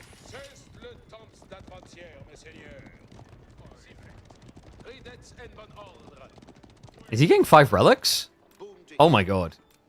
Dude, Louis, it's always the miracle work with this type of play. He's never too greedy, right? So Louis MT, 5 relic gaming. He's going to be Crossbow Templar brothers. Interesting. I mean, Lombo definitely the correct call by Louis MT. Some Spearman wouldn't go amiss either. He can't know that for sure. I mean, he's since Chevalier, he hasn't seen anything else. He's only seen that they've been upgraded. But like the veterancy for Chevalier is not exactly insanely expensive. So like just upgrading for 7 and stopping isn't bad. Right? You get enough value out of that.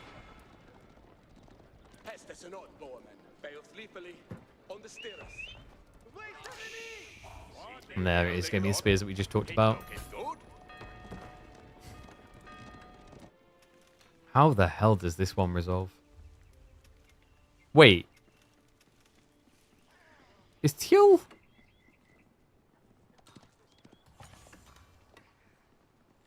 Is he imping? I mean, he looks like he's imping. Which... For what? Schlachter? I mean, you could technically Republic of Venice here. A keep drop and then the trade route is actually really, really good for the Venetians. But, I mean, do you really care about Condottiero up against English? That's the problem. That's not really a good matchup necessarily. No, okay, there we go. I was worried, man. Like, 18 minutes in, yeah, I know we see a lot of civs go towards Imp, but, like, we're talking about a game where, like, Teal was struggling for a bit there. He's only at 52 eco. Imp Rush doesn't really deliver anything. So instead, it is going to be the gradual playing of the fortresses, which I just love here. Especially with Genoa, it just plumps you up nice and fat real fast. For Louis... Wow, this corner is just so stonewallable. We'll do the palisades on the north side. Understandably, that's a lot more territory.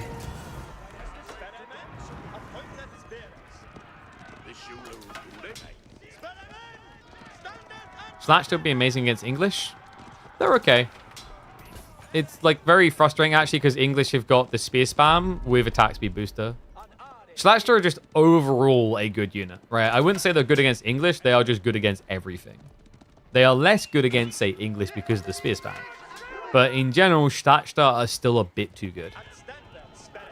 Yeah, like, I mean, I don't know if I want to say make them weaker versus just make them more expensive.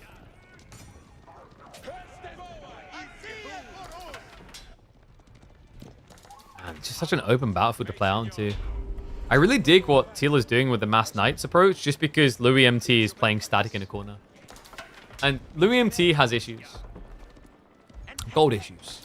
He's got passive gold, but, you know, if you're planning to rush the age, you're going to want to try and secure the next vein up here. Now, the good thing about that is on Enlightened Horizon, you start with a lot of stone in your base, so he could go for a keep drop just to lock in the short route as well as the 4k gold. Now, we'll give him a staging point. Now, talking of locking in the gold, why is there an 8k this close to his base? That's a bit crazy on the spawn. All right, so Fortress drop coming in. That's going to start to secure the route. And remember what we said. Once you have one fortress, it just all begins to snowball.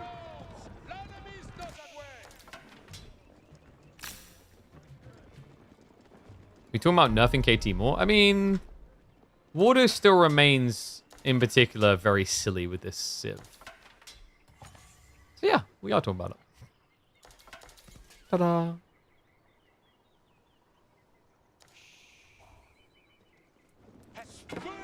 Oh, spears now from Louis.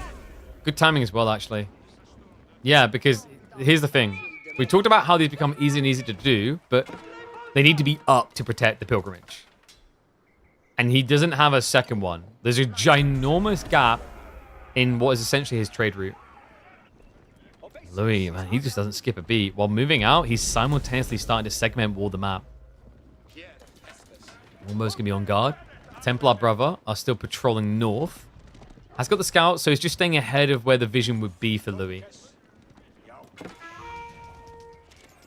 Almost do reveal on the sacred side, so Pilgrim is about to get blocked.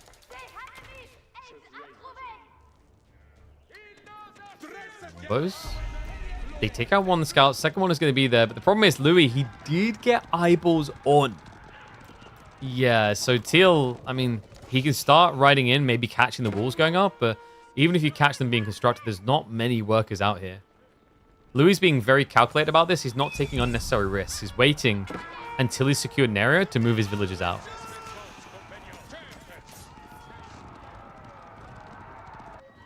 Second fortress now.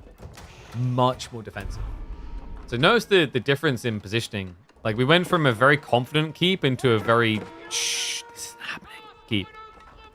The next one's going to have to be a confidence keep towards the stone to start locking in the lane. And then you need to get like another one up here still.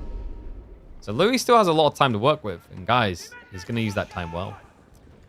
Imperial Age is just a matter of moments away. Chinese kid. And yeah, reminder, we do not know the identity of Teal. Well, we know the identity roughly in that he is known within the team game community, but he is not a known player in the pro scene. So he comes from a team game background originally, just like a lot of the Chinese talent. He doesn't have an English-born name associated with him, i.e. like, you know, Louis MT and CSO. So we're going to name him. His name is Karen. Golf clappers for Karen, everyone. Oh, that's unfair. He's not being a Karen about this.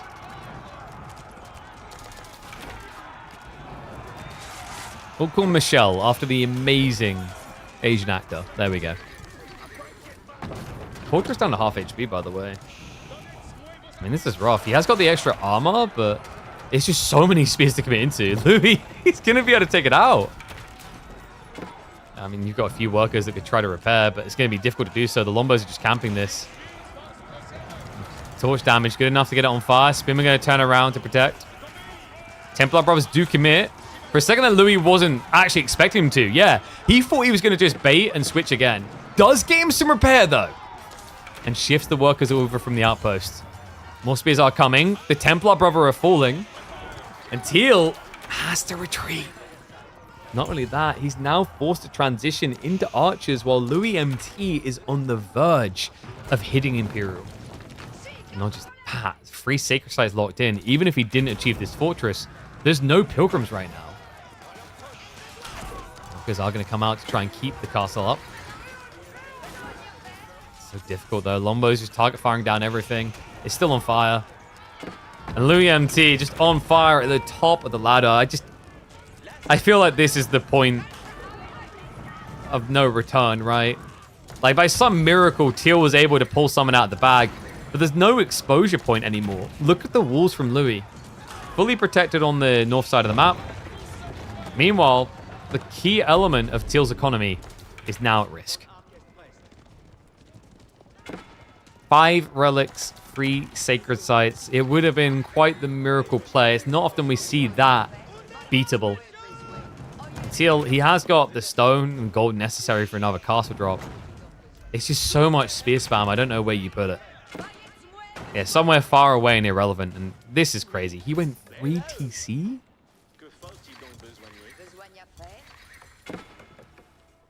Yeah, maybe 1 TC too many. This feels like he was missing a few extra horsemen to give him that push-out timing. Or just extra Templar brothers.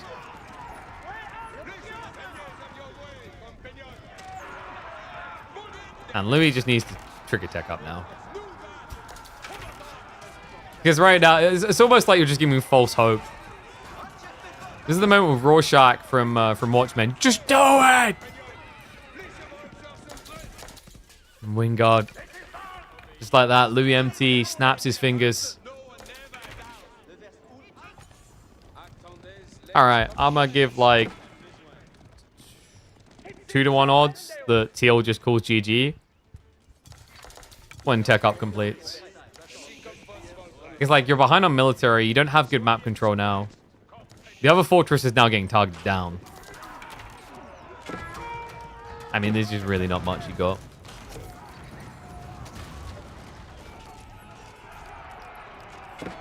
And whoops. I think that ping came through.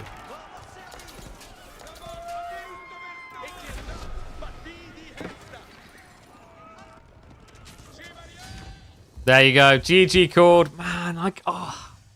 I feel for Teal. Louis MT mastercrafted the micro in the early game, but you gotta give him props, man. There's a reason this guy is top 10. That pullback on the archers really started to make you believe. But let me know what you guys think about this. Let me know if someone knows the translation of this name. This guy has been appearing recently in the top 10, and he's been staying here.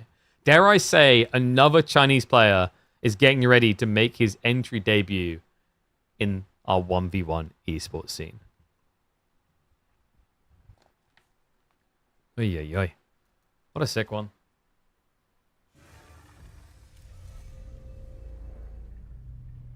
I guess we could call that one. There's a new Chinese pro on incoming.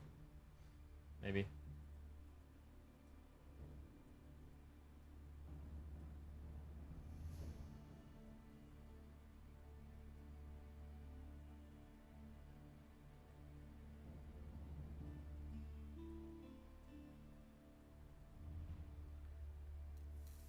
We'll call him by his given name, which I can't pronounce. There we go.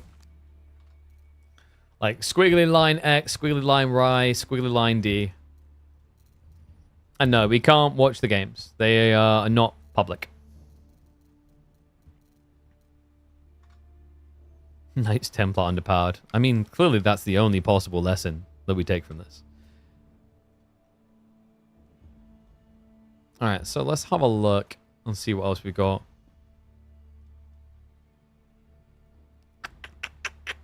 What's Crackety been up to? Has he been delivering some fun games? Mongol games? Ugh. It's Voldemar versus Wham.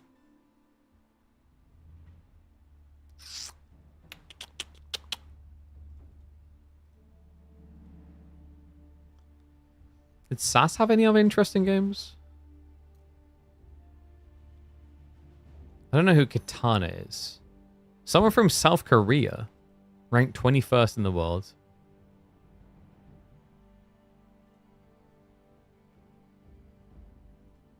And sort of this morning basically gets like all the Asians. Yan Ziyu is the translation. Okay. So pretty much like, you might as well just say shrug.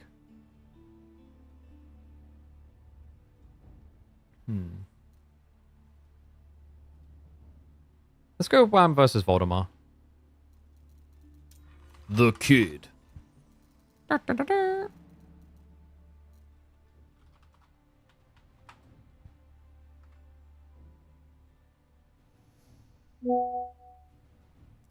One sec.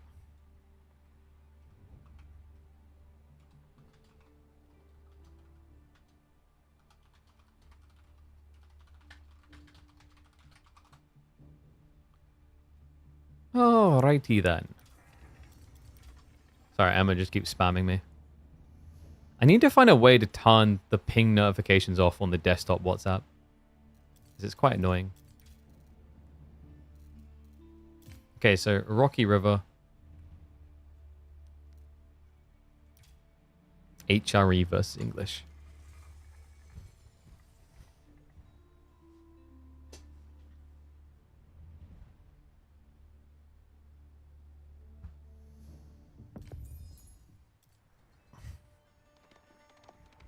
I have watched too many English games. So many, in fact, I can't believe I'm saying this. I'm looking forward to this. It's HRE time. That's right. Welcome back to the channel, folks. We have got the Kid, aka Voldemar, the Dane, on the HRE going up against this scary Canadian. It's Wham01, one of the twins playing as English. And if you guys have watched this channel before, and you should have, you'll know just how scary English is when you put it in the hands of Puppy Paw and Wham. These guys were very creative about a year ago when we saw the 2TC meta developing. They were evolving it at an absurd pace. I'm curious to see how they want to try and approach this, because HRE feels like in more recent times a really solid counter pick into English. If it turns into a full feudal, they have the answers. If it turns into a castle rush, they have the pacing. If it turns into Imperial, why did you hop into a game against HRE? Go 2x on the early game here. I wonder, is there a world in which we maybe see some mind work shenanigans? Because that actually has been on the rise as well. More and more people kind of believing in it. Ah, and the translations came through for that unknown teal player in the top 10. So Jan, most people. Yeah, I guess we can start calling him Jan. Jan's got a catch to it. But we're focusing now on the Euro-NA relationship. When are we going to get the next generation of North Americans? Because now that I think about it, we've had Puppy Paw and Wham. We used to have Give You Anxiety. And that's kind of it, right? GUA and Soldier were previously the reps. Magic, of course. Yeah, Magic back before he went back to AOM. So, like, do we just have to wait for Age of Mythology to chill and then we get Magic back? And we maybe got, like, some new Prodigy kids we're not aware of? Let me know if you spotted someone that I haven't seen yet. Abbey of Kings. This is someone I definitely have seen a lot of. 2TC, presumably? I guess you could just play aggro off of, like, Mass Horseman. That is a viable strategy here. HRE Reaction wants to go towards Arkan, and wait, he thinks it's 2TC. Wait, but it's not 2TC yet. There's no signs of 2TC. But, like, I'm pretty sure Voldemar is doing this because he thinks that it's a 2TC versus 2TC game. Okay, this is interesting. What can you do with this? I mean, it is Abbey of Kings, so it's not like you have a longbow timing now to punish with. But could just Mass Horseman work? Tricky. Like, Mass Horseman into HRE Spears is difficult because of the movement speed. But Komi shows promise? Yeah, but needs a lot more practice time, right? I think the more obvious one that we've seen perform, at least from SA, would be Starflock. I think Starflock is the next kiddo on the rise from the Americas combined. Guy has some promise. I think he's right now working through the, ironing out the creases that are standard play, should we say? And then you get to the more, evolutionary phase. I think the most important thing for him, as for a lot of these rising stars, is actually finding a bubble. A practice bubble. You know, there's no doubt that, Louis MT and Anatan benefited immensely from spending a lot of time screaming with Marine Lord, right? They were already at the verge. They already earned the right to say they were one of the top players. But then making that next hop up, having someone that is at the absolute top of the game to practice against, to bounce these ideas off and prep against, is invaluable. And I think like that's why we're seeing maybe some regions slow to load up here. Like South Korea doesn't really have a guy for that anymore. You'd have to partner up the Chinese if they're willing. Then you have South America where like we just haven't really had that rep because there hasn't been the person to lead the way. It's not like we kept someone like, you know, a Kelizure playing Age of Empires 4 to maybe be that beacon. Even the follow-ups like Eric started to fall off and not play as much. Yeah, and with NA, with America in particular, I mean, you got to impress the Canadians to get them involved. Otherwise, like, Faye's great, but Faye is not aiming to be a pro. She's aiming to have fun. She likes her meme builds too much. Okay, so 2TC complete. It is just fast castle from Wham. I mean, I think that's smart here, though, right? That gives him 2TC. Actually, that is genius by Wham. Not only does it give him 2TC, it gives him Relic Denial. This is crafty. I love this approach by Wham. He's also forced Spearman reaction with the King's presence, and that means that you need to keep spears at home to defend your villages instead of rushing out now to block relics. This is sick. What a great counterplay. Voldemar, I mean, this is ugly, right? Sorry, I'm going to call it what it is. Spade is spade, right? No Archon effect on the gold. He has at least got his food for the time being, but that's going to dry up fast. He's already down to just 9 sheep on HRE, which, with the buff from the inspiration, doesn't last long at all. And there you go. King's Palace locking in on the gold.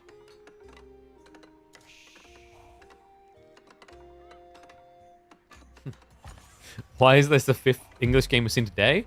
A lot of English practice. I think people are looking for like that next edge, and like in theory, you know, underexplored, underutilized Civ like English is a, I don't say a no-brainer, but a fairly obvious point for exploration. And yeah, Voldemar's like, what the hell is this? Why have you got to take my relics away? Wood gathering at 90 a minute? Maybe one more on would be good for prior timing here. Because you want to just be able to drop the monastery, I think. You could technically just open up straight away with knights to try and block the relics instead. But your opponent already shoe racks. Momentary final wood drop off should be coming in. He hasn't produced the stables yet. So the other way you can play against this, by the way, is if you do the 2TC versus 2TC. What you can do instead as English is actually wall in the relics. It's very expensive these days, though, in terms of time investment. Which is why I think Wham opted for this instead. Regnitz is on the way, but you can see the edge. The clear edge that's going to be had here, right? Like, you can be 1.5 monks versus the current 2. First one's going to get queued up. And also remember, there is a king. So, someone in the prelate hood is going to draw the short straw. I like that Voldemar does this, though. He just plays the safe relic. Wait, is he not playing? You're a greedy son of a gun. With 0 map presence currently, he's punting for the north side relic. In fairness to him, it actually might work out here. Yeah, so Wham... Wait. Alright. I thought he might take central relic and then roam with the king. I can't believe that. Then again, look at where Wham is rotating. He's not quite sure exactly where this is. Safe relic's already been taken. Honestly, from this type of position, I think if Voldemar gets 2 relics, he's fairly happy. Not like out of this world, doing cartwheels, woohoo. But it's acceptable, right? Night pump begins from both sides. And Voldemar, he's gonna dodge the bullet, right? Well, the king is riding blind. Scout's gonna come to assist, but he's kind of in a weird position here. He doesn't trust it. He's like, that was somewhere. He must have come from somewhere. The monk who's chasing is like, dude, I put on my Adidas running boots, everything. And you're telling me I put them on, I burnt rubber, and there wasn't any reward? Hell no. Screw this. I'm going back. Church of England rather can suck it, all right? Back to Catholicism with me. I'm done with you idiots. Meanwhile, in the land of the Protestants, things are going well. Actually, probably not fair to call them that. As the HRE were led by the Catholics, right? Austrians. Actually, I'm trying to remember, like, calculation-wise, how much of it was Catholic and how much of it was Protestant after the war. I mean, it was majority Catholic still, I believe. Someone's, like, got the numbers in their brain. They're like, well, this many principalities of the HRE were... and this many were not. Damn. 3 relics, though. That's impressive from Voldemar's position. Yeah, dragging it back now, and he's got enough spears to just keep these knights busy. The wall.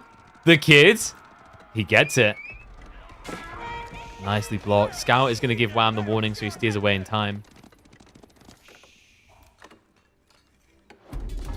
Now we're going to start getting more and more of these farms added in. So this is the rush point to get the food online. Now, something that I've been seeing recently from HRE that is leading to a lot of Ls is rushing Age 4. In these situations, it's actually kind of better to just play the Age a bit. Let your farm count slowly swell up. Pressure your opponent. Realize that, especially because you're playing 2TC, you don't have that urgency to unlock a Pulse of Suavia. You don't need it. You will get there to maximum count. And actually, it's kind of better if you do it this way, because that then unlocks L's back, which makes your base very hard to kill. It also gives you immediate access into Black Riders. Black Riders, I'd say, actually perform really well against English. Because most English players are thinking about things like men-at-arms, right? And, I mean, Black Riders make short work of that. this monk is like, okay, I'll take whatever job I can get at this stage. You guys are, like, hiring at the local Mackie D's? Because I can do that job. I can do whatever you need for rubs. No. Gone. So even more gold for Voldy. In a game where, I mean, he's got good options, really. It's not that much of a stretch to try and get on gold actively anyway.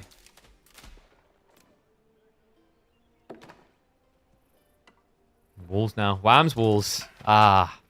Would you guys like to guess who would like to rush Imperial Age? We mentioned about how HRE can get burnt by it with these type of builds. Meanwhile, on the other side, Wham wants one thing and one thing, clearly only.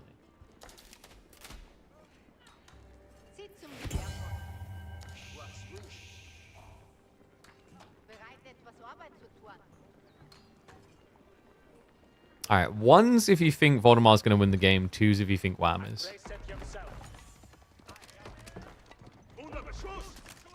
Voldemar's position does look pretty good.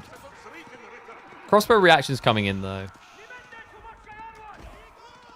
I'm not sure how I feel about the crossbows currently. The spearmen, rather, currently into crossbow massing. It feels like Voldemar's getting ready to defend. Yeah, I mean, he doesn't know that his opponent isn't massing knights still. But it feels like quite often when you see an H3 player lean towards spearmen, it means one thing, right? And yeah, we're very clearly getting that one thing. He's going for Imp. L's back. L's back. I've been seeing a decent few Black Rider games recently. I gotta say, I'm thrilled about it, man. Like, I honestly want the devs to just go in and litter in more unique units for the existing civs, actually. It's so refreshing. Now remember, if he goes L's back, it makes Black Riders viable. Without it, not so much. Because if you go L's back, upon tech up, you can build 8 Black Riders. With Swabi, you can build 0. And then every castle you build, if you go L's back, you're able to get an additional 8 Black Riders of population. While if you don't have it, every keep is worth only 5. Wow, apparently he's not going to let him do that for free, though. No, it's an imp rush on both sides. It's just Wham is feigning aggro to get a reaction. And he will force one, considering that as a forward relic. Voldemar freaking out a bit. Does queue up another 10 plus units.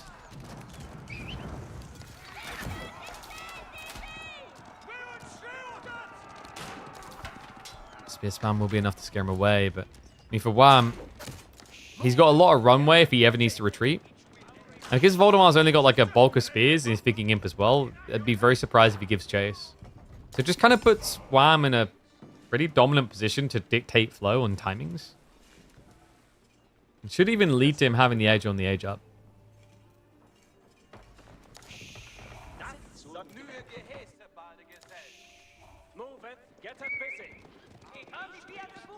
And imagine we're going to be seeing the Wingard Raider opening. Wham is kind of infamous for this. Him and his brother absolutely adored this build when it first started to come out. Like, if you get a really early timing on Imperial Age, the value in the Wingard Raiders, you might not get much of a discount for the Horsemen and Knights, but it gives you a lot of tempo. Rapid production is key. Good read. Voldemar actually mirrors the timing. Elsbach coming in a little bit quicker for him. It's also going to make it incredibly difficult to break into the outposts and anything around it. Remember, Elsbach has a unique quirk to it where it decreases the damage taken by buildings in range by a quarter. It's very hard to see really anything down.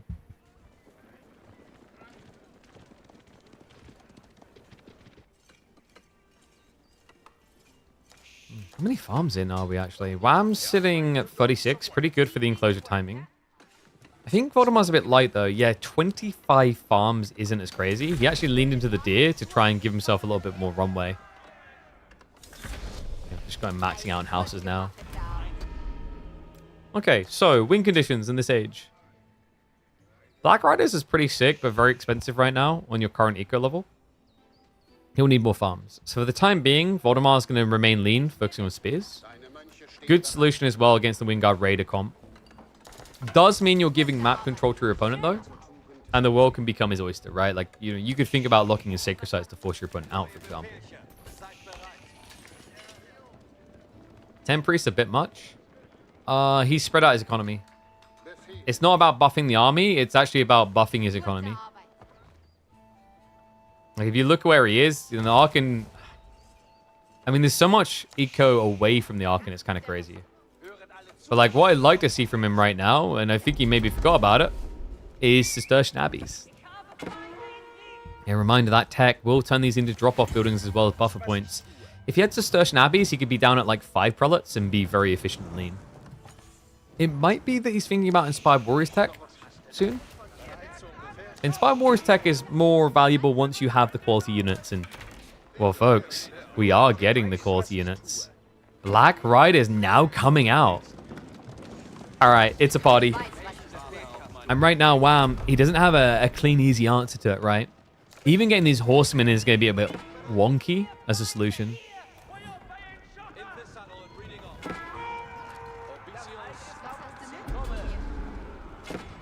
Yeah, so kind of a quantity versus quality approach, I guess. I mean, Voldemar already added in his quantity, right? Now he just gets towards the qualitative element, while Wham is all about that mixture of trash and medium tier units.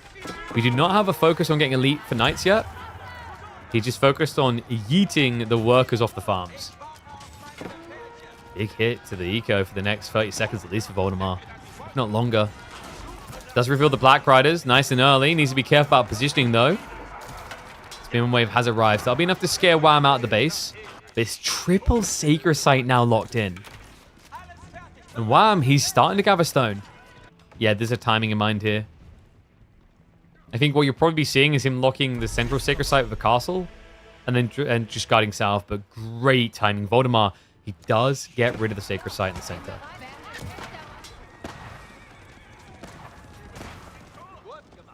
People sleeping on using Regnants as a second Archon? Oh, agreed. I mean, I think Voldemar's completely forgotten that Cistercian Abbeys exist at this stage. Which is pretty rough, especially if you want to rush down certain resources. Like, you could, you know, how many workers you got on Wood? 13. So you need 2 prelates to buff the entirety. Or you build a Cistercian Abbey here and just buff them all. And then you can even litter in farms afterwards. It also disperses your economy, which can be risky against cavalry, but is also very good at making sure that if your opponent all-ins one location, you don't just get shut down like you used to with the classic Archon Chapel builds. Oh, yay. Is it me, or is this damage just not registering? There's just too many units. I mean, this is the tricky thing, right? Like, he wants to get more Black Riders. He's got a castle coming up, but this is a gradual unlock. Wham is focused on just overwhelming with raw numbers before that becomes possible. Smart and honestly necessary play. I mean, Black Riders are no pushover. Individually, 225 HP, 45 base damage, same attack speed and range as standard hand cannoneers. You pay more, but you get more. A lot more. Horseman. Voldemar, no reaction coming through. Finally sees the problem, pulls away, but it's just this creeping of knights occasionally that's causing him such pure havoc. Black Riders will eventually be able to shut it down. Spearmen have decided to just venture out on their own, and they're going to come to regret that. The Black Riders struggling as well. Remember, they do have the range tag, so horsemen do get double damage against them. The idea is meant to be the extra health, the extra armor means it shouldn't scare you that much, but when on your lonesome, the horsemen can solve for this reasonably well. Especially when it's a priority.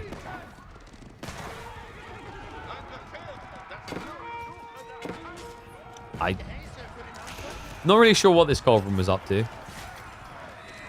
Drunk driving? Oh, and that's what happens, guys. Don't drink and drive. Culverin goes down. What does he want a Culverin for? I think he's worried about a castle drop. I mean, there's none coming right now. Oh my god. Alright, so he mops them up. No, come on. Don't do this to him. He's like, okay, our job here is done. Why are there more knights on the gold? This has got to stop happening. And it will, because there's no one left. All villagers on gold down. The Black Riders are now overextending. I think Voldemar's idea here is cool, but like, the order isn't making sense, right? Like, he's losing his trash too quickly to keep the quality alive. It's kind of like when you watch a Chinese player get age 4 and then just build hand cannoneers. That's silly, right? Like, you want to have something to protect the hand cannoneers. And he did start off with a wave of spearmen, but that's now just evaporated. And he never rebuilt. Yeah, he's just going full Black Rider. You never go full Black Rider. This is what playing too many French games does to you. Like, ooh, armored cavalry. Very good. Build more, build more.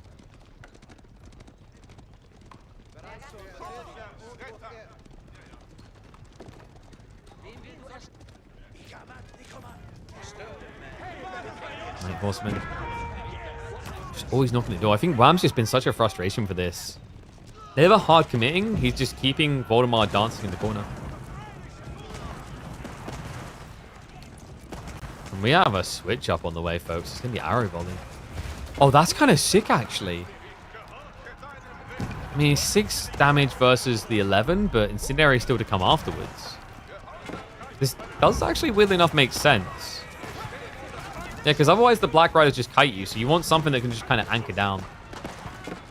You're going to need a lot of them, mind you. The stone walls are also coming in. Just continuously restricting options off the map. I mean, Voldemar, when was the last time he killed a worker?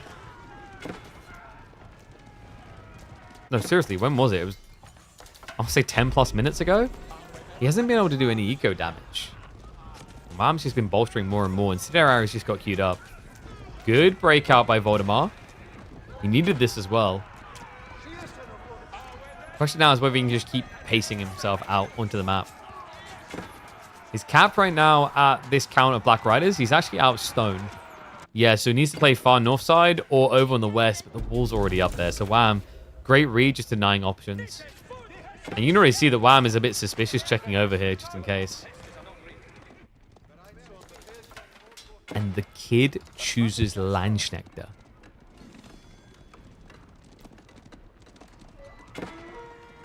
What? Well, color me surprised. Guys, Landsknecht gets countered by longbows. And your opponent already shoot you longbows. So what's Voldemar's thought process here? Is it the spear threat? Maybe the idea is Voldemar's going to punt the horseman forward, bait the spearman out, keep the Landsknecht back with the Black Riders so that you can then counterplay when the spears dive. I can kind of see that idea. In theory, it's good. It works out in practice.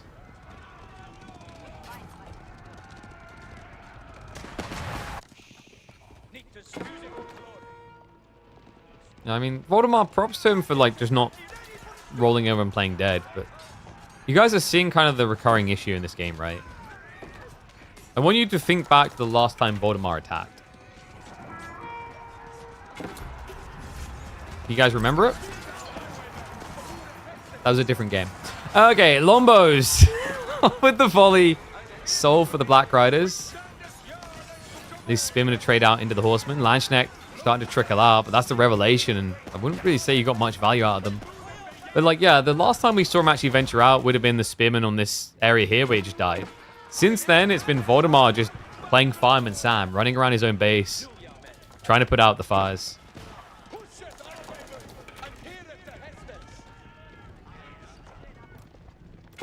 It's crazy as well, because like you're playing Horseman Black Rider. Technically, the thing you should always be able to do is raid. We just never reached that point.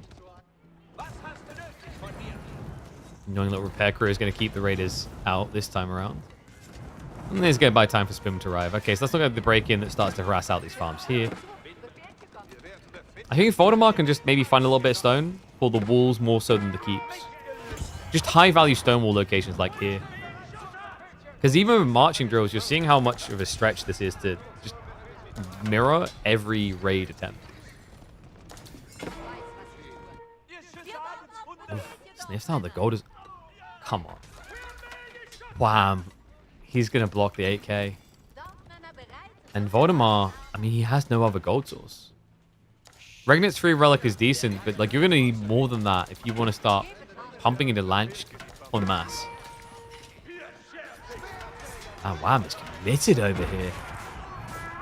Charges out, denies any attempt to defend. And then keeps the infantry back to just try and mirror the follow-up move with the Lanch.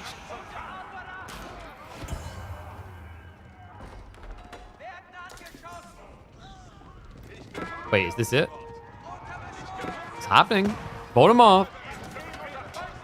This is the deepest he's got on the enemy side since hitting Imperial Age. He's going to go for the snipe out on the outpost. Start riding even deeper. Has got the Caracol going to snipe reinforcements. Is forcing the army home, but he needs to make sure he rushes through this wall. Stat. Because he's being pursued. Army's catching up. Is he misread? It's starting to feel like it a little. He has got the rotation back out towards the southeast side, so will dodge to death and does buy the time to move out, but the cavalry were waiting. So he gets distracted again. What's up, Mad Mike? I see you the sub. Thank you very much, mate. Appreciate the prime. And wait, he's trying to break the wall again. He's so hungry.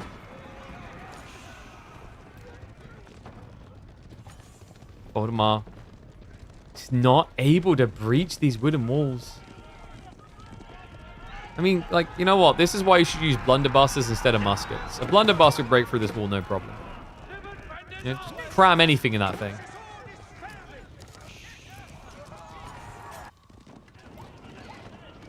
Wait, no. Voldemar, you gotta be kidding me. He led them on a circus chase, and as soon as he moves out for the stone, they're gonna block him on it again. Which might be a blessing in disguise, considering that, like, so far the Black Riders haven't really been able to deliver him what he wants. And probably never will. Are you kidding me? The stone walls. Oh no, those spears! They're going to buy the time, but can he complete the wall? The Lombos, or archers rather, plus the crossbows, and the Black Riders, I bet he can't shoot. Oh no. Villagers are going to do it to him. Wham's walls are here to stay. That is so painful. Wait, the gate? Wham?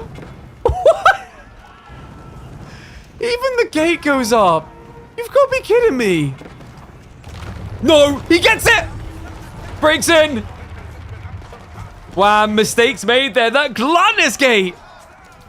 And most of the army is not here right now. He's rotating around the back. So Voldemar keeps the central pass open. But can he keep the push going? And can they switch now on the way for Wham? Reaches the attack speed or gets back behind the wooden walls. A new wave of torches are arriving to break through that one as well. I cannot believe that worked out for Voldemar. It was so close to being a completed wall. Volley attack speed is going to be there. And Black Rider's now overextended. We'll have to leave. Meanwhile, the farms... I mean, this is the crazy thing. Wham! He just defended that full dive while still having over half of his army committed to the ford. Unbelievable. He's diving in towards the farms now. Voldemar, he just has no reserves. 2.5k food income is about to turn down to nothing. Center area is also going to be a forced retreat. Hand cannoneer plus the longbows will be a good enough answer to what they're facing off against there. And it looks like the defenders are struggling here, man. The volley is going to run out. A few spearmen left over to try and deal with the Black Riders. Not too many farms idled out so far, but this is crunch time. This is go. Wham. Military lead now swelling up. And Voldemar, I mean, even though the farms weren't fully idled out, he seems to lack the food reserves to present a real threat here. Yeah, and longbows are now just going to camp inside the choke points to minimize their kill point, which is going to benefit the front side, right? It's going to give more time for Wham to move up with the main army. The Corcoran does make it behind the wall. Does he go after the Elsbach? I mean, the Elsbach is a big target, folks. It's got 50% more HP, takes 25% less damage. Not exactly the type of thing that's going to roll over and die here.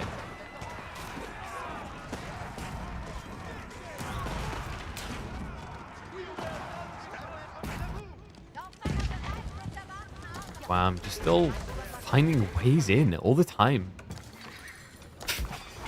It may not look like much, but, you know, if you don't notice 2 knights or 2 horsemen sneaking in, you're going to lose like 5, 6 farmers. And then look back and go, oh, wait, what happened here?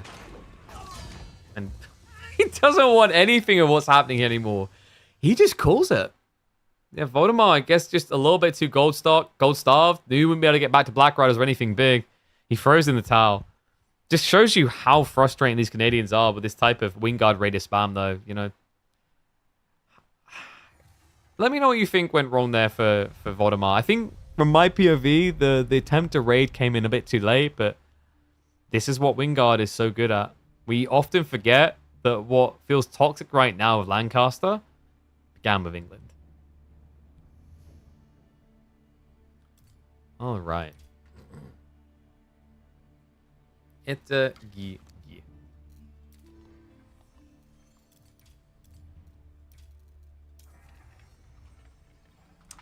So I need to go now. Eat. I need to now go eat.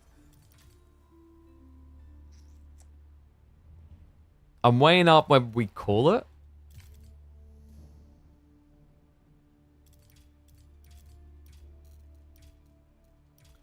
I mean, we've been live for what? Almost 5 hours? Not the longest stream, but the problem is, like, because Timmy privated his data. We were trying to be nice as well. We were like, oh, we'll cast them, like, after he's done with them live. So he has his own unique content. We should have just cast them in the moment. So then we would have been able to watch them. Bit of a rip. And then obviously Kiliotti was already privated as well. So, yeah, because we don't have those games. I mean, those are some of the ones I lined up. I was like, oh, yeah, there's like 2 games there that would look pretty good. That would have been a cool way of rounding out the stream. But I guess that will be that. So in that case, what I'm going to try to do, guys, I'll see if I can organize maybe a show match for Thursday. I don't know. We'll see how it goes. It's always a case of money to incentivize players. Hymns will be happening on Friday. I need to chase players today to see who we can get. Might try and make it a bit spicy with the map pool, but we'll see. But yeah, Thursday, Friday, next streams. Tomorrow, obviously, I take off as always. And then on the weekend, we've got more EGC action. I don't know if I'm going to be on the broadcast or not. I'm figuring that out now. Because Saturday, I have a conflict. But yeah, what I'll do, guys, I'm going to end the stream now. Thank you for watching. Appreciate all the support. Hope you guys enjoyed the stream. And then we'll be back on Thursday. Probably like live by about 1 p.m.-ish. So make sure you tune in. Make sure you're doing all the follows, all this stuff down below so you don't miss any streams. If you love the PC Specialist laptop that has been powering everything, if you're like, wow, this thing's impressive, go check out their builds. You might find them a perfect fit for your next build, whether it's for a laptop or a full PC, whatever it may be. But I'm going to end now. YouTube, I'm going to end the stream right now. Twitch, we're going to find someone to raid. And hopefully I'll see you all again